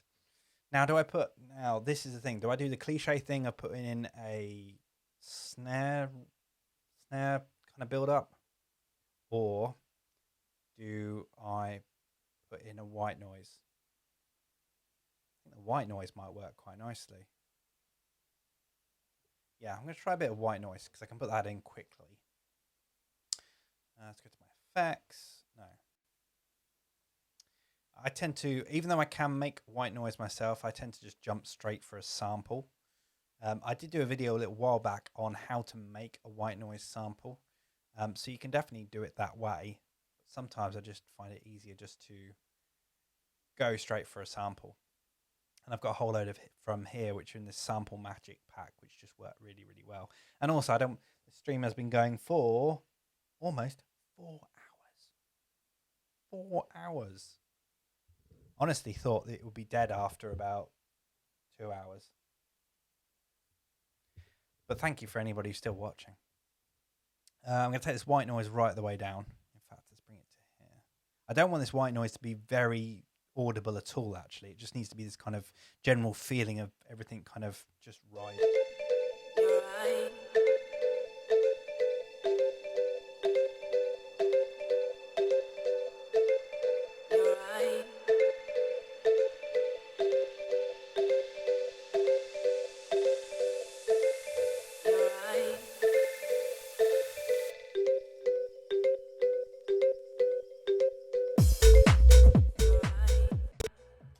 Okay, that's working. That's getting there. I think it's a texture in the background there. I might take it down just a little bit further. But it's not the only thing that's going to get that moving. I feel like it needs something else in there. Maybe almost like a reversed synth. Maybe a chord. Maybe a held down chord that kind of almost filters in. Work quite nicely, and that would bring it back to kind of my kind of thing, because my kind of thing is obviously kind of the chords. Yeah, let's get that. That's what I'm gonna do. I'm gonna get the what was the synth I was using before? I should have kept it on, shouldn't I? The towel. I'm gonna get the towel back in again. And I was using one of the organ patches here. Use that organ patch again. I'll load in a chord as well. Load in that same chord we had before. And then How long should the note be? Let's do it from here to the end of here. I'll put a new MIDI clip in here. I'm just going to do a held note on A2 maybe. Let's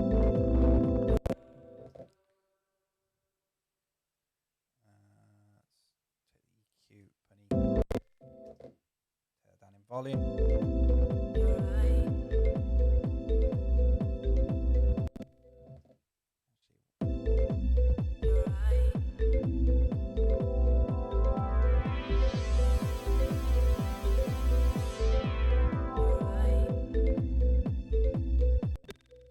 Oh, there we go. There we go. That works well, doesn't it?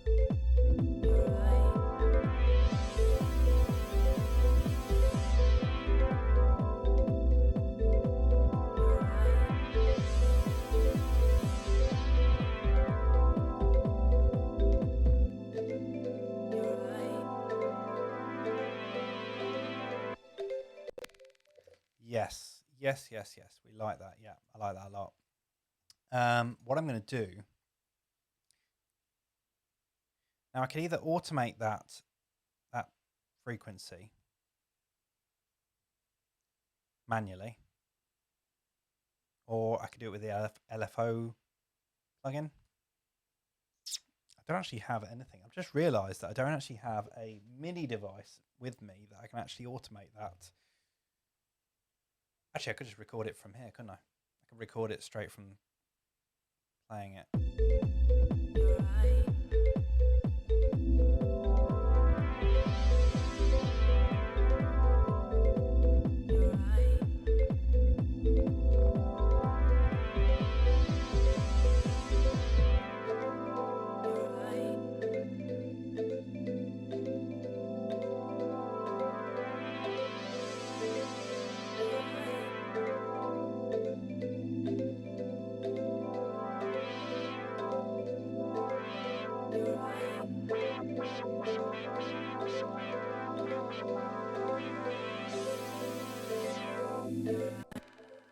Yeah, I think that's what I'm going to do. I'm going to use an LFO on that to really kind of make that sweep. Oh, can I do it? Yeah, I can do that, can't I? So what I'm going to do is find, there we go. The filter cutoff is there. And what I'm going to do is I'm going to jump into the Max for Life section. And I'm going to find my favorite one within here, the LFO MIDI. I'm going to drag and drop that onto my track here. And what I'm going to do is I'm going to map that to the filter cutoff. And I'm going to slow the rate down. And slow the depth down. Let's put this all the way over here. That's a bit longer. Do it over the whole breakdown, I think. Make it legato.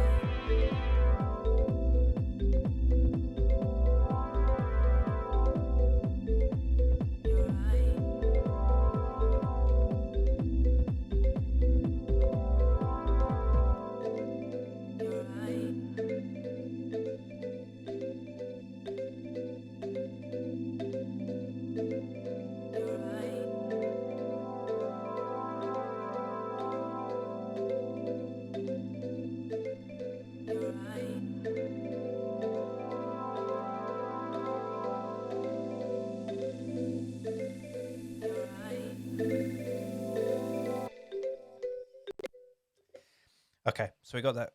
I think that's going to work. So I've kind of got this slow sweeping effect going on with the LFO MIDI, which is, as you can see, it's kind of sweeping that filter cutoff up and down.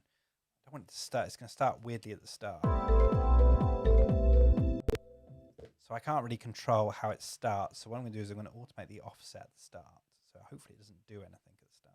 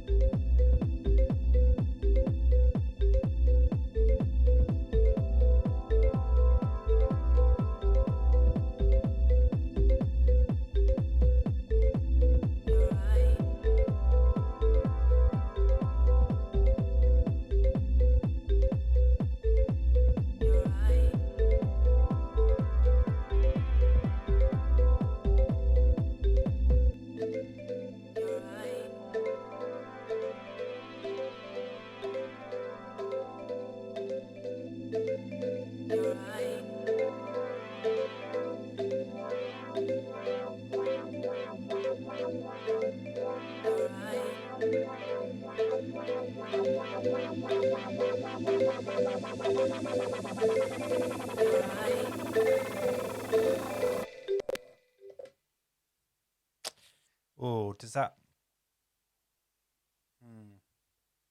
Getting there. That sound quite cool.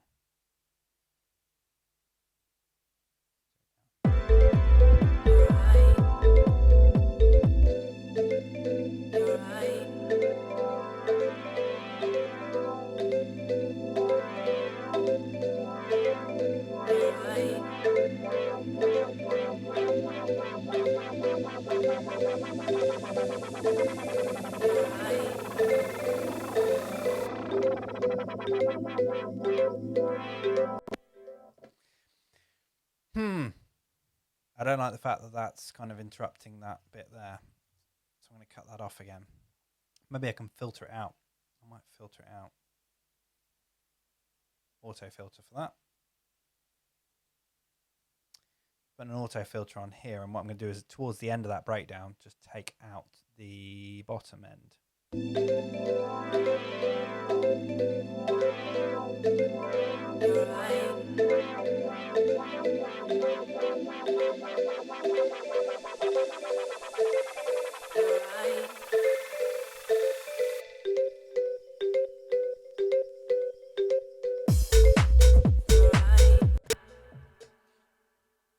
Yeah, I think that works. That works quite well. And I just suddenly realised that when the kick stops, I've still got the side chaining. Still got the side chaining going on with that LFO tool.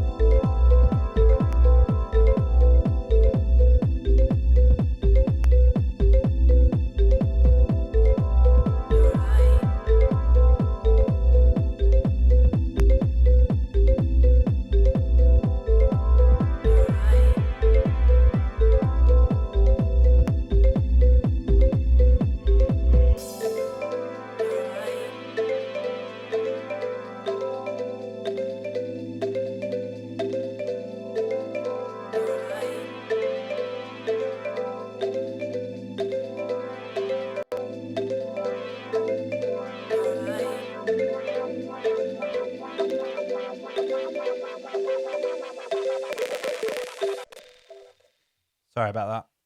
Sorry about that. I suddenly just realised I kind of want to turn the automation lock on for that so I don't change anything. I want that marimba to kind of loop.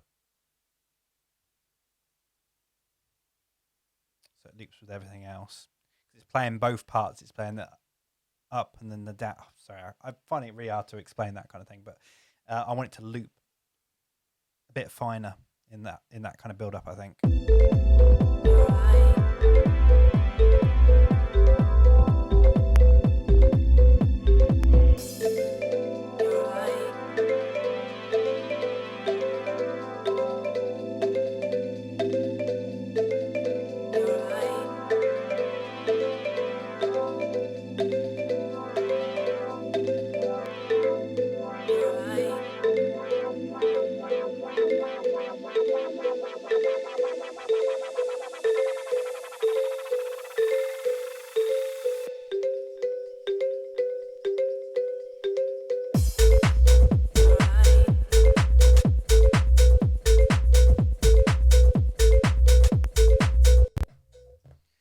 yeah, that kind of works.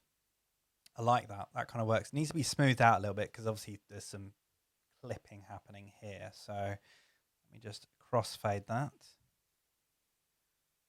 Stop.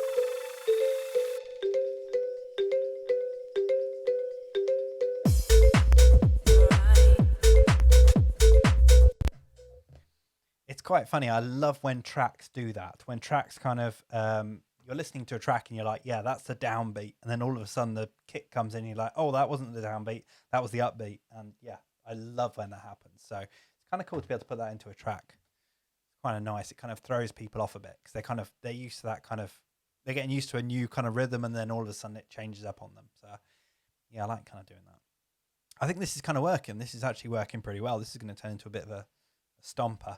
I did actually just the vocal that I got here, this kind of reversed vocal. I just took the same vocal again and reversed it, and then so it kind of almost makes this kind of transition effect. Just makes it a little bit smoother getting into that. I'm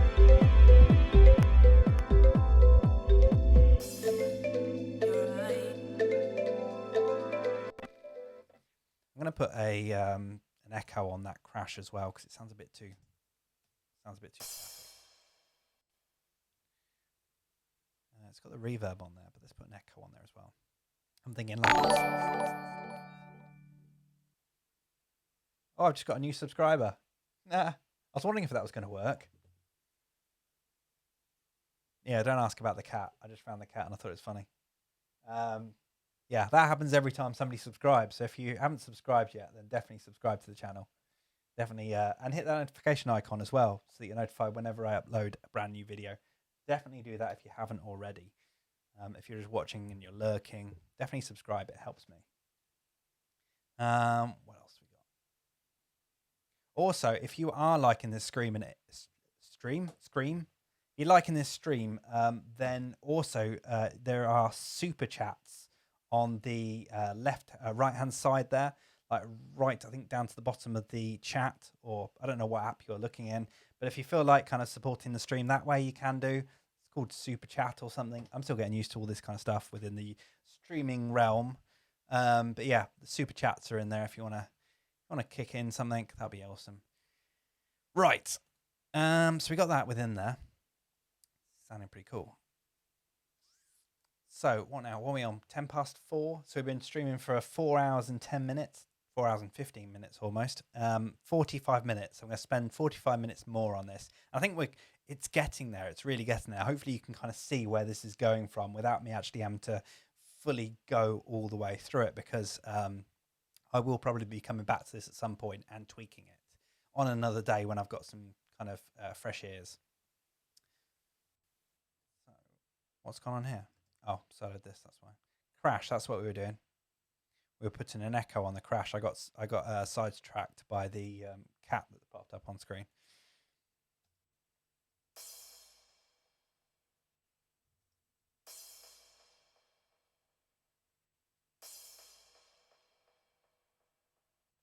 Just a filter on that as well. Take out some of the bottom of the echo.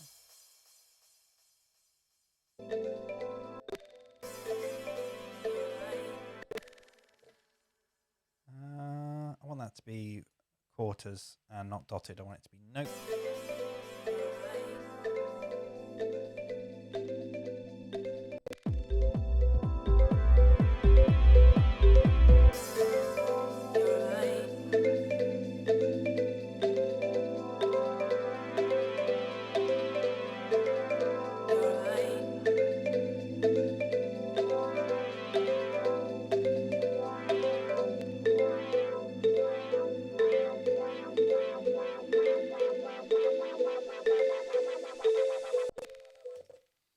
Oh, Shane, thank you. Thank you for that super chat. I think that's my first super chat. Thanks for that, mate. Did I end up using the squid for anything? In this video, yeah, I did. I have actually used the squid a little bit. I kind of I tried to kind of get the sequencer working on this, but in that last video that I did, I went through and I kind of showed how I use squid. So I was resetting it back up again, and I realized that I hadn't it's not set up how I used to. In the demo that I was doing in my last video, I kind of messed around with a few settings whilst I was kind of showing how it all works. And I realized I didn't kind of reset it back to how it was before. So rather than trying to spend all my time doing that on the stream, I thought I'd just leave it for now. So I've kind of used it for just kind of playing a couple of bits in, but not really in any massive extent, really. The Jaguar sample. So with the Jaguar sample, you on about an actual sound of a Jaguar, or Jaguar as in like the track Jaguar? You'll have to let me know on that one. If it's a track, I don't know, for people who tuned in late to this and who want to figure out what track I'm actually making, I realized I didn't kind of talk about that. Well, I did back at the start. So the original track that I'm remixing, so the whole point of this video is a track called Rasmus Faber Plays the Marimba by Tiger Stripes. It came out on Night Grooves, which is part of the King Street family. This is basically they asked me to do the remix of this track, so that's what I'm kind of doing. As I say, the original kind of gave me those kind of it has got that kind of Jaguar kind of sound. Aztec Mystic, is it? Aztec Mystic Jaguar. So if anybody, DJ Rolando, if anybody kind of remembers this track, honestly, those lyrics, were there actually lyrics to the song? I don't even remember there being lyrics to the song. Were there lyrics? Or do you think somebody's taken the mic? I'm pretty sure there weren't lyrics to that song. And if so, I don't even know how you'd sing that. But yeah, so the original track is... where'd that go? Tiger Stripes, Rasmus Faber Plays Marimba. So if you want to hear the original track, head along to Track Source, Beatport or whatever.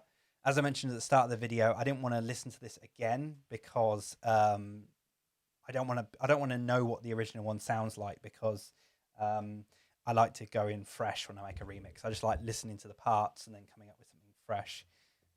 Greg said, so what elements of the original am I using? I went through at the start, and literally there's just one sample that I'm using. In fact, I've been going through this whole thing with only using one sample from the original kit. So I've got the effect stabs within here.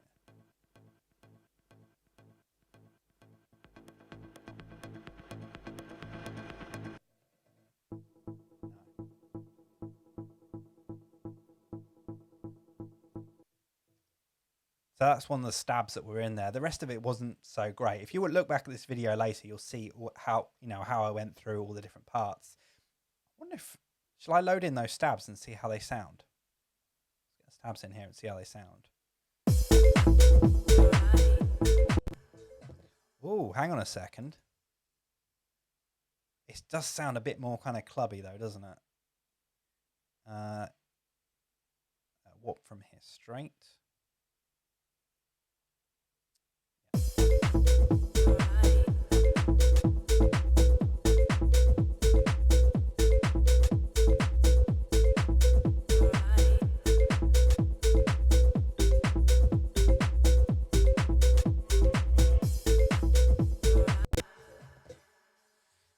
Oh, what do we think? What do we think of that? You know what I'm actually thinking? The stabs kind of, I might not keep them, but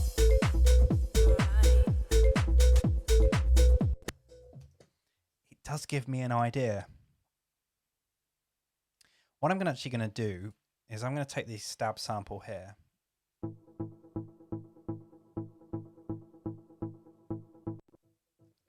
I'm going to take this, just cut this down. And what I'm going to do is I'm going to jump into here. If anybody's seen me in my last stream, I did this on my last stream. I'm going to put a warp marker here, here, basically on every single stab. There, there. And what I'm going to do now is I'm going to right click on this and slice to new MIDI track, which will take all those different markers that I put there, the warp markers, and it's going to slice it to a new MIDI track. that one now, if I get rid of that, we've now got that in here, which is this clip here.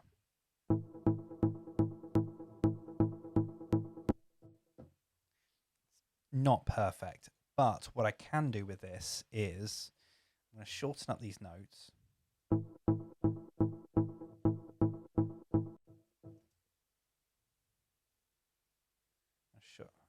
I want to make all of these the same size, actually. Actually, get rid of that one. That one's no good. Shorten all these notes. And then I'm going to bring them back out again.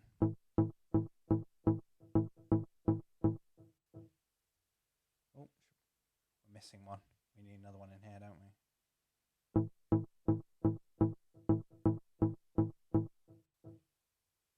And what I can do is I'm going to put the same swing, because now I've got it as MIDI notes. I can actually take these notes, which are really kind of on the grid, and I can put the swing on them.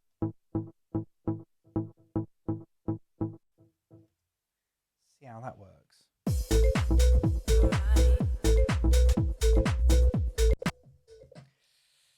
Does that work? Just going to loop that up, and I'm going to do some EQ on it. Don't hate me if you think this sounds terrible. I'm just playing around with the idea, seeing if this will work. EQ8 on it, get rid of some of that horrible.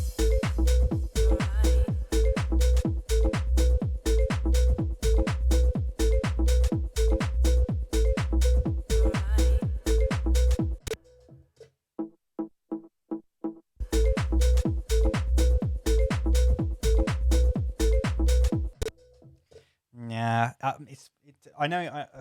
Sorry, Jonathan. He says I like the stabs. I don't know. I don't think it's quite fitting with the track. I was just wondering whether I could do something interesting with it, but I'm not quite sure I can.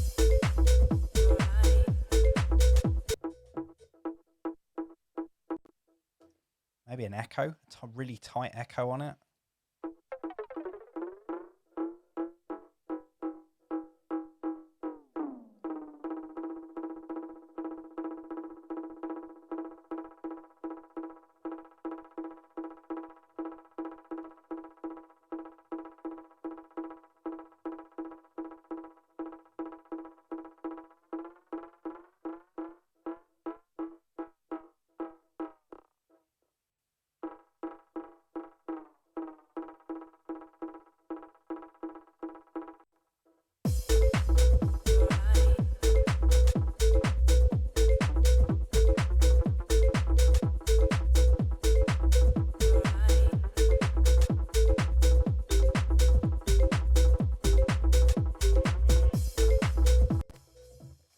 Yeah, it kind of it does sound like it could go somewhere, but I just don't think that it would go within one of my tracks. I just don't feel like that would fit with my style. If it was more of a tech housey kind of track, definitely. And you could play around with that echo and maybe change the delay of it and kind of make it faster and slower and stuff. And I reckon that would kind of work quite cool. But yeah, I don't know. Nah, it's not. I don't think it's going to fit with this track. Not with my remix anyway. Yeah.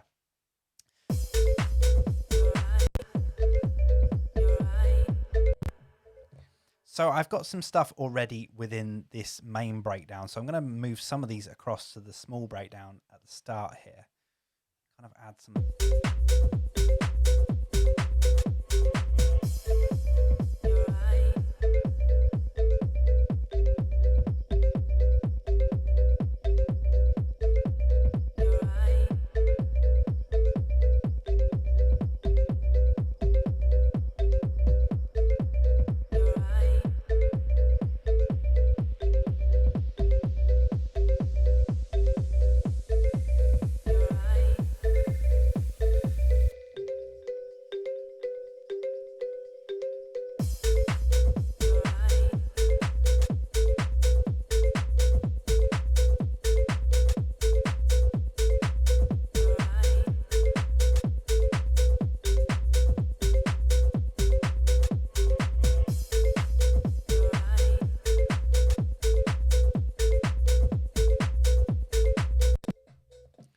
So yeah, this is kind of what I was talking about when I was I think before I started arranging, I was saying that like when I get into the arrangement process, when it's in the loop, it might not sound perfect. And I'm in that kind of loop. And yeah, if you for the first 2 hours of this stream, 2.5 hours of the stream maybe, I was in that loop still, and that was a lot longer than I usually stay in the loop. I like to arrange as quick as possible. But sometimes when you don't have to get it too perfect on that loop and then start moving into the arrangement, and then you can kind of come up with ideas from there. So whilst it didn't sound great initially, I didn't think the loop was sounding all that great. It's now starting to form into something. And whilst I don't think it's perfect, I think maybe some of these drums still aren't quite right. But I think that's only one of these things that I'll know when I come back to it another day. So I won't finish this remix today. I will probably work on it. I'll finish working on it another day when I've got fresh ears. But we're there. I know I'm not going to change too much with it because it is work.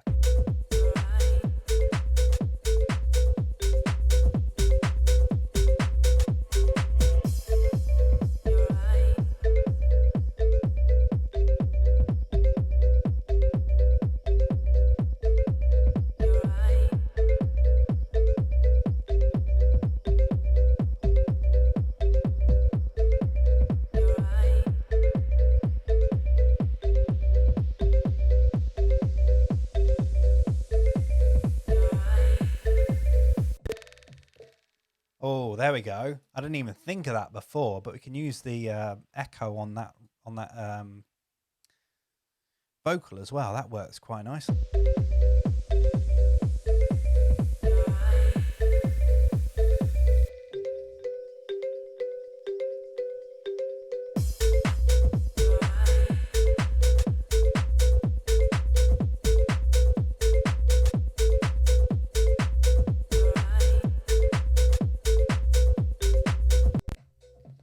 Yeah, actually, so that the echo that I was using on that other stuff, it might actually work quite nicely.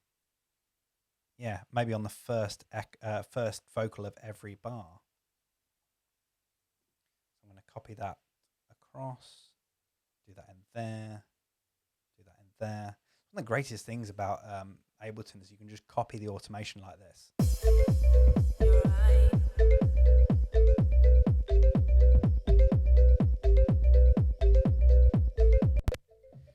Right, so now I've got all that kind of in there. I've got my main kind of meat of what I want, but now it's kind of just want to add some extra something into it.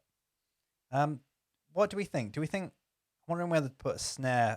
Actually, I'm going to put a snare. I'm going to put a snare roll into here just to see how it sounds.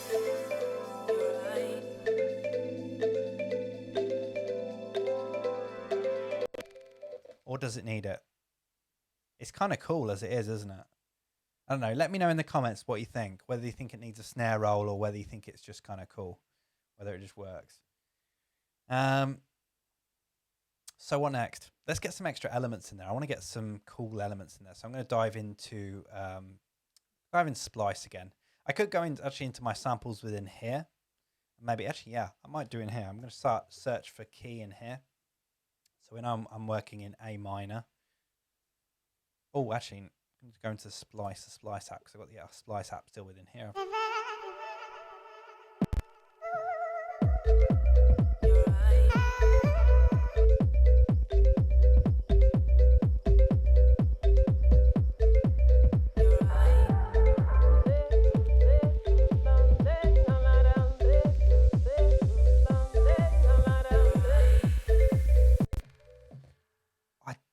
Honestly, I downloaded that vocal for another track and it didn't work, but that might work really well with this. It's kind of Latin-y.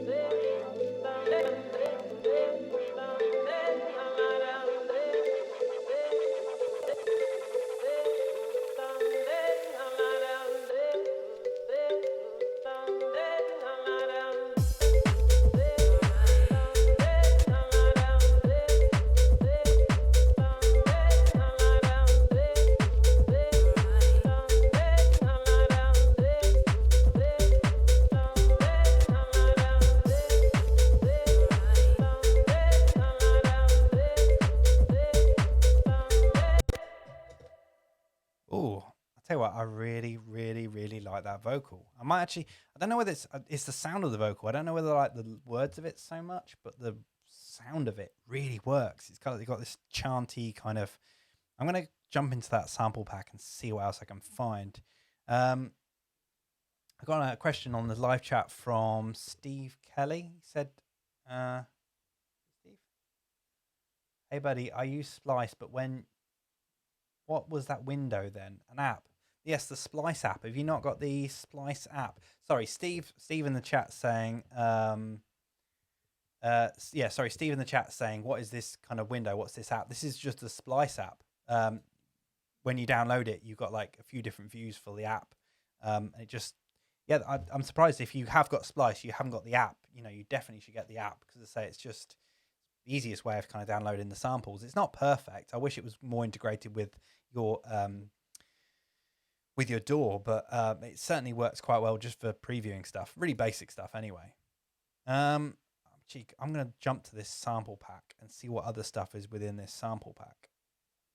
I'm going to actually is it? It's already an A, isn't it? So I'm going to filter by A again.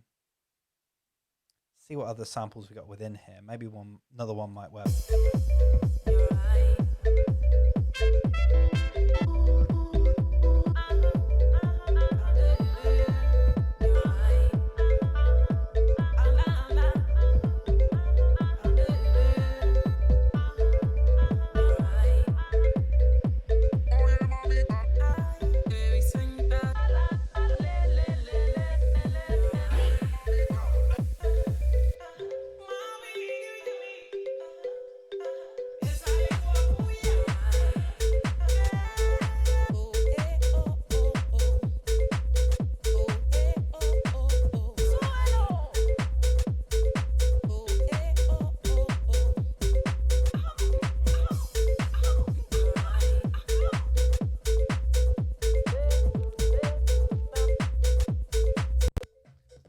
No, none of those other vocals really worked as well, to be honest.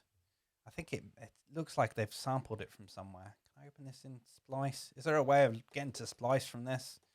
I don't think there is there? Can I even copy and paste this? No, I can't. Okay, let's go to Splice and let's find it. It's called Latin Stacks.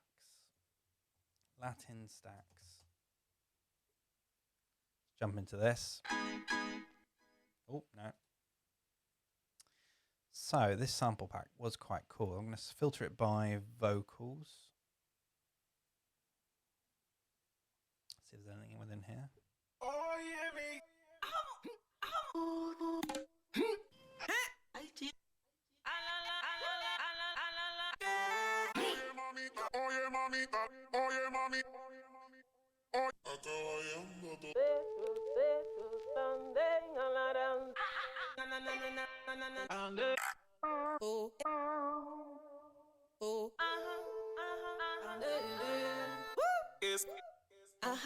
Give me more. Everything. What I try.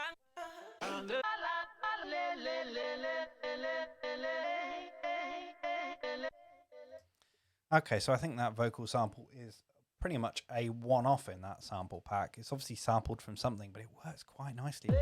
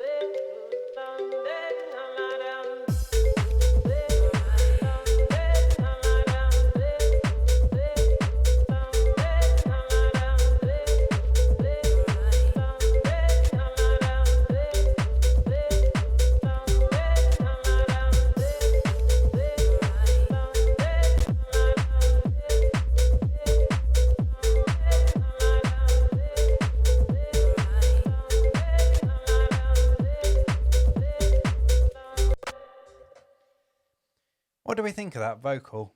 That vocal, I'm leaning to think that I do quite like it. I think it works quite nicely. I'm just trying to work out how to actually use it though. Like, it sounds nice in that.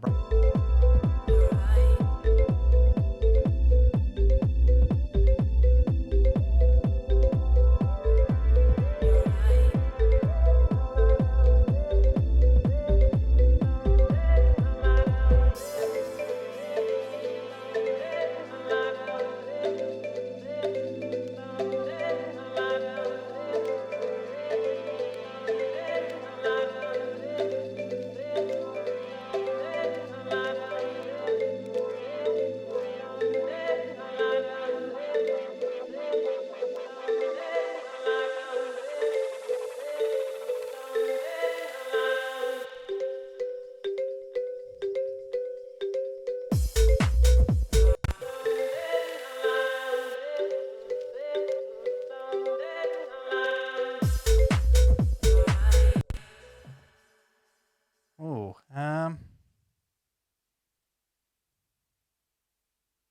I'm almost there kind of with it. Hopefully you can kind of see what I'm doing with this. I'm kind of just playing around with the stuff that I've already got. I've already got this kind of cool send echo.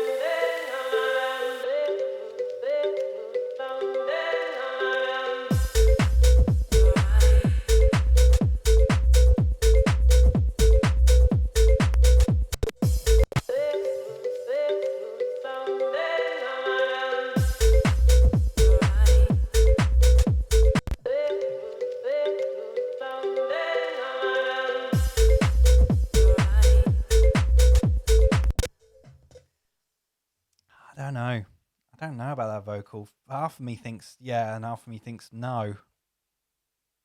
I filter it.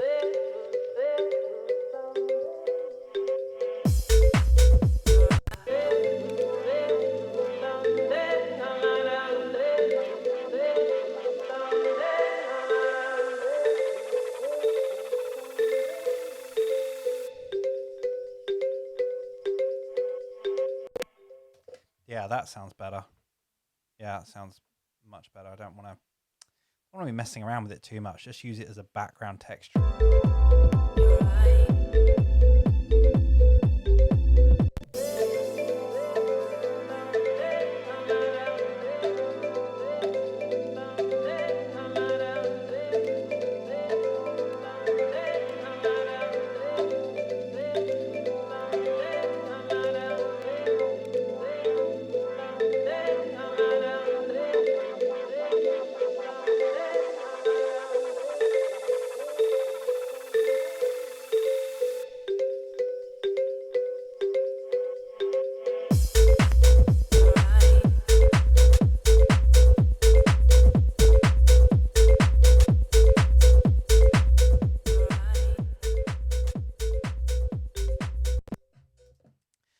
Okay, so I think it's almost getting there. There'll be some tweaks. I think after I've played it out, probably I'm gonna be thinking different things and different things I want to do with it. Maybe, yeah, try to figure that out. How is everybody doing? Is everybody still tuned in? Is there anybody tuned in? Have you gone to sleep?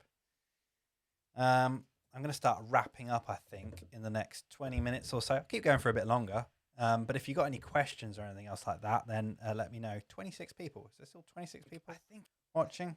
Oh God. Is the stream stuttering? Need to fix it. Oh, it looks okay. Because I'm streaming. I'm probably using most of my bandwidth, to be honest. That's probably going on the stream, but hopefully it's still running all right for you guys. Yeah, so I'm gonna start like wrapping it up in about 20 minutes. But if you guys got any questions or anything else like that, anybody who's tuned in and who's kind of watching and stuff, yeah, let me know. I'll happily answer them before I tie everything up. As far as this remix goes, I am probably going to be I'll work on it a little bit more. So another 20 minutes we're going to spend on this stream doing it. And then I'm probably going to give it a rest. I'll probably give it a rest for about a week. And then I'll come back to it in a week's time and kind of see what I want to do with it. I think at the moment I'm getting a good vibe from it. I don't think as much is going to change from this. I do feel like it needs to kind of feel a bit more like me. It feels quite tech housey at the moment, which isn't a bad thing, but I kind of want to I still want to give it a little bit kind of more soulfulness. So I might just kind of work away at that a little bit.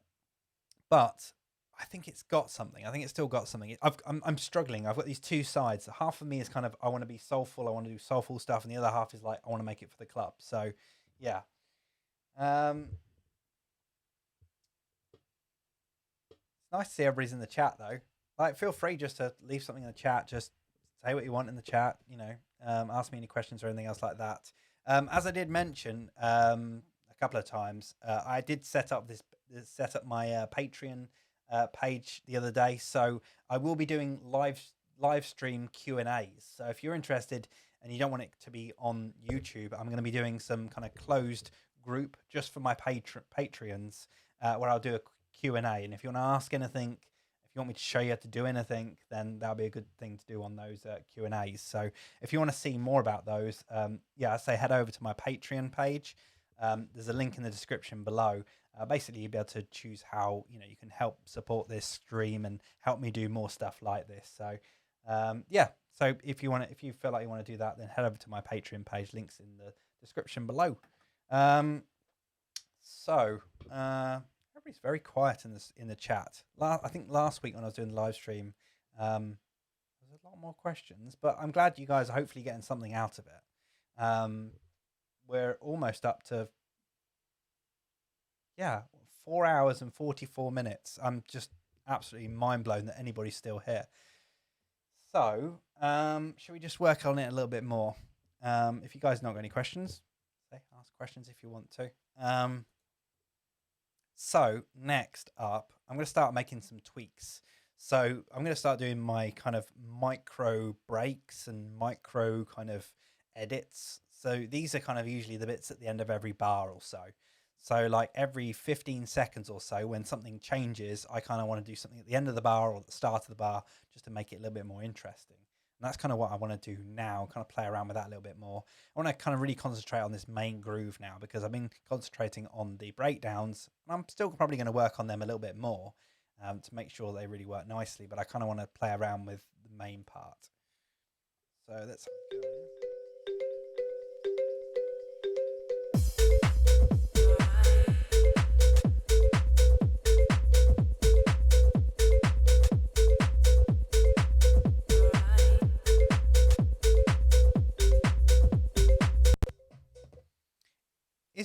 Is it just me, or does this feel slow all of a sudden?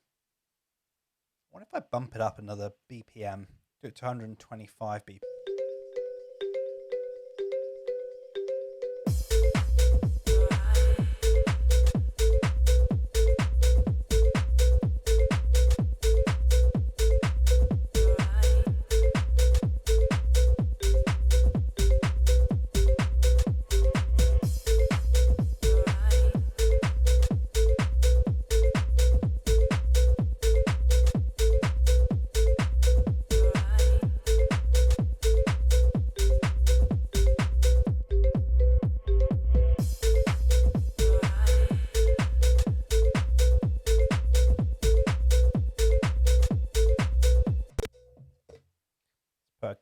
Short crashes in here maybe. No,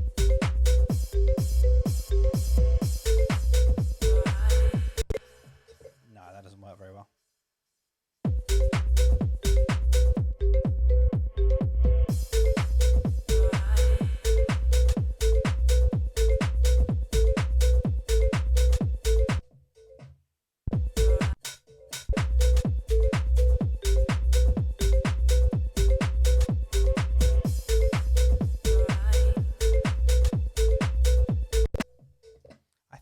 it's that hat. I think something's grating me about that hat. Oh, not that. Not that. What am I doing?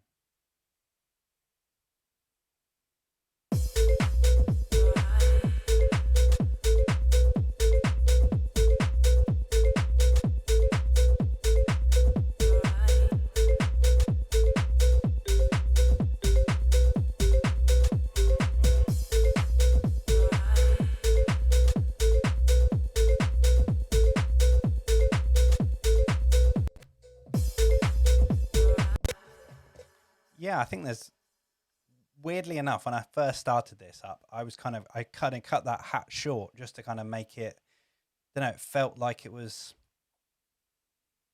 I don't know, it just needed to be sharper. And now I think actually it sounds better with it being held open. So I'm going to replace all of these.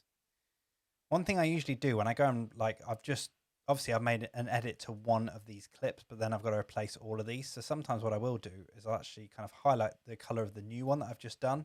So this has got the changes in. And what I'll do is I'll go through all of these, make the changes that I want. So I now copy this over here. Oh, too many. And then copy it over here. And then what I'll do is I'll then just go back and change the color back again when I know that I've changed all of them.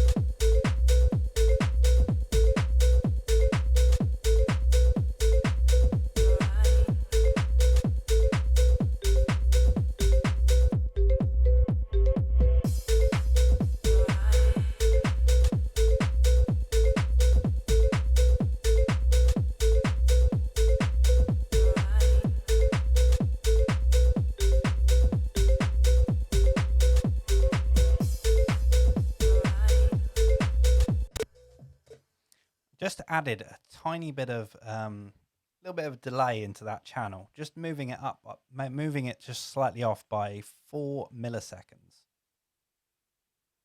And it just seems to have, yeah, it seems to just kind of move it in time a little bit better. It felt like it was just slightly out of time. So yeah, just kind of moved it around a bit.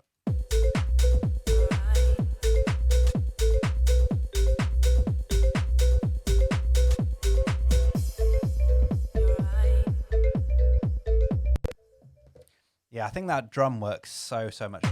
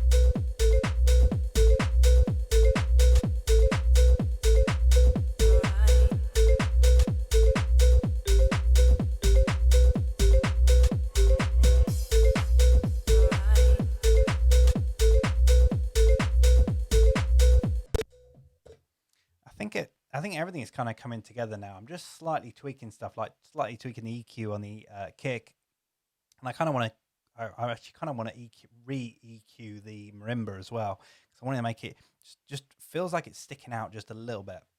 And I think it might just be a few frequencies that I can maybe tweak.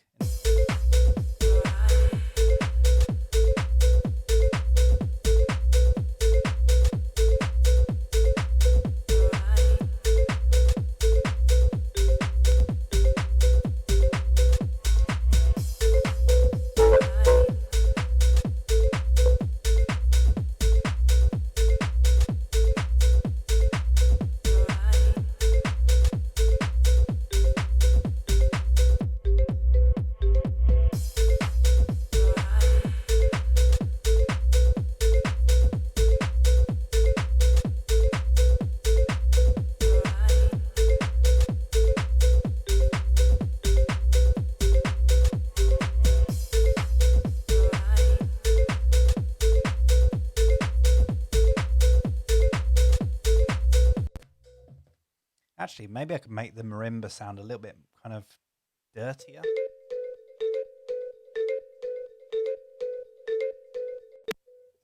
I'm going to put the my dirty fat rack on it. See how that.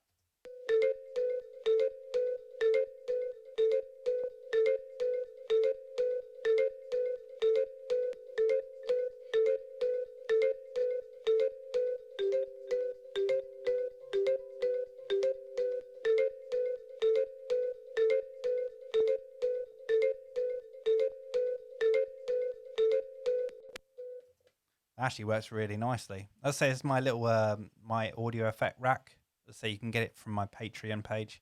My dirty effect rack seems to work quite nicely. I've kind of keep tweaking it to make it work better, and it for the most part those kind of those settings that I kind of put on it, the default settings on it kind of just work nicely. I keep tweaking them to make them almost kind of add something. I'm not quite sure what, but kind of dirties it up a little bit.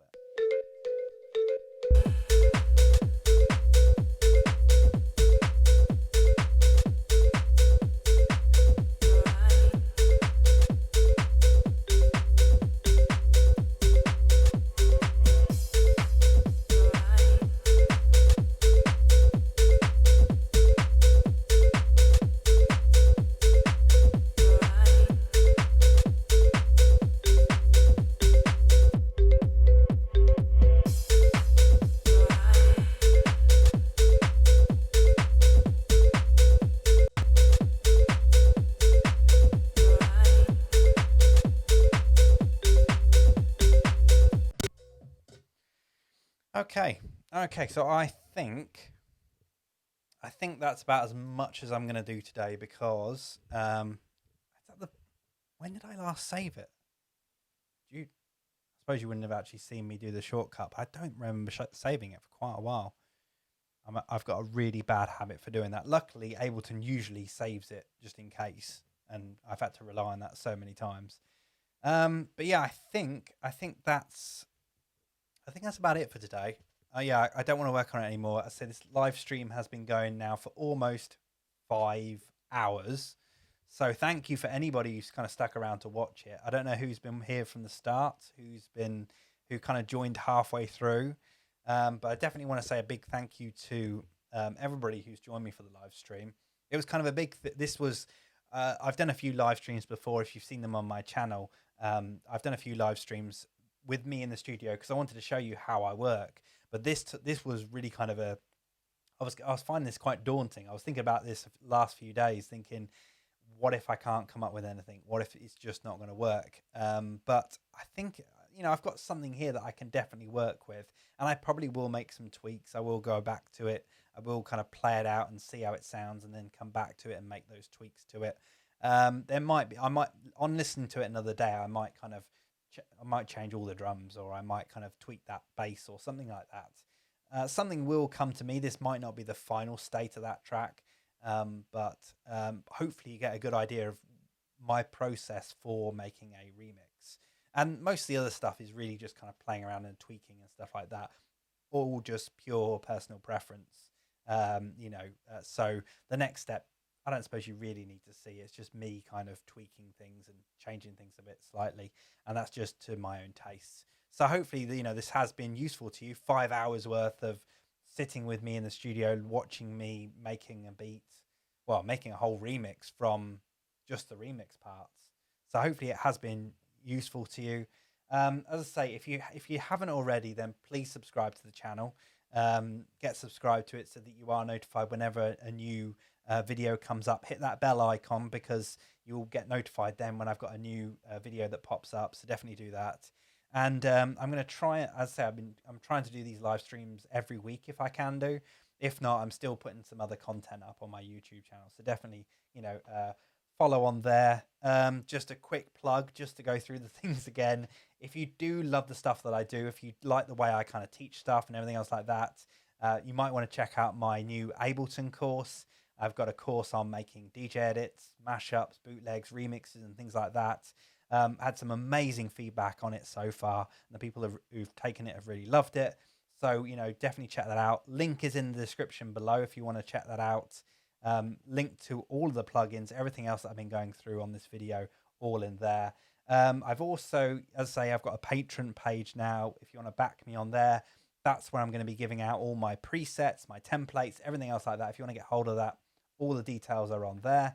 And finally, I know because it's one of those things I get asked every single video, where do I get my t-shirts from? Most of these t-shirts are, you can now find on my my own t-shirt store on TeePublic. I've got a whole load of designs on there, ones that I wear all the time. These are t-shirts that I've gone ahead and I bought myself. Other people have designed them. I've just kind of curated them all together. And these are all kind of DJ ones, producer t-shirts and things like that. So if you know, as I say, I always get the question about where do I get my t-shirts from? This is where I get them from. So as I say, link to all those different things are in the description. And if you've got any questions, just leave them in the comments after the stream. So just refresh the page, go to the comments, add your comments in there, and tell everybody about my streams and get them to come along and watch and everything else like that. So, but yeah, I want to say a big thank you to everybody who's tuned in, everybody who's lasted almost, we're 30 seconds away from 5 hours. I should really just hang in there just for another 30 seconds, just so we can say I've been doing it for 5 hours. But thank you to everybody who's been tuned in for the 5 hours. And hopefully I'll see you again soon. I'm going to wait. I'm going to wait for those 10 seconds. 10 seconds. 8, 7, 6, 5, 4, 3, 2, 1. 5 hours. That was worth it, wasn't it? Anyway, I'll see you all later. Hope you have a great evening, great night, great morning, wherever you are in the world. So, and hopefully I'll see you again in my next video.